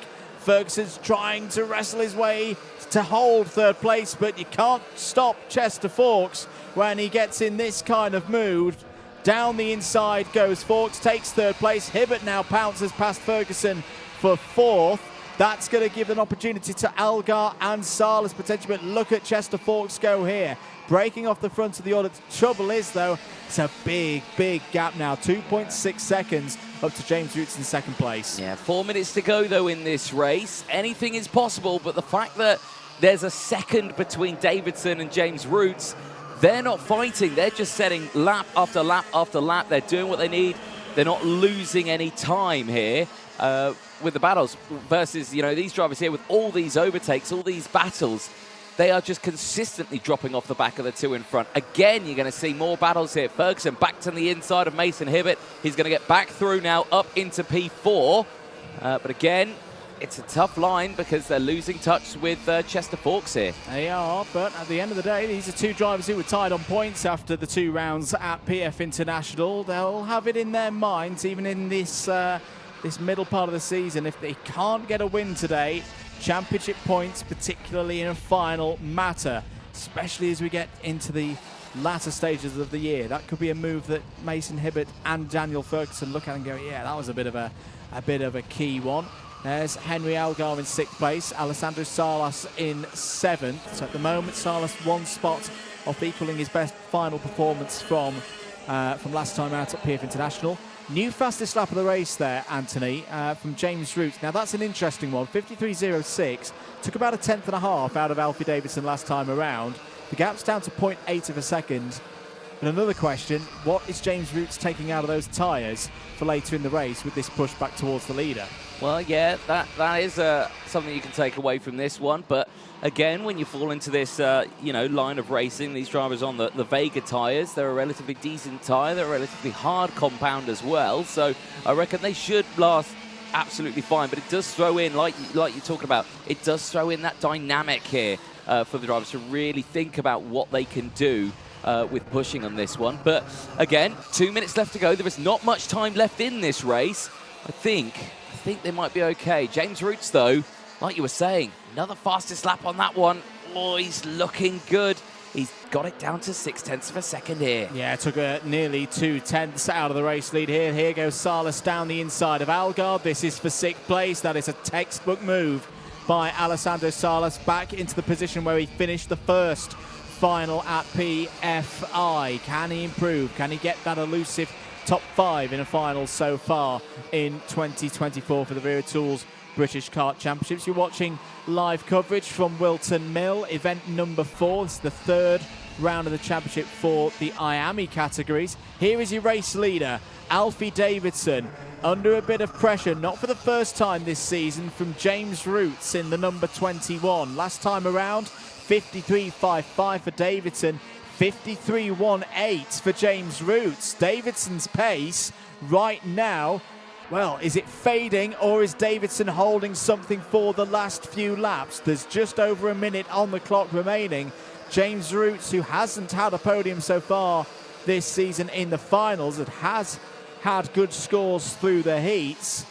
Is this his first opportunity breaking that duck onto the podium, or is it even more? Is there a chance he could stop Alfie Davidson's perfect run of scores so far this season? Well, he's certainly making it a challenge for him. There, still Chester Fawkes in 3rd place. There, your race leader, Alfie Davidson, leading the way. Plenty of support out on the stream for Alfie, and as well as others also. Ilya Sami getting a shout out, media driven, watching and supporting this final for Ilya Sami, currently in 10th place. But this battle here, down to 0.2 of a second between Davidson and Roots, as Ferguson now sets the fastest lap of the race, but he's there in P4. Less than 10 seconds left on the timer. The last lap board will be out this time. Has Roots pushed it too hard, too early? And has he just found a pace there, and can he only hold on to 2nd place? I don't know whether Roots has pushed it too hard. I do think Davidson's held a bit in reserve because, as I say, he was a 53.55 on the previous lap. Before lap 12. Lap 13, he just dropped in a 53.22, and he's now pulling away again. This is quintessential Alfie Davidson. This is what we've seen him do so far this season. He's got such a calm head on young shoulders. He likes the pressure. He likes the occasion. He goes onto the final lap now, looking at a 3rd victory in a row if he can hold off James Roots, and he's just put in, it's not a fastest lap of the race, but it is his personal best, a 53.16 for Davidson. No opportunity for Roots through Christmas Corner. That's one of the good opportunities to overtake on this Whilton Mill International Circuit gone. Down into Ashby. Roots is not close enough at the moment. Is he going to have a big risk down the inside into Ozias? No, Davidson's just holding him there. He's doing the classic thing of winning a race as slowly as possible. It's what all great championship contenders do. Alfie Davidson, if he can thread his way through the new boots for the final time, is going to make it 3 from 3 in finals in IAME Water Swift, and wins on Saturday again in the category. He takes another haul of 65 championship points. He takes the first final of the weekend here at Whilton Mill. James Roots is on the podium, as is Chester Fawkes. Fawkes continues his run of 3rd places in finals.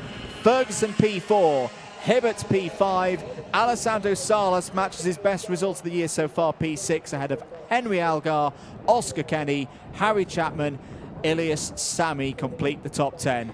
Wasn't the most dramatic race there, Anthony, but you've got to give it to Alfie Davidson. That is another mega performance from him today. Yeah, not dramatic, but controlled. A championship-worthy drive, I would say, for Davidson. He's right there at the sharp end in those points. It's been win after win after win for him. Nose cone check, of course, right now. All fine for your top man, and he's delighted with that one. He says, yeah, 3 out of 3. That's what we need. And he's got another one tomorrow, of course, as well. 390 points from a possible 390 for Alfie Davidson after 3 rounds of this year's IAME Water Swift Restricted Wera Tools British Kart Championship. His lead, should stress, provisional of course, will be 28 points ahead of Daniel Ferguson, ahead of round 4 tomorrow. And yeah, it's great to see the emotion as well, that it's not just a case of like, oh yeah, I've taken another victory. This is a driver who's really just enjoying his racing right now, and it's great value for that win as well. Chester Forks goes up to 3rd in the championship from 353. That's actually a tie right now with Mason Hibbert, and 5th place for Alessandro Salas in the point standings. Let's have a look at how that final went down. Bit of a wait to get us going after 2 extra formation laps. 3rd time they managed to get the formation together, and straight away Davidson got away from the rest of the field. Breaking away as well. This was a good scrap between Forks and Daniel Ferguson for 3rd place. James Roots had slipped through into 2nd place by this stage as well. Alessandro Salas, after the win in the heat earlier, wasn't quite able to get into the top 5, but it was another strong race for Alessandro Salas. But there was no beating Alfie Davidson again here today at Whilton Mill. A 3rd final victory in a row, despite the best efforts of James Roots, who gets his best result in a final so far this season, and a long overdue podium, if you ask me. A well-deserved 2nd place, and definitely kept Davidson honest, but he answers the questions again and again and again. He continues this perfect run through the season, but tomorrow is another round. For now, though, let's head down to Parc Ferme. Nicole Sutherland with the drivers from that last final. Unbeatable Alfie Davidson again there, almost episode 3 of the Alfie Davidson show. Alfie, congratulations. Do you think you'll do anything differently for tomorrow's final, or do you keep everything the same? We'll keep everything the same. We just had to keep calm, and yeah, we just won again. So I think we'll have a good chance of winning the championship, hopefully. So yeah. Congratulations, Alfie, and good luck for tomorrow. We'll head up to the box with Andrew and DJ quickly, and then I'll meet you guys again on the grid for the next race of the day. Thank you very much, Nicole. Indeed, the next race of the day, I think, is going to be one of the busiest races of the day. You can see the drivers forming on the grid for the IAME Water Swift final. Anthony Jordan, 32 drivers, all going for that first final win of the weekend. And from what we saw at PF International, I know you weren't with us for PF International, this is a very, whereas we've always seen with the form book, easy to call for Davidson for a win. This is a wide open category, isn't it? It certainly is a wide open category, but you'll have to wait a little bit longer until you can watch it. We're going to take a short ad break. Don't go anywhere. The final for Water Swift is coming up next.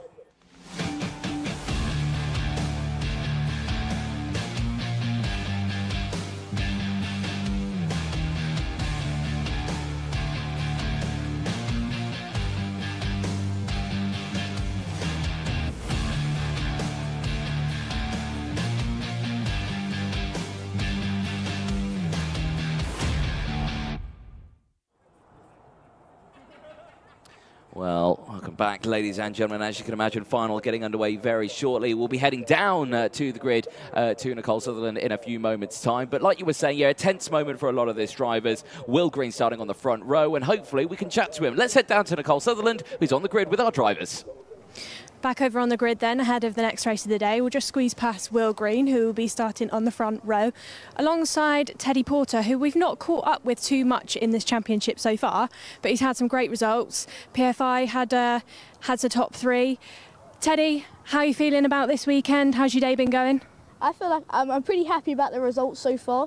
I'm hoping we can get first this session and take the win.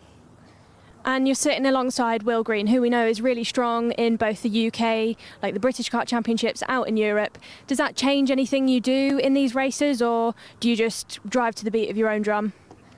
I'll try follow him because as he's more experienced than me, then I'll just want to push like we did in the heats and try get a gap from the others. Then fight on the last lap if we can. I'm loving your gloves as well. I've seen a few drivers in this championship over in a different class. You've got Jacob Ashcroft sports the Senna gloves. Do you reckon they'll bring you a bit of good luck? Hopefully. Best of luck to you, Teddy, then. We'll let you get concentrated. Dan Ashton about to send these drivers underway for the first final, their first final of the weekend. Best of luck to all of them, and we'll go back up into the box with Andrew. Thank you very much, Nicole. Yeah, really looking forward to this IAME Water Swift final. There we are on board with Mason Brooks. Well, Mason Brooks won the first final of the year from 14th on the grid. He starts this one from 19th on the grid. Could it be a similar story? He also had a bit of a drive through the field in the round 2 final. I think the heats have been a bit of a problem for Mason Brooks so far this year, but the finals have definitely been his bag. He's actually got the statistic at the moment of the highest starting winner in a final so far this year. Yes, I did say that correctly, from 14th on the grid, because the round 2 final last time at PF, Will Green took it from 16th on the grid. So based on that form book, we're going to be looking at the likes of Austin Gibson, Freddie Wood for our potential winner here. I'm sure there's going to be lots more to talk about. The next final coming up, it is IAME Water Swift.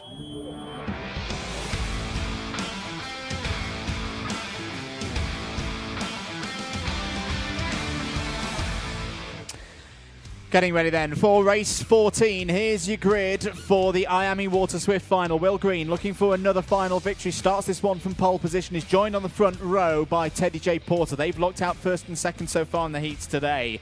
Jarlath Sayer and Austin Newstead start on the second row of the grid. Colby Patterson and Harry Williams form up an all-ORM row 3. They're followed by Sukhmani Kira, the winner of the club round here a few weeks ago in row 4. And she's joined by Max Mason in 8th place. Row 5 sees Finley Lyons and George Clark. Christian Kobe and Blair Smith round out row number 6.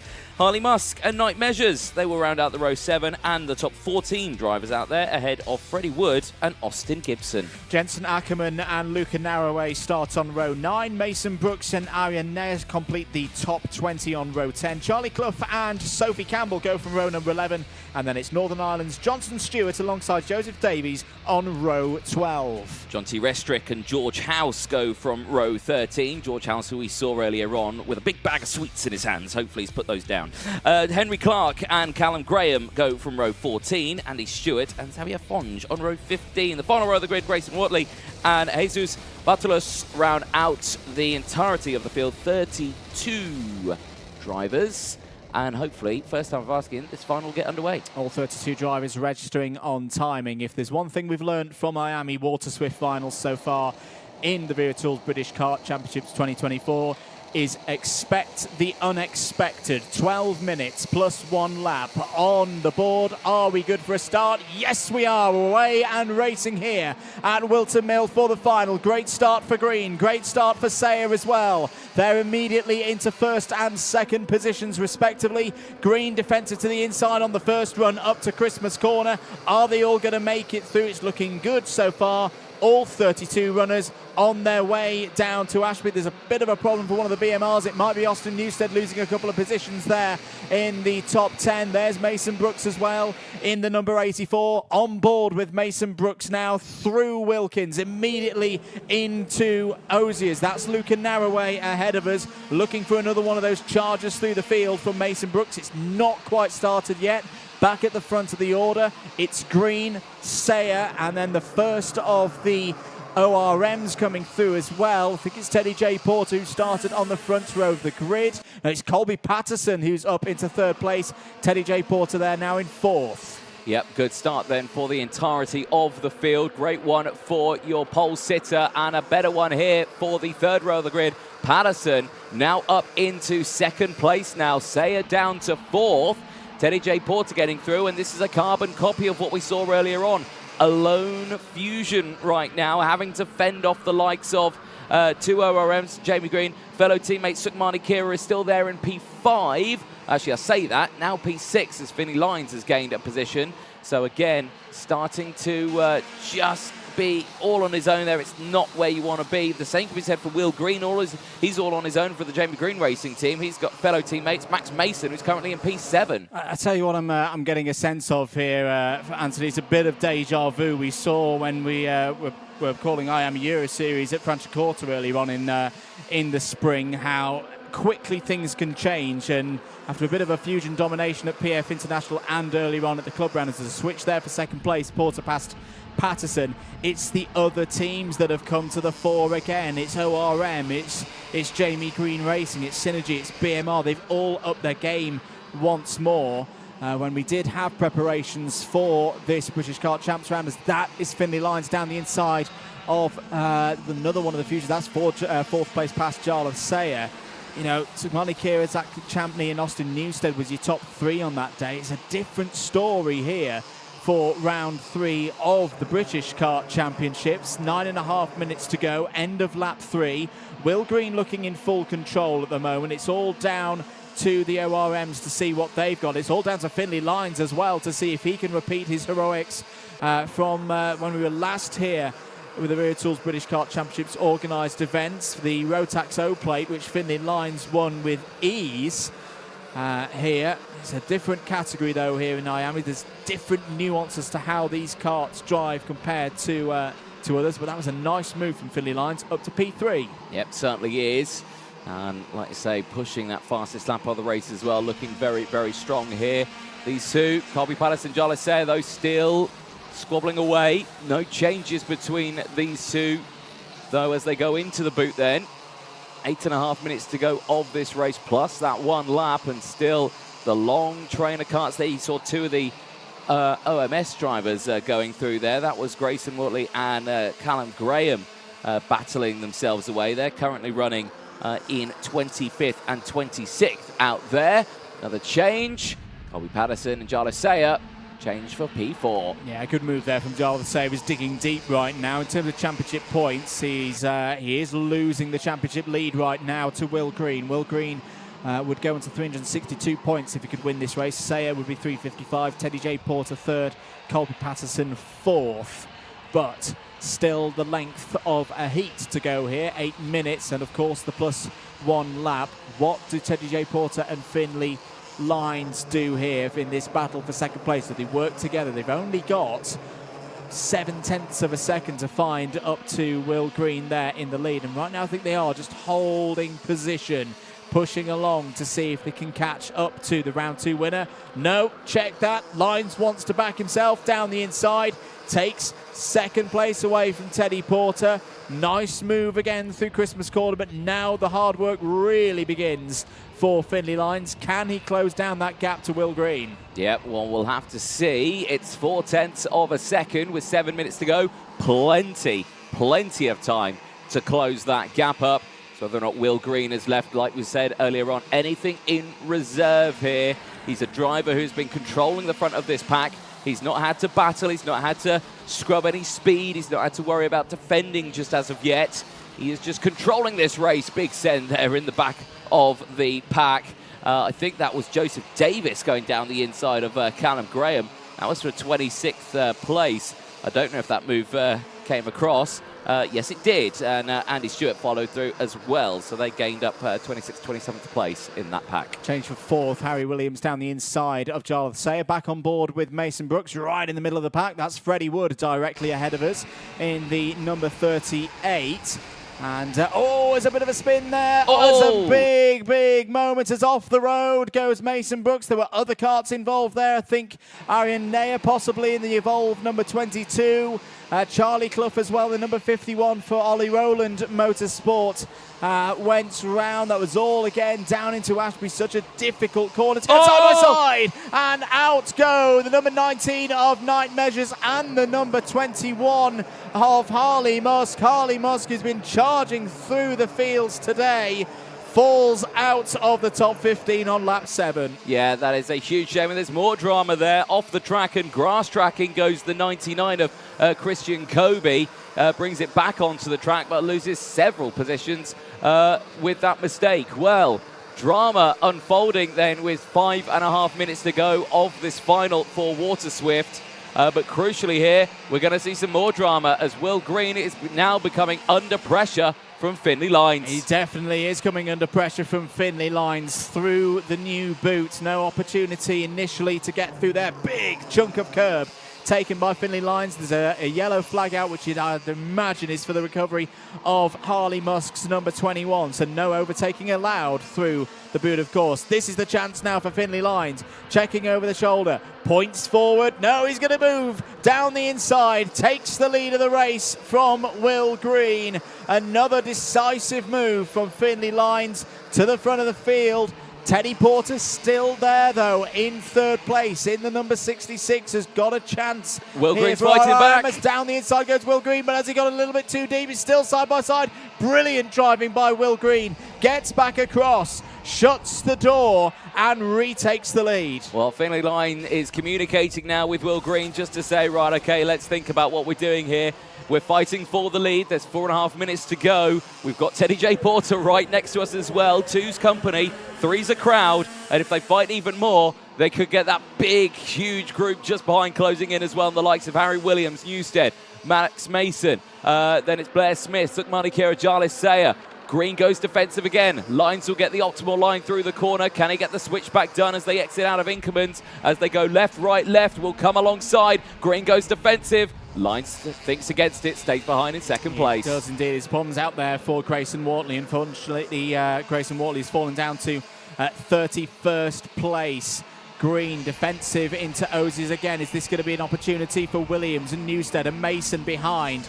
As to once again, they're fighting here. This is going to be an opportunity to grow this pack. Keep an eye out for Williams and Newstead. They need to keep things calm over the next lap or so, and they can close that 2-second gap down. 3.5 minutes to go. End of lap 10. Will Green leads from Finley Lines. Teddy Porter there in third. The gap is 2.5 back to Harry Williams, Austin Newstead, Max Mason, Bless Smith coming through as well. A gain of 5 so far for the Scottish driver. Plus 5-second penalty on our board for night measures. That was down at the boots a few laps ago. Got to give it to Will Green. We've seen him in great form over the last few weeks, both in the UK and in Europe. He's working really, really hard right now, but his kart positioning out there on circuit is absolutely spot on. There hasn't been an opportunity yet for Finley Lines to safely dive down the inside or go around the outside. He's making his IAME Water Swift the widest thing in Whilton Mill right now, and he's still holding on to this lead. He's still holding on, and the battle behind as well is not closing in. Newstead leads it, but the gap is still 2.5 seconds. He's not been able to find the pace here, despite the fact that these drivers are going defensive. Here we go, Teddy J. Porter to the inside. Finley Lines will have to defend here, and he has dropped down to third. So Teddy J. Porter now back up into second place.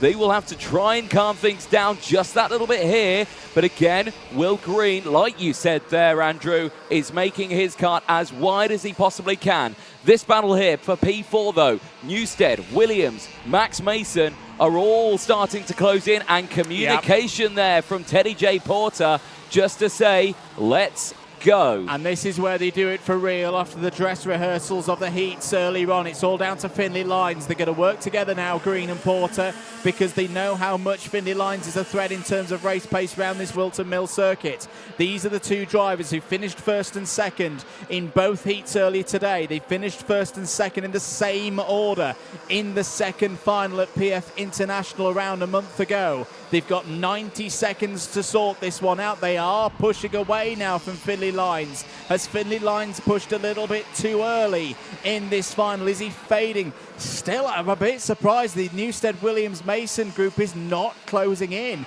They're not making that much of an impression. It's hundredths when they need tenths to close into this fight, but we've still got a good couple of laps to go. 60 seconds on the clock. A lap for these drivers is around 51 seconds. So there's going to be 3 more of this. There's going to be 3 more laps as back comes Finley Lines. Yeah, he's trying to fight his way back up to these drivers. The gap had opened up quite considerably. He's got the toe, he's got the slipstream. Is he going to go immediately for the move? No. Stays behind. Thinks against going for that battle move straight away. Might have an opportunity here, though, down into Ashby. Does go for it. Teddy J. Porter not going to defend it. Stays there now in third place, as now Finley Lyons tries to close that gap back up. Again, Newstead still there, 2.4 seconds. I don't know what's happened. There's yellow flags out there in the background. There's one kart stationary on the exit, so one driver out of this final. We'll try and find out who that is, but with 10 seconds left on the board, are we getting one more or are we getting two more? Oh, it's the number 24 out of the race. That is a huge, huge shame. That's Colby Patterson. Colby Patterson, who started this one on the third row of the grid, is out. The last lap board did not come out. It is still one more lap to go, plus that last lap. So there is plenty of time for this battle to unfold. Yeah, it's a real disappointment for Colby Patterson. Starts the day fourth in the championship points. Is going to slip down overnight, but at least has another opportunity tomorrow, of course, for round number 4, which you can watch here on the Karting UK and Alpha Live platform of channels. There's still plenty to be decided, though, in this IAME Water Swift final. Will Green has led this one for the vast majority of these 15 laps so far. He's done so brilliantly, but the job is not done. Finley Lyons, the Minimax O-Plate winner the last time he raced here at Whilton Mill in a Wera Tools British Kart Championships event, has got one more lap to try and find a way past Will Green and take his first IAME Water Swift category victory of the year at this level. Teddy J. Porter is still there also. No move up into Christmas corner from Lyons or Porter. They're safe from Newstead, Williams and Mason behind. They're still having a great scrap for fourth place. There's another opportunity gone. Will Green, has this been a defensive masterclass that's going to put him to the top of the championship tonight at the end of round number 3? There's still opportunities. It's still not done. Finley Lyons has got to find a way through in the new boot. Oh! And he's gone down the inside. He's made a way through. He's done it. Through goes Finley Lyons. Through goes Teddy J. Porter. Has Finley Lyons stolen it at the end? He has. And he wins at Whilton Mill again. Second for Teddy J. Porter. Third for Will Green. He will still take the lead in the championship, but Finley Lyons takes his first final victory in IAME Water Swift for 2024. What a race, and once again it's a winner from further down the field. He started on the 5th row of the grid. Yep, superb start then for Finley Lyons, exactly what he wanted. Can he repeat it all tomorrow as well? Teddy J. Porter following through there. Really great drive from him as well for Oliver Rowland Motorsport, finishing in second place. Will Green, despite his best efforts, third place, but he remains the current championship leader, but only by a handful of points now ahead of Jarlis Sayer. Yeah, went into this race tied on points with Jarlis Sayer, but you know, if you'd offered him at the start of the day, he was 5 points behind Sayer. He's now 5 points ahead. It's a good day. Could have been better, of course. It could have been the race victory, but still comes away with a big haul of points. But there's your race winner, Finley Lyons. Well, it wasn't easy. It wasn't easy at all, but not for the first time this year. Finley Lyons takes victory in the final of the Wera Tools British Kart Championships. Back here at Whilton Mill. It's a circuit he loves, of course.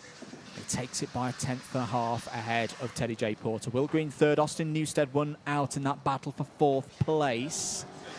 Fifth for Max Mason, a gain of 3. Harry Williams in some good points there for 6th place. Blair Smith up 5 to 7th. And top 10 completed by Jarlis Sayer, Luca Narroway and George Clark.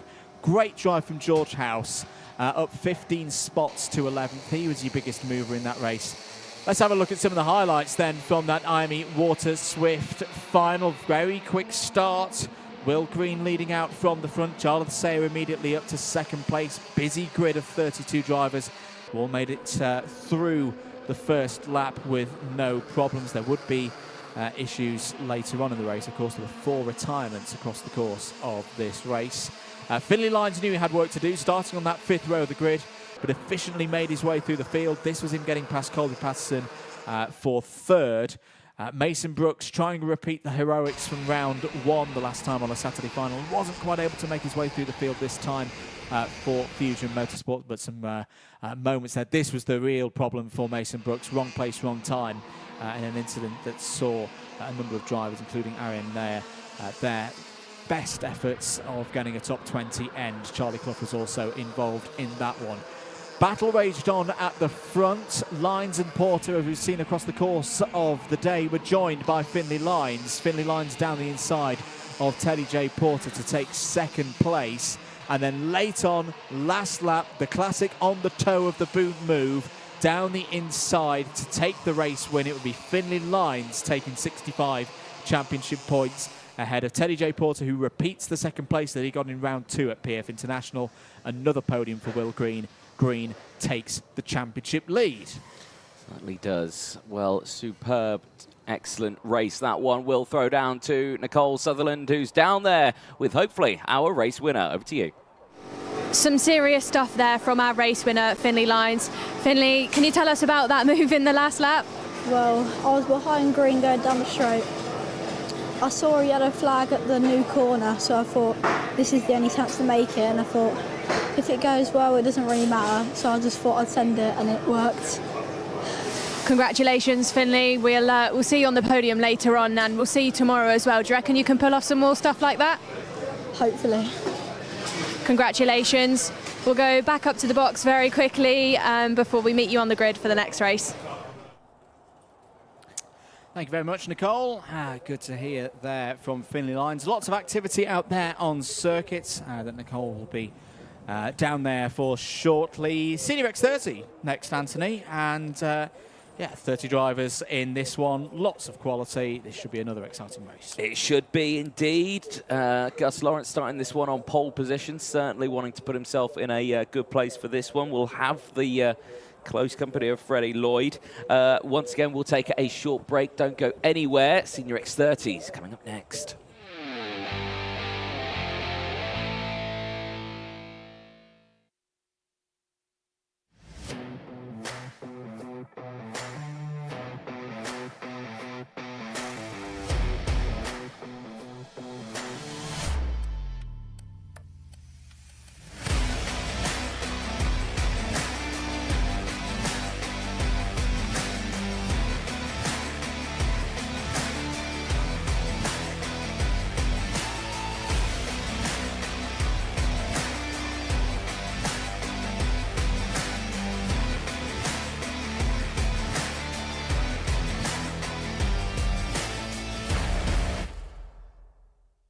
Back over on the grid then, ahead of our senior X30 final, trying not to get run over by a load of trolleys. Just going to catch up with Finn McLaughlin, who is starting a little bit further back than probably we would typically see him.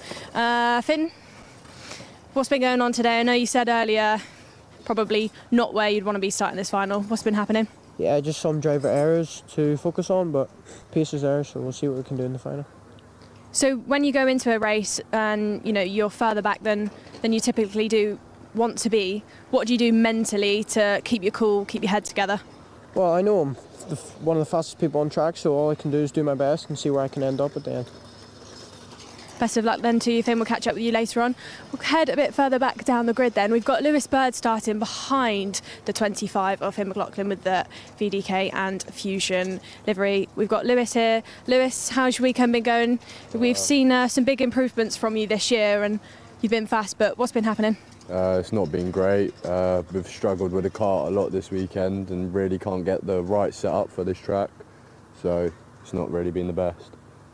So when you say like the setup's been wrong, has it been from a driver perspective like too challenging to drive, got too much grip, too little? What do you mean? It's just not really balanced enough. Like the front is a bit too pointy and then the rear just slides too much, so can't really do much about it. Just see what we can get from this race, really.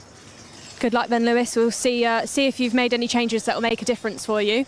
We'll keep heading down the grid then if we can. Speak to Archie Tillett. Archie has returned to this championship. He's not a stranger to the British Kart Championships, but disappeared for a few years. Archie, what's it like to be back in the British Kart Championships? It's okay. Just come back for a bit of fun now and again, I guess. And, you've had a few years off. Has that made anything challenging, or are you back where you probably left off? Oh, I don't think I ever left off in a good place, but I don't know. Yeah, I don't know. average, normal stuff, I guess. I don't know. Great to hear from you then, Archie. We'll head back over to Andrew and Anthony. I was going to talk. Oh my God, I've forgotten how to speak. And to DJ to introduce the Senior Rotax final. Thank you very much, Nicole. As I say, a very high-quality field here, Anthony, as we come to expect. It's a senior category. 12 minutes plus 1 lap will be the order of the day for them. And yeah, it's, you know, Gus Lawrence on pole position. He very much seems to be back on form after a bit of a difficult time at PF. Yeah, definitely. You know, this is what we like to see from Gus Lawrence, doing exactly what he needs to do.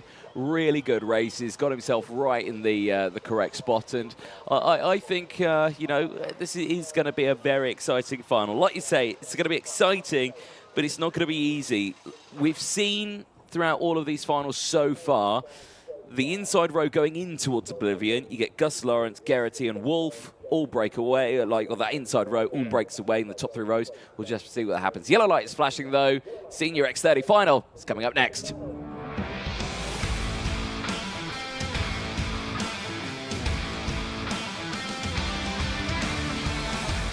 Let's take you through the grid for 30 runners for the Senior X30 final. Gus Lawrence on pole position. Freddie Lloyd, championship leader, alongside on the front row. Cian Geraghty and Henry Gregory start on row 2. Noah Wolf and Fred Green go from the 3rd row of the grid. On row 4, it's Aaron Brown and Rylan Ekberg. Joseph Smith and Oliver Stilp round out the top 10 on row 5. Harvey Roth, who's his birthday tomorrow, so we'll sing happy birthday to him tonight, starts on row number 6. Hayden Eldridge starting alongside.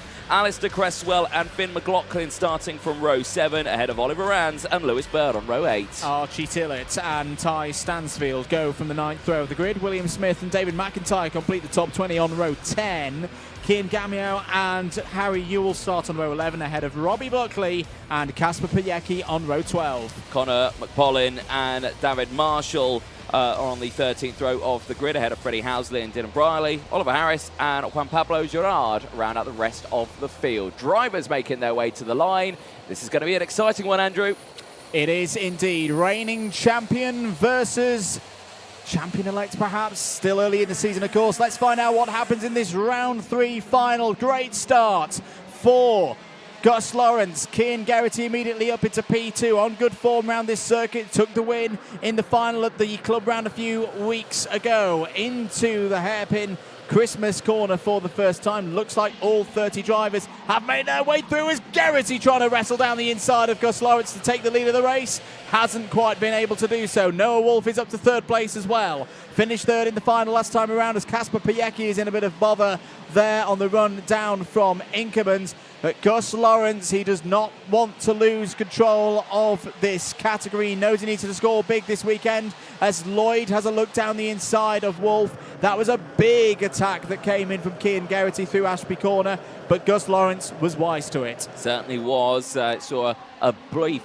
glimpse there of the field going through. Tillett making good places as well on the end of that opening lap. Who's made the biggest move? We'll come back to that later, as Geraghty gets a 2nd attempt for the race lead, but this time it works in his favour and he moves up into P1. Really good stuff from Cian Geraghty. There's a lot of dust being kicked up there. I think Finn McLaughlin was out wide on the exit of Inkermans on driver's left. What has Cian Geraghty got right now? Can he pull away from the rest of the field? Can he pull away from Lawrence and Wolf? These are all drivers. Oh, down the inside goes Noah Wolf. That was a big one. Takes 2nd place. Had a bit of a tough week out in Europe last week, but has bounced back here, back in the UK, back in the British Kart Championships.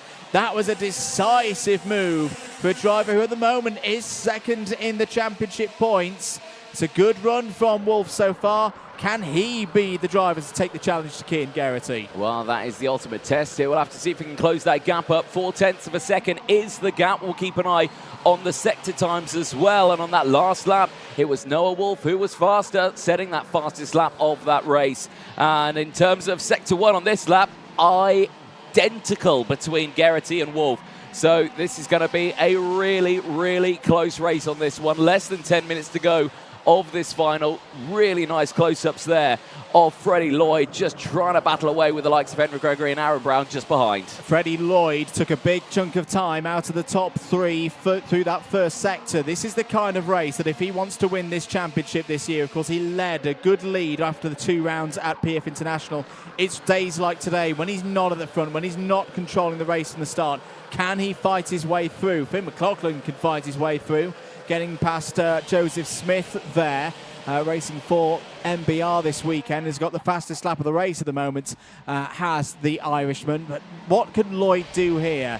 Can he find a way in the next 9 minutes past Gus Lawrence, past Noah Wolf, past Cian Geraghty to get back to the front? He's looking very good in the regions of the circuit where you'd expect those overtakes to come through Sector 1. But has he compromised on the balance on the setup? Because he's not particularly strong through sector number 2. No, he certainly is. Well, we'll keep an eye on these because it's all changing. It's closing in just that little bit more now. Look at this. No one is in a safe spot here. Geraghty's in danger. Wolf's in danger. Lawrence is in danger. Lloyd, I'd say, is in danger, but the first attack's going to come from Gus Lawrence down the inside of Ashby Hairpin, and he gets it done on Noah Wolf. Wolf now down into 3rd. We'll have to retaliate here. It's close in the championship points at the moment, but Lloyd still leads it by about 20 points. He does indeed, and is now going for an attack on his nearest rival. Oh, Loose the rear bumper. Loose rear bumper for Noah Wolf. That is going to be a major problem. That's going to be him out of this race, surely. Look at this dragging on the floor. That's going to get spotted by race control. That's going to be a technical flag and an end of the final for Noah Wolf. Well, that is huge drama. And again, it's such a simple thing. But if it goes, it goes. And we'll have to see what happens because it's still attached on one side. But it's going to be a tense moment here. It's still a tense moment for Lawrence and Geraghty. They have broken away. Lloyd is now up into 3rd place. This seriously helps out his championship fight now. Big send for Lawrence down on the inside of Osiers. A big send indeed, and he made it work. He's taken the lead away from Cian Geraghty. Fred Green's coming into this one as well. There it is. Technical flag. Kart number 45. Noah Wolf is out of this race. And that's another driver out of the race. It's I think one of the PSRs. I think it's Freddie Housley, who also joins his teammate Juan Pablo Gerard on the sidelines in this one. Fred Green, 4th place at the moment, had a terrible time in the finals at PF International. 31st and 29th were his classifications, but he was 2nd here a few weeks ago in the club meeting ahead of this round of the Wera Tools British Kart Championships. He's continued that form. He's found a way past Henry Gregory. Henry Gregory, who knows this place very well, of course, was Junior X30 champion here back in 2022 for Whilton Mill Kart Club. Has been showing that form, that experience so far this weekend. Geraghty gets very sideways over the entry curb into the boot. 6.5 minutes to go. Gus Lawrence leads. There, just a bit of an update on timing. Ahead of Cian Geraghty by under half a second. There, out of the race is Noah Wolf. A real shame for Noah Wolf, who deserved a lot more than a retirement on lap 7 here today. Yeah, it always brings up the question how many times we do see those rear bumpers fall off. Obviously, they're attached by a bolt. And, you know, I've always thought to myself, why don't people put a backup on there? You know, put a cable tie around it to just secure it as well. And if anything goes, if the bolt goes, a cable tie can hold on to it, and then it stays there. I don't know if there's against a regulation or anything, but, you know, I wouldn't see anything wrong with doing that, just to make sure it stays there. Yeah, real shame for Noah Wolf to be out of this one. 5 minutes and 40 seconds to come. Freddie Lloyd's attacking once again has just set the fastest lap of the final so far, 45.98, but has got to find a way past another driver who knows this circuit well. Cian Geraghty has raced time and time again.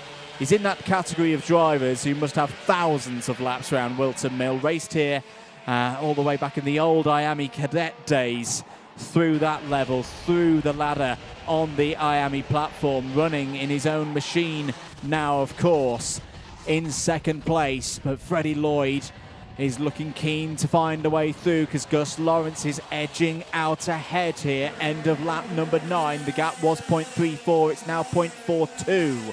Fred Green is still there in 4th place. As out is Ty Stansfield from the running. Problems there on the number 22. And that is a shame for Ty Stansfield. Yeah, started on the 9th row of the grid in P18. Now all the way down the back of the field. Big shame there for Stansfield. Lloyd, though, fastest lap of the race, is closing in. Cian Geraghty is in his crosshairs. How much longer? Will he get that move done sooner rather than later? Less than 5 minutes to go. Lawrence is still there. There's the move. Straight down the inside. No time wasted whatsoever. Geraghty didn't fight it. He knows that Lloyd is going faster. Could probably stick with him now and try and latch onto the back of Gus Lawrence ahead. Yeah, it's a tactical move. Let's see if it works. That means that Fred Lloyd extends his lead a little bit. On the live points, 376 for Freddie Lloyd from a possible 390 if the result was to stay this way. Gus Lawrence would be up to second place in the championship on 347, so he'll be shooting up the table tonight, having started the day in 8th place. Cian Geraghty will be up to third. Aaron Brown would be holding there in 4th place ahead of Stilp, Gregory, Bird and Wolf. It would all be regulars coming up to the front, because of course there were a couple of international runners in the points the last time out at PF International. But there is Freddie Lloyd. If he wants to win this championship, he's got to beat Gus Lawrence on days like today, because Gus Lawrence has been back in form. This is the kind of performances that we've seen from Gus Lawrence on his way to the 2023 Senior X30 title, to the 2022 Senior X30 title. Freddie Lloyd wants to be 2024 champion. It's still in the first half of this season, of course, as Ty Stansfield obeys the blue flag there, just pulls off to driver's left. But this almost could be one of those turning of the tide moments, that handing of the mantle. What has Freddie Lloyd got here in probably his biggest test so far in 2024? Can he find a way past the reigning champ? Well, that's the ultimate question here. We saw how robust the overtake was a lap ago on Cian Geraghty to get up into this position here, P2. Lawrence running a little wide there on the exit of that final corner. But again, I think Lloyd, I think it could be this lap, you know. I think it could be this lap. He's got a good run on him here up in towards Christmas corner, and it is going to be this lap. Big send for Freddie Lloyd as he takes the lead of this final. That was on the edge stuff from Freddie Lloyd, but he made it work. He takes the lead on lap number 13. This is a big one now. He's got to push. He's got to assert himself ahead of Lawrence, ahead of Geraghty. Fred Green is still pushing along there as well. He's only a second behind. He's putting in some good laps at the moment. Defensive to the inside goes Freddie Lloyd. There's still a long way to go in this one. 2 minutes on the clock. Can Freddie Lloyd, well, he's passed the first test. He's going to get a second one very soon. Can he keep Gus Lawrence behind here for a good few more laps around this 1,200-metre circuit? Up the hill once again. This is where Lloyd's been strong, through sector number 1, but he's not got that slipstream to help him anymore. He's now got to make his kart as wide as possible. Green is approaching all the while there in 4th place. It's going to be a 4-kart scrap for the lead here with 90 seconds to go. This could play in the hands of the likes of the drivers behind as well. Henry Gregory's not that far off this battle as well. He's only a couple of seconds behind. He could close in. There he is all on his own as well on the Vismo kart. So again, it's all playing into the hands here of the drivers behind, but Lloyd really having to think about every single move he does, where to go defensive, where to hold it on the brakes, where to hit the power. It is an absolute game of chess here at about 70 to 80 kilometers an hour here as they make their way through it, even more actually as they make their way up to Christmas corner. But absolute superb racing from all of them. Gus Lawrence is yet to find a way past, but now he does. Down in towards Ashby, he's back in the lead. Not so penalty. Oh, it's on the inside, and very close there. Lloyd's off. Lloyd off, and Wilkins' corner is out of this race. Well, he'd got a warning flag. It's even worse now, and that's pressure. That's what pressure could do, because Lawrence had made the move. He went straight for the attack, the counter-attack, and it didn't work. Lawrence is still there in 3rd, but Cian Geraghty now with 2 laps to go. Can he repeat the victory that he had in the club round here a few weeks ago? The difference this time, this is a British Kart Championships round win at stake. It's a move up into 2nd place in the championship at stake. He's not going to have it easy, because Fred Green, Gus Lawrence, they're right there to pick up the pieces of any mistakes. They certainly are. Fred Green is looking really, really quick here, though. He has got that toe. He's got the push from Lawrence. Lawrence yet to go for the attack. He's smart driver here, as off the track there is the number 37. That is a retirement there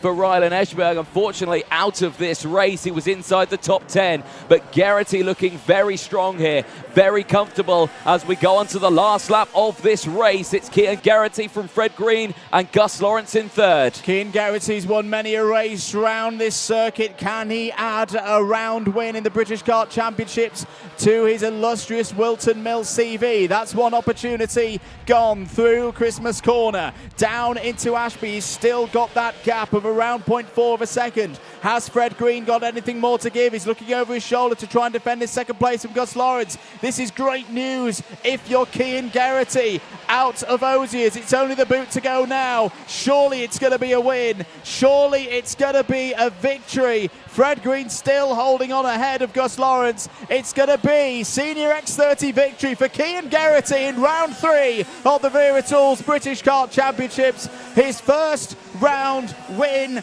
of the season. He follows up the second place he had at round 2 with a brilliant win where he kept his cool, kept his calm, and takes it by a second. Fred Green did hold on for second place by 0.02 of a second ahead of Gus Lawrence. Henry Gregory scores well there in fourth, and Finn McLaughlin with a great second half of the race, up 9 spots to fifth.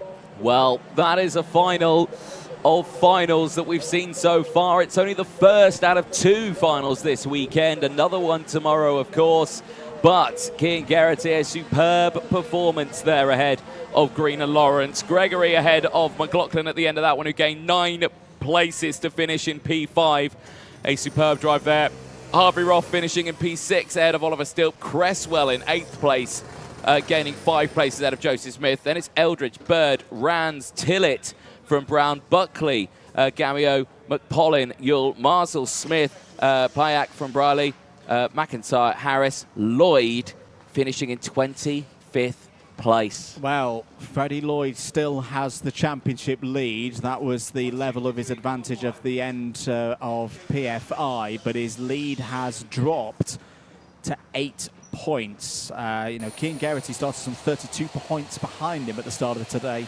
That just shows the inroads that have been made. Championship wide open. Let's have a look at some of the highlights from that 17-lap final here at Whilton Mill. Early stages, Lawrence and Garrity off the front of the pack, first and second, but they would be hounded down by the rest.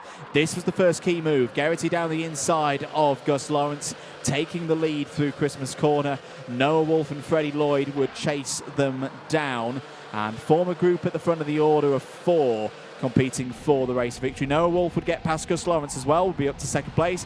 Great response, though, from the reigning champion. Back down the inside of the VAR by Birrell machine, operated by Jade Racing, of course, this weekend. That would be Gus Lawrence back into second place. Unfortunately, we would lose Noah Wolf from that race. A loose rear bumper, a technical flag would take him out of the running. Lawrence's middle phase of the race, very strong indeed. Got back into the lead ahead of Cian Garrity, but it was the threat from behind from the championship leader, Freddie Lloyd. Could he close in? Could he make the moves to take the lead? There was the first of them, through past Cian Garrity for second place. He then set about closing down the race leader, taking on a real test here in the seniors. And the first one he passed brilliantly. Gus Lawrence fought it round the outside, firm but fair racing. Lloyd would be through into the race lead. Gus Lawrence, though, as Gus Lawrence often does, straight back on the attack, back down the inside, retook that position. Lloyd tried to return the favour. There was the flashpoint of the race. The championship leader out of this one and would be classified 25th. That would open the door for Cian Garrity to take what must be a very, very special win here at Whilton Mill. And his first of the season, he joins Finn McLaughlin and Freddie Lloyd on the list of drivers to win a round this season in the Wera Tools British Kart Championships in Senior X30. That's how it happened. Let's hear how it happened from our race winner, who's down in the paddock with Nicole Sutherland. Down here with race winner Cian Garrity. Exciting race there. Cian, can you tell us about how you got into the lead? So we dropped back to third after leading at the start. We started coming back strong again, catching the 2 leaders. They were scrapping, and then in the end it was always going to be that they'd trip over each other if it carried on like it did, and then in the end they both touched wheels and that was it. I managed to get through to the lead and then just kind of get away at the end, manage the gap, and they couldn't really get back to me with just 2 laps left. Great, and you reckon you can carry through your momentum into tomorrow? Yeah, I don't see why not. We've got quicker and quicker as the day's gone on, so if we take that into tomorrow, should be on for a good day. Congratulations, Cian. We'll see you tomorrow probably. We'll just go back up into the box and then I'll meet you guys on the grid for the next race.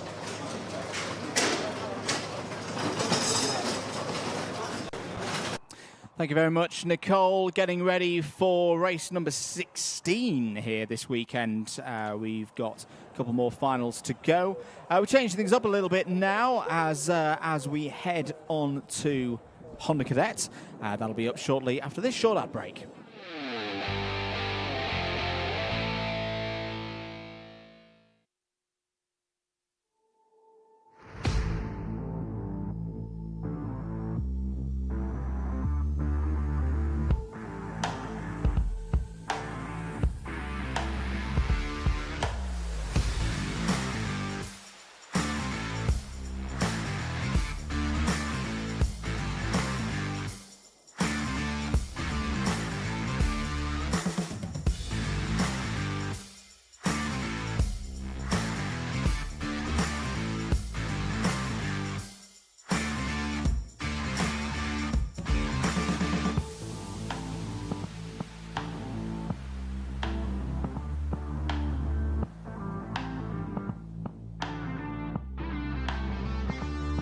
We're over on the front row with Ed Spain, who will be definitely going into this race with a lot of momentum, a lot of strength.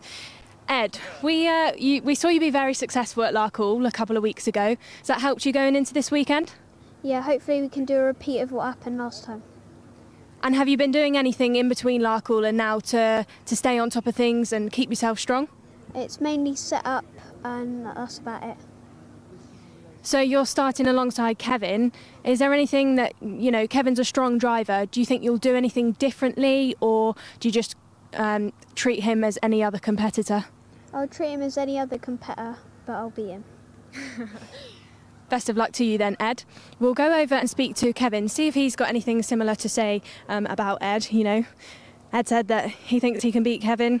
Kevin, how's your weekend been going so far? How do you feel about this race? I mean, there's lots of ups and downs, but I'm not trying to be nervous. I'm trying to cool down because there's 2 races, so I'm just trying to cool.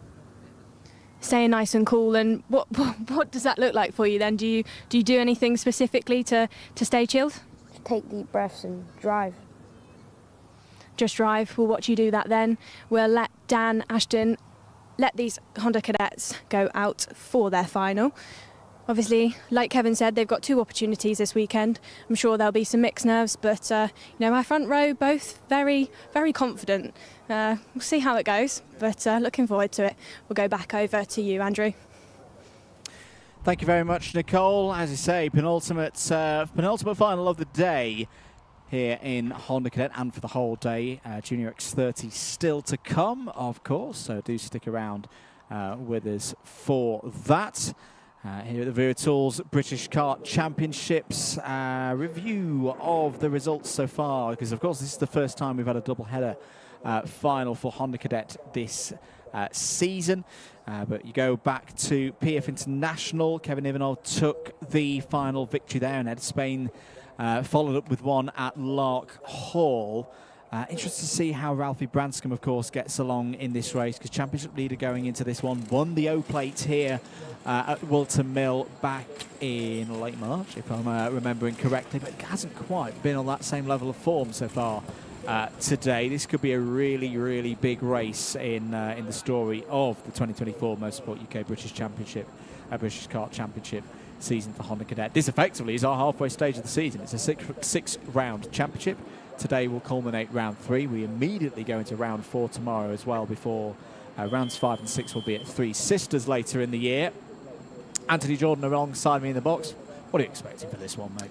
I'm expecting that we're going to start in 1 minute and we're going to clear the grid. Excellent. That's only because Dan Ashton had the big signs in his hand that I got away with that one. And I think it's going to be about 30 seconds to go in this one. Yeah, there we go, modelling it nicely there in his nice orange shoes.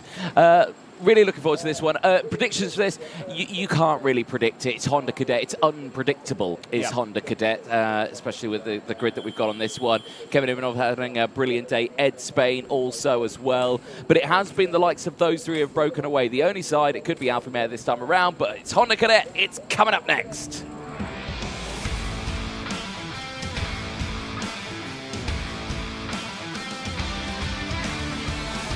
Honda Cadet final, let's whistle through your grid. Kevin Ivanov and Ed Spain on the front row of the grid. Archie Loveridge and Margaris Kvekis start on row 2. Alfie Mayer and reigning champion Ryan White start on row 3 ahead of Archie Cannon and Elliot Bork on row 4. Ralphie Branscombe and Luca Batev on row 5. Then it's Ricky McIntosh ahead of Shane Hilton on row 6. Riley Blakemore and Harry Grant round out row 7. Esme Rosie and Hayden Prakesh rounding out the entire grid on the 8th row of the grid. Drivers on their formation lap then. It, of course, will be a standing start and 12 minutes plus 1 lap for the drivers here today. For their first final of the weekend, straight into the final off the back of the heat. No pre-final for Honda Cadet here today, as we've seen in the 2 previous rounds of the year at Lark Hall a few weeks ago, and of course at PF International for event 1 earlier on in the season.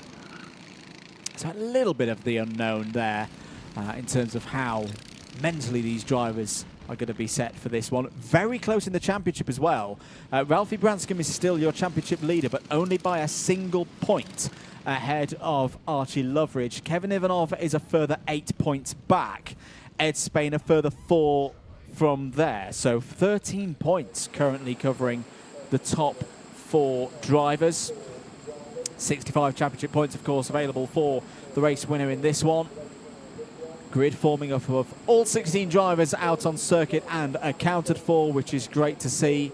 Kevin Ivanov on pole position alongside Ed Spain. Ed Spain's had some great starts from second on the grid so far today.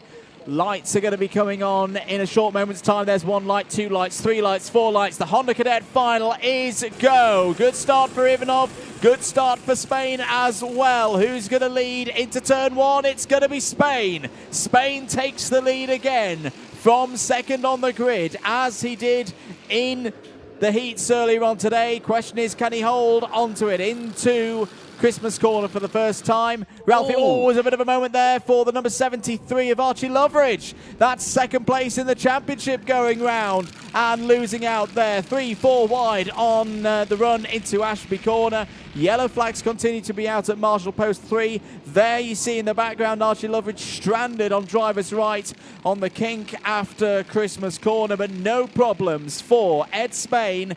The winner from Lark Hall leads again here at Whilton Mill. And it's a carbon copy in the top 3 of what we saw in the qualifying heats. Once again, Kevin Ivanov, Marius Kovic there as well as Ed Spain. So that all 3 of them are in that spot there. There is the recovering driver from the back of it, Archie Loveridge, who's amazingly got back in his wagon and has started rolling again. He's still on the lead lap, but I suspect we might see some blue flags very early on in this race. This time around, though, they've got a 4th driver who's joined them. Alfie Mayer has not dropped off the back of these top 3. No, Alfie Mayer just building in confidence all the time. Good starts as well out there for Riley Blakemore and for Harry Grant. They've both gained 4 positions. They both started on the 7th row of the grid. So great work there from Riley Blakemore, racing for Ambition Motorsport. Harry Grant, a privateer, runs that number 45 kart effort with his dad, who started the season in one of the little features that we've done with Alpha Live earlier on in the year. Harry Grant described his dad as the worst mechanic in the whole paddock. I'm sure that's absolutely not true, because his dad's done some great work on that kart, and it's currently running there in 11th place. Nice. But it was like, thanks, son. In a loving way. Thanks, son. There we go. That was the first breath of a move there from Alfie Mayer. Just looking down the inside of Kvekis then. Not able to get it done once again. Down in towards Ashby. This time he can get it done. And that's Alfie Mayer utilising that fastest lap of the race. Communicates straight away, saying, right, I've got past, thank you, let's close up. Good communications there. The race getting into its rhythm now. Interested to see if that second group can make any impressions. Ryan White, Archie Cannon, Ralphie Branscombe, Luca Bataev having a great first final in what is his, I say, debut in the Wera Tools British Kart Championships. Has raced up through the karting pathway, stepped here into Honda Cadet, a similar manoeuvre than our driver currently in this top four, Margaret Kvekis. Other changes on that last lap. Ricky McIntosh has got through past Shea Hilton. As here's a move for second place. Alfie Mayer through past Kevin Ivanov. Great stuff there. Now, Alfie Mayer at the moment not a championship contender really, because this is his first run of the year in Honda Cadet. We have seen him in other categories at a cadet level in the Wera Tools British Kart Championships, and we have seen him, of course, with Zip Factory Team. So he knows the team, he knows the circuit, and this is a great show from him now in terms of at least 2024. A new power formula, and he's rising to the task, and he's now going for the lead against Ed Spain. Ed Spain wise driving there, just kept enough room open there for Mayer to get through the corner. Here comes the Margaret Kvekis down the inside of Kevin Ivanov for third place, but Ivanov will have the switchback advantage for the next corner. Kevin Ivanov gesturing there to Margaret Kvekis to say, no, come on, we need to work together to get up to these front two, which has just changed. Alfie Mayer through into the lead. Where has this pace come from Alfie Mayer? We didn't really see him in the qualifying heats today, but then all of a sudden in this final, he has just come alive in this one. Earl from Zip must be doing something well here, because he's really doing a good job with these karts. He's got 2 Zips up in the top 4. Absolutely. I have seen this before in other scenarios with Alfie Mayer. I think there's a confidence thing there, that when Alfie's in the zone, he really can rocket up the order, and this is another show here that's been working hard, and it's all coming together right now for this final. That second group is closing in though. Cannon, White and Branscombe. Well, Ralphie Branscombe will know from the final of the O-Plate here a couple of months ago that don't give in. Do not give in with 7 minutes and 10 seconds to go, because you never know what's going to happen between now and the checkered flag coming out. Remember the drama in that one. Race leader receiving a +5 second penalty with 2 laps to go. It meant the battle for second on the road suddenly became for the O-Plate, and it was Ralphie Branscombe who knew the situation inside and out and knew that he was fighting for the O-Plate in that fight for second place, pounced at the right time, and took the title of Open Champion for the next 12 months here in Honda Cadet. 6.5 minutes remaining in this one. Alfie Mayer still leading. Spain, Ivanov and Kvekis all quite even pace. Let's check them through this time around. Yeah, all in the 53.9s, but it's that group behind, Cannon, White and Branscombe. They're in the 53.8s. Yep, they certainly are. Big check over the shoulder again. Ed Spain's communicating there with Alfie Mayer, just saying, no, stop doing these little defensive moves here. Stop checking behind you. Just keep going. We've still got 6 minutes left of this race. If you start going defensive all the way throughout this, like you were saying, those drivers behind will close in. You'll have way more company that you feel comfortable with than the likes of having about 8 drivers all fighting for the race lead. Right now, they've still got more than I think they'd like in the shape of 4 of them, but still, they just need to think about breaking away here, not doing those little micro-defensive moves here, because it starts to bring everyone in. Ivanov looking to attack here. Ed Spain not able to find their way through. They're still scrapping in the background there. You can see Luca Bataev just trying to hold on to his position, but Elliot Bork fights his way through as well. Harry Grant's got up into 11th place. Ricky McIntosh down to 12th. But still no change here. Now they're battling in the background there. Branscombe's battling with Ryan White. That's quite unusual. You've still got 5 minutes left to go, and you were closing in on these drivers ahead. Yeah, and now they're dropping off the back. Archie Cannon's on his own right now there in 5th place. I'm not quite sure what's closer right now. The fight in this race or the fight in the championship is side by side once again between Branscombe and White. Right now, Branscombe has a 4-point championship lead over Ivanov. Ivanov has a 1-point lead over Ed Spain. Ed Spain has a 3-point lead over Loveridge, so it's 8 points covering first to fourth right now. Marcus Kavekis is not too far behind as well on another 10 points back from Loveridge. Ed Spain, new fastest lap of the race, 53.71. It's just got to hold there, I'd imagine, with 4.5 minutes to go. Try and just reduce the numbers in this front pack at the moment, Anthony. They're getting there. Kavekis is starting to fade, it would seem. Yeah, just a little bit at this point, but not too much, because not dropping off the back too drastically. It's still there in P4, and I would say quite comfortably. Like you say, he's only 3/10 off the back of it. One move from one of these drivers, and he's straight back into it. Yeah, absolutely, and we saw that from Kavekis in the second heat, that he was able to keep within range. Oh, and there we go. Ivanov down the inside of Ed Spain. They're going to be side by side through the toe of the boot into the new chicane, and Spain holds on, and you're absolutely right. That has brought Kavekis back in, but I think it's also brought Archie Cannon closer as well. 1.2 seconds back now from Kavekis. Well, there you're seeing Ivanik or Kavekis there and Ivanov just throwing their hands up in the air there, going, you know, what are you doing? What are you doing? Well, you instigated the move there, Kevin. You know, he defended it. He wasn't just going to let you by. It's a final with 3 minutes to go. He's going to defend that position. Yes, you are going to lose time. That is the penalty. It was what we always talk about. The risk versus reward. It was high risk, and the reward for that was very low. It was indeed. Just looking further down the order, Riley Blakemore up into the top 10 now in the number 68 through the chicane once again. To complete lap number 10. Alfie Mayer, this is a tremendous race from Alfie Mayer. It's looking calm, looking relaxed. Just ticking these laps on by, knowing that there's a fair amount going on behind him, but not panicking, which is absolutely the correct thing to do right now, not needing to defend into Christmas corner. He's got 2/10 over Ed Spain there. Just to keep looking further down the order as well, Jayan Prakash, in terms of lap time, is continuing to improve. He's running there in 15th place. He's into the 55s, a 55.39, which I reckon that might be Jayan's fastest lap so far today. So young driver, gaining experience all the time, always with a big smile on his face in the paddock. Good to see Jayan Prakash running there in 15th place. 2 minutes and 10 seconds to go. Still no changes yet, as you'd expect in a Honda Cadet race. It's too early, especially with the close proximity of Archie Cannon, Ralphie Branscombe and Ryan White.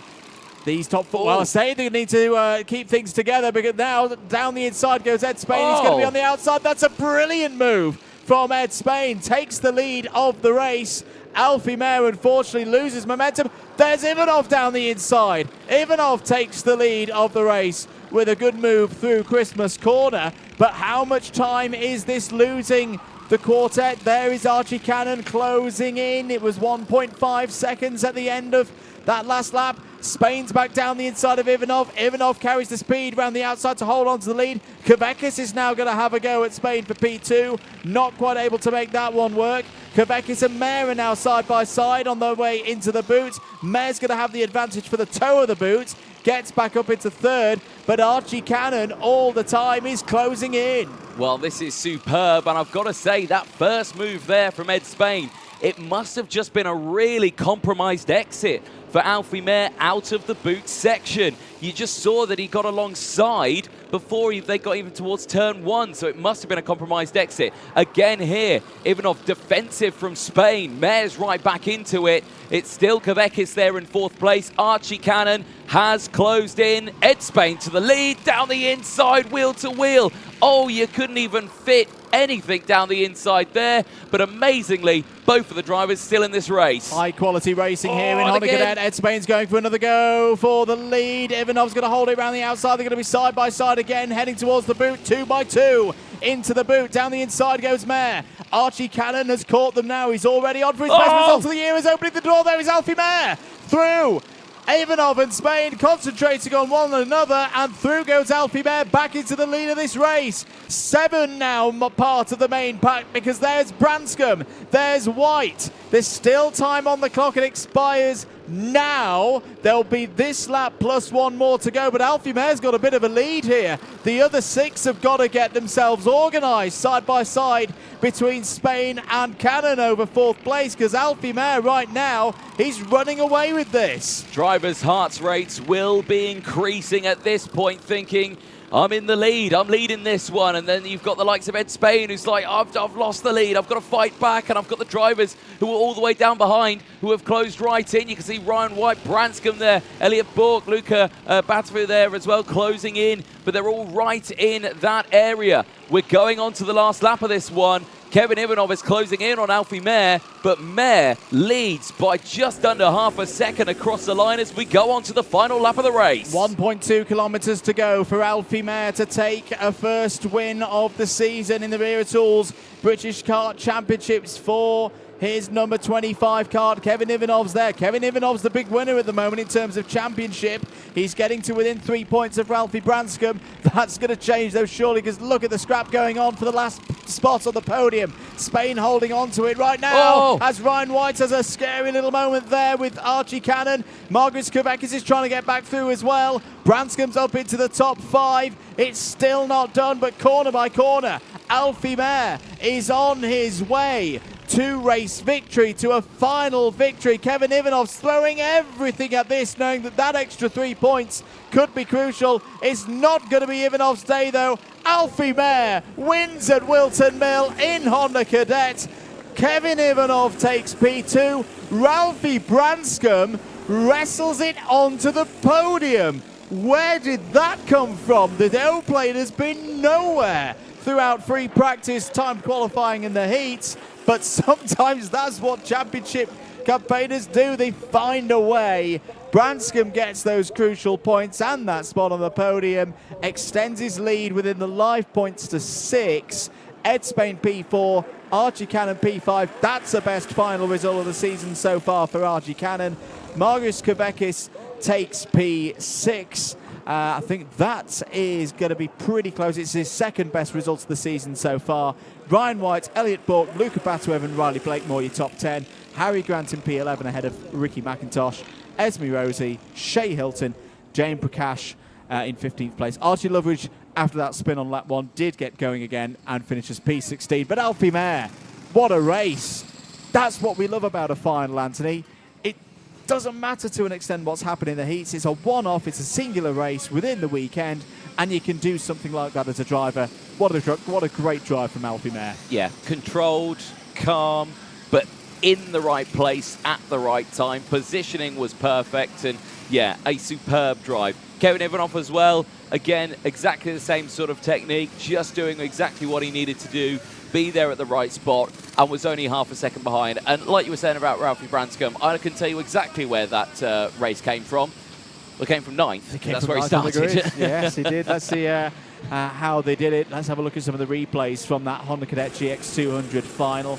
Ed Spain looking for another great run from second place on the grid, challenging Kevin Ivanov for the lead and taking the lead in the early stages of this final. It's Alfie Mare who came through to lead in the middle phase of the race. It was a 4-way scrap, also involving Margaret Kvekis, that went back and forth through the course of those 15 laps. But given the nature of that fighting, others would come into play. This was the move for Ivanov down the inside of Ed Spain for second place. Wasn't quite able to pull that one off. And again, Alfie Mare, so many laps of this race just kept things calm. He was quite happy to be at the front. Not an easy thing to do here at Whilton Mill. This was Ed Spain going down the inside. It wasn't looking good for Alfie Mare at this stage of the race. He in fact lost the lead and second and third place. Back through would come Ivanov and Ed Spain in all of that one, and Margaret Kvekis, of course. Side by side again between Spain and Ivanov. I don't think that's the last time we're going to see that this season in what really is setting up to be a titanic duel in the championship. That was the key moment for Alfie Mare, not panicking, seeing that opportunity whilst Ivanov and Spain fought over the lead through the boot. Mare got down the inside, and then it really all kicked off behind. Mare could control it through to be at the front of a Zip Factory Team 1-2 as well, with Kevin Ivanov there in second place. Ralphie Branscombe would take the opportunity as well. You could see how happy he was with that third place. That wasn't expected ahead of that final, but all of that squabbling presented the championship leader with that opportunity. For now, though, let's head down to Nicole Sutherland, who's in Parc Ferme. We're down in Parc Ferme with race winner Alfie. Alfie, can you tell us about how you got the lead back? The other two ahead, they were going into the boot side by side. They hit each other wide and I just managed to slip through. Some great racing then for you, and do you think you can do the same thing again tomorrow? Hopefully. Great to hear from you then, Alfie. And is there anybody you'd like to thank for your final win?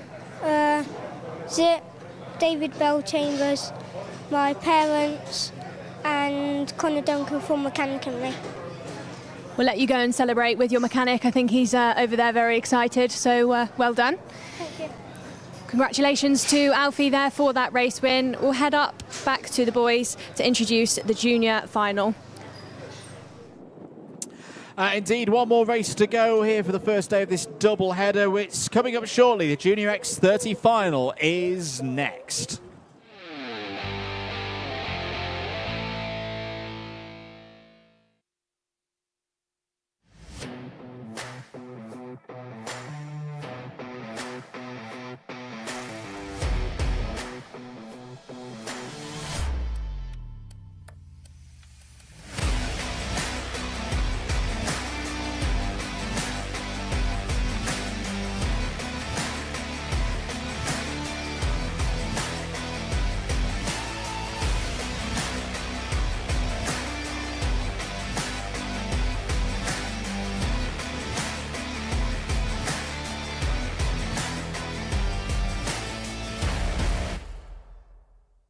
On the grid with our junior X30s then, we'll head up to our front row, who will have Thomas Min-Spearing and Riley Cranham as the wind gets all the hair in my face. Tom, how's your weekend been going so far? Starting from the front row, how have you managed it? I mean, it's been good. We've just been really consistent with our two heats, which helped us to get on pole. So just hoping for another good result to boost us up in the championship. And obviously this year as well, Whilton Mills had the change with the last corner. You've already driven it in the Rotax, but have you been driving it any differently in the X30? Do you manage the power delivery differently, or is it pretty much the same concept? No, it's not much different. We've done quite a few test days here, so we've got to grips with it quite well. Great to hear from you then, Tom. Good luck for the final. We'll also go over to Riley Cranham as he talks to his mechanic over there. We'll just interrupt them if we can. Riley, very good day so far. Riley, how are you feeling ahead of the final? I'm feeling all right. So I just asked a bit of a technical question to Tom about the last corner, but in your opinion, what do you have to do on this track to be fast? You have to keep calm as always, push as hard as you can, and yeah. Like, from my experience as well, it's one of those tracks where, you know, it's quite easy to make a mistake. What do you do to make sure that, you know, driver errors don't happen? Well, you always try to keep calm. That's all you have to do your best. Good luck to you then, Riley. We'll head further down the grid then. We've got Taylor Orridge starting behind Riley. We spoke to Taylor earlier on in the mini Paddock show. Always some great entertainment provided by the Croc driver. We've also got Zach Green in here as well. Zach, obviously, family-run team, siblings and cousins doing really well this weekend. Zach, how have you been getting on? How's things been going? So in my first heat, I came 8th because I oiled up at the start, so we had to change the spark plug, which wasn't ideal. But I managed to drive through from the back to 8th, which was quite good. And then the second heat, I just picked my way through and had the pace to end up coming out on top, which was good. From what we've seen from the juniors so far as well this year, you know, it gets quite scrappy, mid-race. Do you think actually starting a bit further down on the grid is actually not so much of a bad thing? Yeah, I'd say so, because you have the momentum of going forward.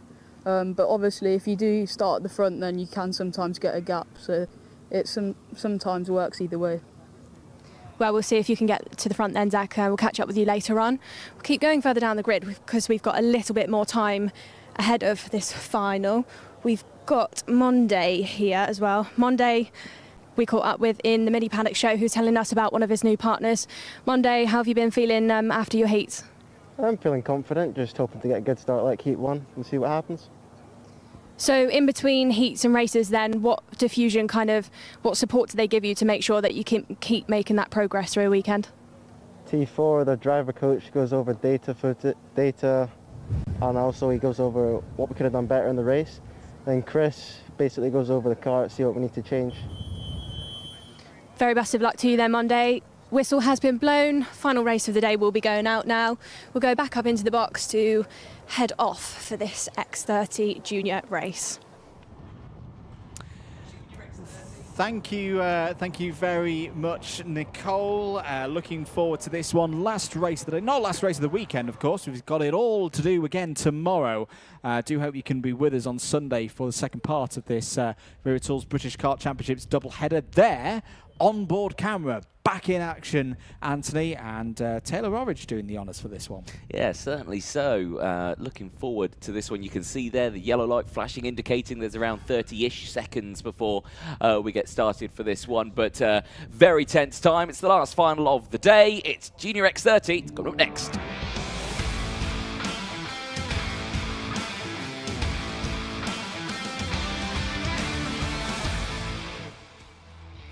Let's go then for the last race of the day. Here's your grid for the final in Junior X30. Thomas Spearing on pole position. Riley Cranham alongside on the front row. Kenzo Craigie and Taylor Orridge on the second row of the grid. Zach Green, one in the club round. Preparing for this one, starts on row 3. He's joined by Harrison Mackie, championship leader. Morgan Moore and Monda Junior Canini start on row 4. Row number 5 is Archie Owen and Evan Purcell, who's had a brilliant run this weekend in the final, actually making it to the final. Cameron Edmonds and George Edgar go from row 6. Then it's Hamish Forrest and Joey Brown on row 7 with Ian Kraling and Mayan Patel on row 8. Lewis Islin and Rocker Lane Shenton start on row 9. Aston Sharp and Jacob Backler have it all to do from row number 10. Alexander De Benedictis and Harrison Whitacombe start on row 11. Row 12 is completed by Jake Brook and Aaron Richardson. Monty Braithwaite and Sky Parker round out row number 13 ahead of Max Yule and Alex Dodds.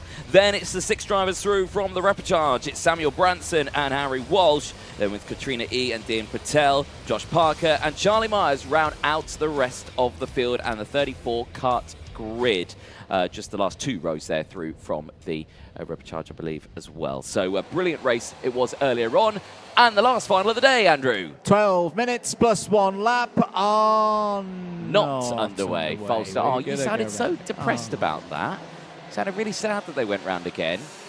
Yeah, but it's fine. Tyres, then. No, exactly. More temperature in the tyres. It's all good. The sun is shining. It's a beautiful... Are we still spring? Are we summer? Oh, we're summer now. Are we summer? Yeah. Mid-June. Early mid-June?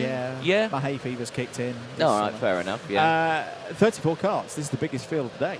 Yeah. Busiest track conditions that we'll have are across today. Is your chevron flag, indicating go round again. I've really been impressed with Thomas Spearing, you know. He seems to have stepped up the performance level so far this weekend in what is a very competitive Argentine Motorsport awning. For reference, 17th and 9th were his final results at PF. So he can definitely smash those results in terms of the best so far. Harrison Mackie, to recap, has taken both finals so far this season. Taylor Orridge, Riley Cranham both took a second place each. Kenzo Craigie of the drivers here this weekend was third. Remember, it's Nicholas Schaufler, the other one, who's not here this weekend. Away we go then. No, we're going to go round again. And do you know what? I think there, George Edgar might have a problem with his power output there, because did you see the gap that had opened up between him and the kart in front, which will have been Evan Purcell? He didn't go anywhere, so maybe there could be some gremlins on board that McBat racing car. Well, we definitely hope not, and hope this second extra formation lap gets a bit of a moment for those. Oh, now that's a bit more of a problem, as Taylor Orridge, no, not Taylor Orridge, it's number 14, Owen. It's Archie Owen facing the wrong way, gets back in control. Now Archie Owen is meant to be starting from the 5th row of the grid. Yeah, that's not gone well at all for Archie Owen, and hopefully he gets back in his position. He'll have a bit of time to do that. You can see him in the background trying to get there. but they will have to be careful because, of course, they'll come to the part of the track where there'll be no more overtaking allowed. But yeah, hopefully, third time's a charm on this one. Hopefully so. Championship situations right now. Mackie 315, Cranham 288, Edgar 279, Craigie 277. Are trailing, competing in the top 5 at the moment on 270. This is looking better into the tram lines. Third time of asking, are we going to go racing? Oh. No, we're not. That is a real mess in the midfield. Couple of drivers off. That initially was looking good, but something happened in the mid-pack there. I don't know whether the mid-pack was just a little bit too eager to get on the gas. And, well, that results in another aborted start. Right, and now that is 3 false starts, so we might have some clipboard action here from our race director, Nigel Edwards. He might stop the field here. Usually they would call it now to stop them, and they've not, so maybe they're going to send them around once more. I suspect we might get some fantastic footage of Dan Ashton doing his best impression of Nigel Edwards as well out on circuit as they head down into the infield section, into the boot.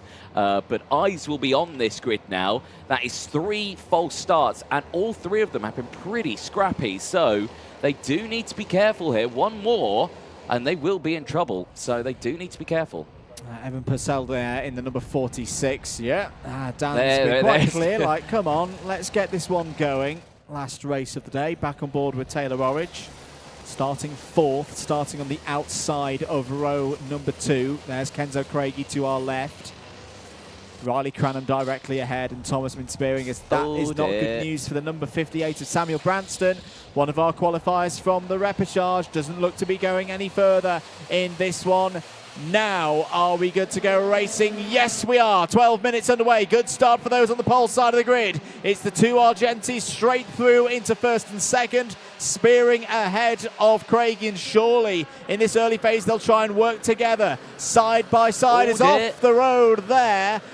Is the number 11. Is that Joey Brown going for a wild one? Yes, it is. It was starting in the middle of the pack. So that's got not good news there. There's Taylor Orridge. Taylor Orridge has had an okay start.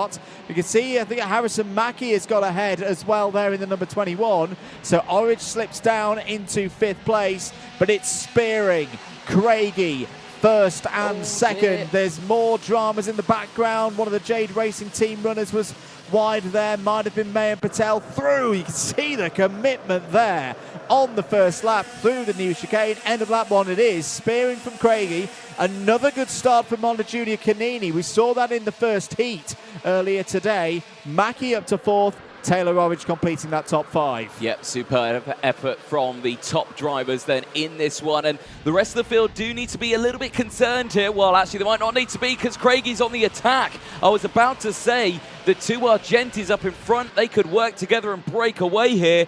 But Craigie is saying, no, I want to lead this final, and moves up into the lead. Monday Junior Canini there has not been able to capitalise on that. He stays behind. He's got Harrison Mackie just behind, and who's just behind him? Live on board, it's Taylor Orridge. I am sure there is no love lost between these 2 drivers from their last race earlier on. Over the curb there was a little opportunity for Taylor Orridge to get down the inside of Harrison Mackie, but a little one only. There's a Kart off in the background on the initial run through the boots. It might be Evan Purcell and Mayan Patel because they're both falling down through the order. Change for 2nd place. Canini down the inside of Thomas Minspearing. Well, the pace that Thomas Minspearing had in the heat seems to be eluding him right now. Zach Green's also on the move down the inside of Harrison Mackie, who's also lost out to Taylor Orridge. So the championship leader is down to 6th place now, but still a long way to go. Craigie leads. Canini P2, Spearing, Orridge, Green and Mackie the top 6, and Riley Cranham not too far behind as well.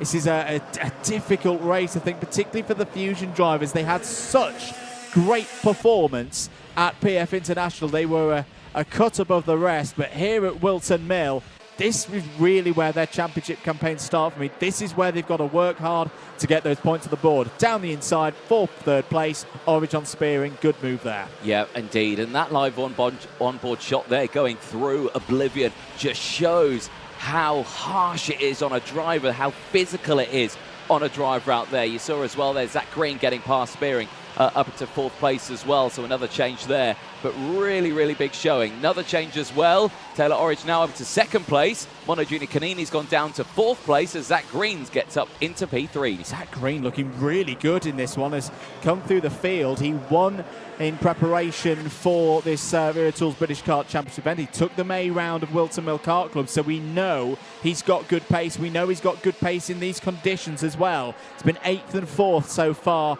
in the finals of the first double header of the year at PF International. Another driver who knows this circuit very well, Rocco Lane Shenton, has just set the fastest lap of the race. Rocco Lane Shenton up 6 spots so far in this one, up into 12th place, and his pace is 3/10 quicker than the leaders right now. The length of this race, 8.25 minutes to go. Keep an eye on Rocco Lane Shenton coming through the field. Exactly that, and we will keep a close eye on it. 8 minutes to go in this race. A little look further down the order as I think there's some drivers' names tumbling down the order there. Who is going down? And one of them's Harrison Mackie. Harrison Mackie and Spearing, they're both down the order. Are they not? No, Spearing's in 7th place, and Mackie, okay, I think it might have been a transponder issue then. As for the lead, Orridge down the inside of Craigie. Orridge takes it. Yep, nice job there. Well timed through the top section of the circuit through, as we've dubbed it, Christmas Corner, and then Inkerman's. Well timed, well calculated, well delivered as well. And Orridge is looking really, really strong in this final. He's putting what happened in that qualifying heat earlier on behind him. He's focusing on this race now, and he leads the way with 7 minutes to go. We'll keep an eye on this battle as it goes through. I want to have a look further down the order just to see what's happening between the rest of the drivers. Any big movers? Yes, there is. Aston Sharp is up 11 positions. He's having a good race. Harrison Whitcomb up 7 places as the drivers make their way up to Christmas Corner. No moves there, just further down. Sky Parker's up 5 as well, ahead of Monty Braithwaite, 6 places gained. Mine Patel has dropped down 11 places in that one. He's battling away with the likes of Alex Dodds. Alex Dodds for MDL Motorsport is up 2 places. Still having a good run, though, fighting alongside Max Yule as well, just ahead. Absolutely. Saw Rocco Lane Shenton on the move yet again there. 6.5 minutes of this one to go. Monagini Canini down the inside of Thomas Mintz Spearing. Wrestling again, been really impressed with Aston Sharp so far in race trim this weekend. Has bounced back from a disappointing qualifying. He's coming back through the field. I think he backed himself with 6.25 minutes of this one remaining. He's only 3 seconds off the race lead. There he is. Aston Sharp with the red suits and the flag of Scotland on the side. As through for 2nd place goes Zach Green, past Kenzo Craigie. So Zach Green up another position, now sets about the Kart Masters champion of 2023, Taylor Orridge. And this is again a continuation of the form that we saw a few weeks ago. A bit further back in the championship positions right now. The virtual championship scores as things stand. Mackie still leading, 374. Cranham, 346. Craigie improving up to 3rd place, and then Taylor Orridge will be up to 4th. Fastest lap of the race, though, has just gone in from Harrison Mackie now. Is this it? Is this what we say?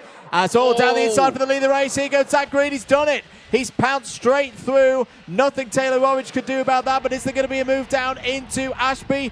Orridge responds, nicely responds, retakes the lead. Yep, this is good, but it's also a bit risky. Oh, because it closes in, and just the concertina effect there. They got sandwiched. Kenzo Craigie, Harrison Mackie. Right, okay, you got Taylor Orridge at the front of this. You got Harrison Mackie at the back of it. What could possibly go wrong here? And then you got Craigie and Green right in the middle. These are 4 very, very, very competitive drivers battling with each other. Shenton's got up into P6. Well, he's actually falling down a little bit in the order there because it's Spearing now. Sharp's there in 7th place. Shenton in 8th. Monajan Canini still there in the top 10 ahead of Cameron Edmonds. Green down the inside. And wow, Taylor Orridge forces his way into that one. Mackie's now up into 3rd place. Craigie down to 4th. There was a Zach Green-sized gap down the inside there into Christmas, and just about Zach Green made it work. On board once again with Taylor Orridge. You can see how physical this circuit is at Whilton Mill. It's a grippy circuit. It's a driver's circuit where it rewards you with bravery as here comes Riley Cranham into the mix now. Is there a gap for Taylor Orridge? Down through the new chicane, over the curb, out onto the cattle grid as Kenzo Craigie's losing positions. Hand over fist now. Aston Sharp's got through. He's dealing with his teammate as well. Thomas Min-Spearing.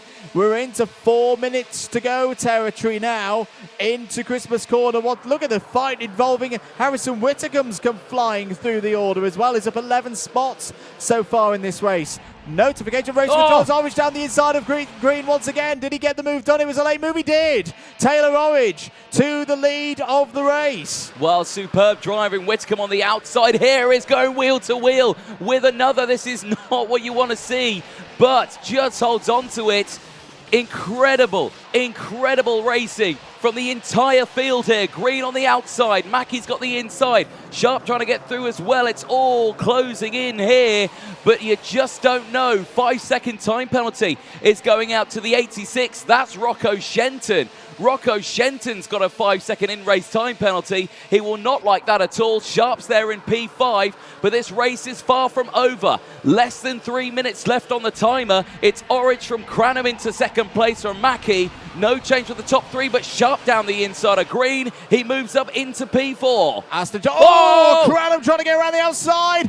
Can he make it work? They're still side by side into Ozies. Is the door going to open for Mackey now as well? Cranham with a brave one. Tried to get the lead. Tried to improve on what he did at PFI. Here comes Aston Sharp into the boot once again. Taylor Orridge somehow has the lead. The whole of the Junior X30 field is behind him over the curb once again. There's still 2.5 minutes of this to go, ladies and gentlemen. Taylor Orridge is fighting for his life here for a victory in the Wera Tools British Kart Championship. Hard defence to the inside again. Here comes Aston Sharp round the outside. Takes second place away from Harrison Mackey. Down towards Ashby once again. Sharp goes for the lead.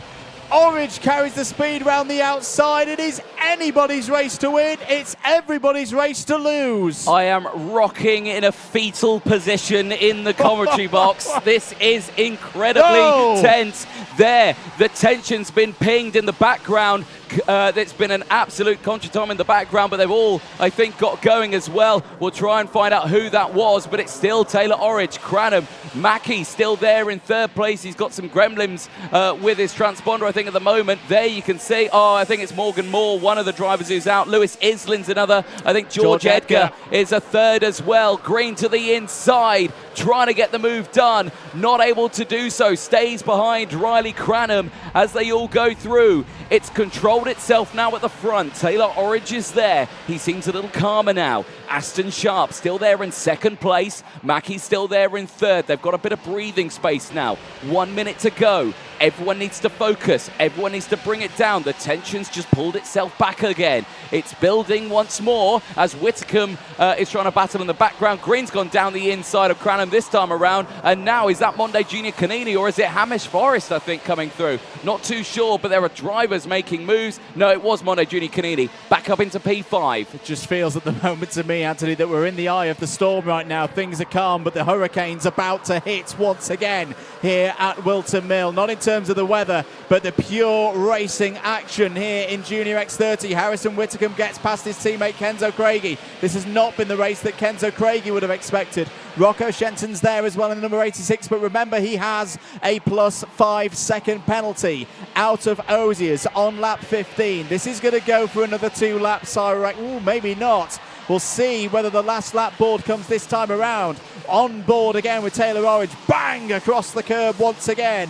Through the final couple of 3 corners. seconds. Is it going to come out? No. 2 seconds. There were 2 2 seconds on the board there. So we go for 2 more. On to lap 16. But Taylor Orridge has started to break away. Aston Sharp, who's had to race from the back of the field through his heat. He's had to race through from the back of this field. How are his tyres feeling? How much punishment has the Mick Barrett number 52 had today? Has he got enough to close in and challenge Taylor Orridge for the lead of this race? Oh, he's run wide. That won't help him at all. And Mackey tries to get through, but he got caught up in him going wide. The gap opens up even more. Taylor Orridge. Oh! And Sharp is up in the air. And, well, who was that with? And that was very, I think it may have been, he's out of this race and he looks to be in some discomfort. But, well, Drama on the final lap. A day of roller coaster emotions for Aston Sharp. It's a second retirement after a mega drive through the field.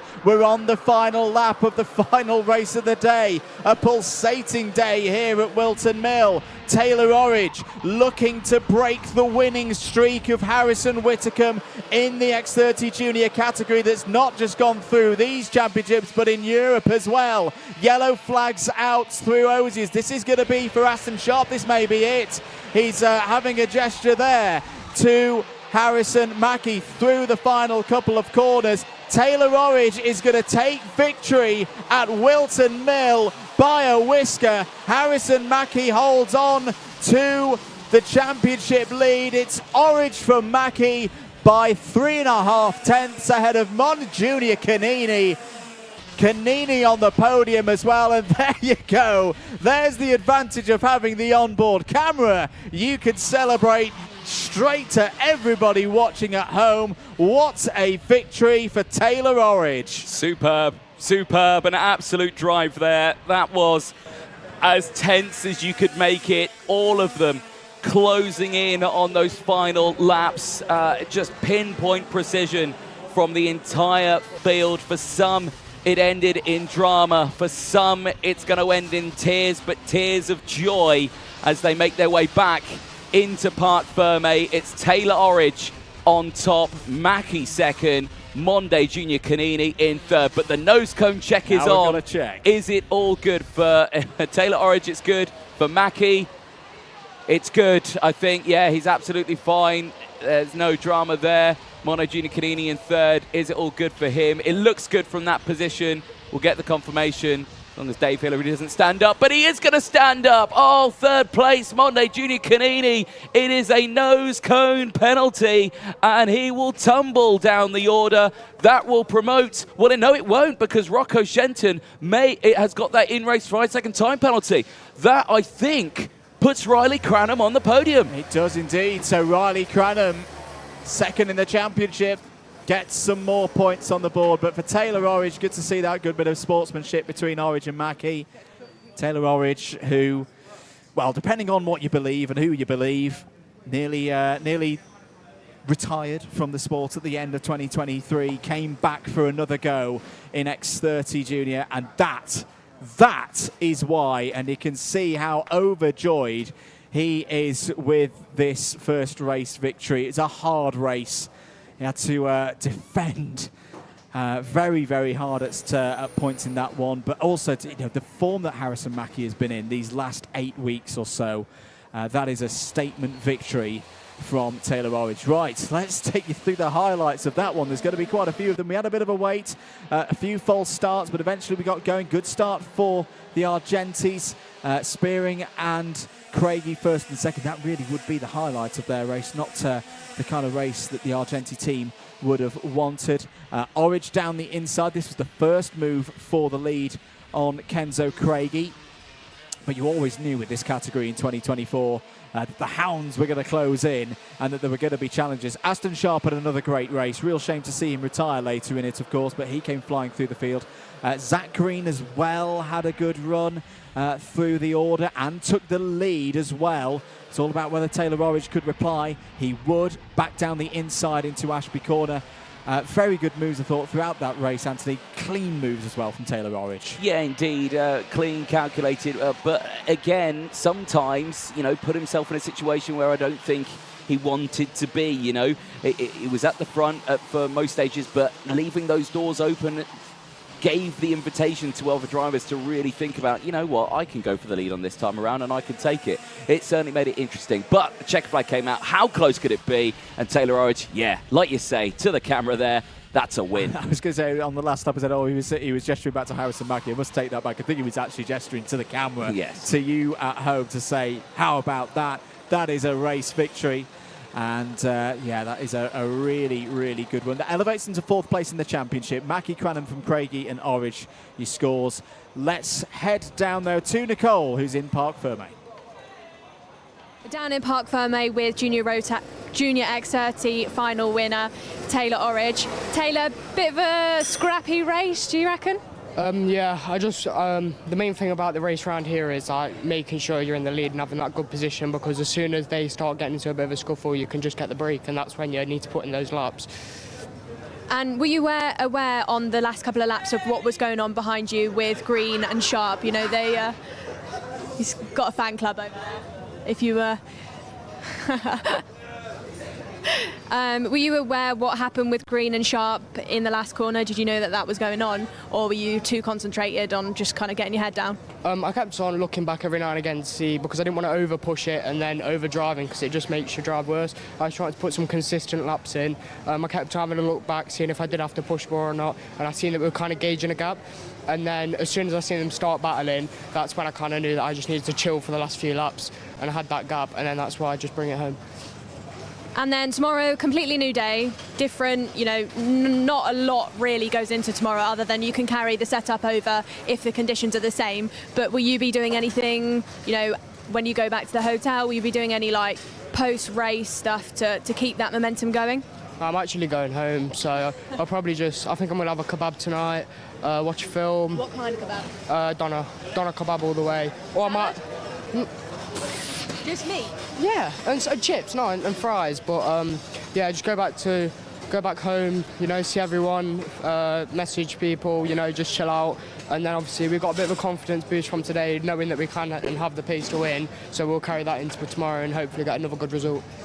Well, congratulations, Taylor, and enjoy your kebab. Maybe get some salad in there though. So. Hi. Oh, hi, Mum and Dad. I'm not singing a song. Yeah, sing us a song. No, it's not that mood. I wasn't really singing in that one, really. The last few laps, I was just like, keep my cool, and I kept coughing really bad. I've got quite, I don't know what. Man flu? Yeah, I think it's just, I don't know, but I was coughing really bad coming out of the fast right, and the whole way down the straight, and then it kind of sorted itself out for the rest of it. So no singing, just coughing?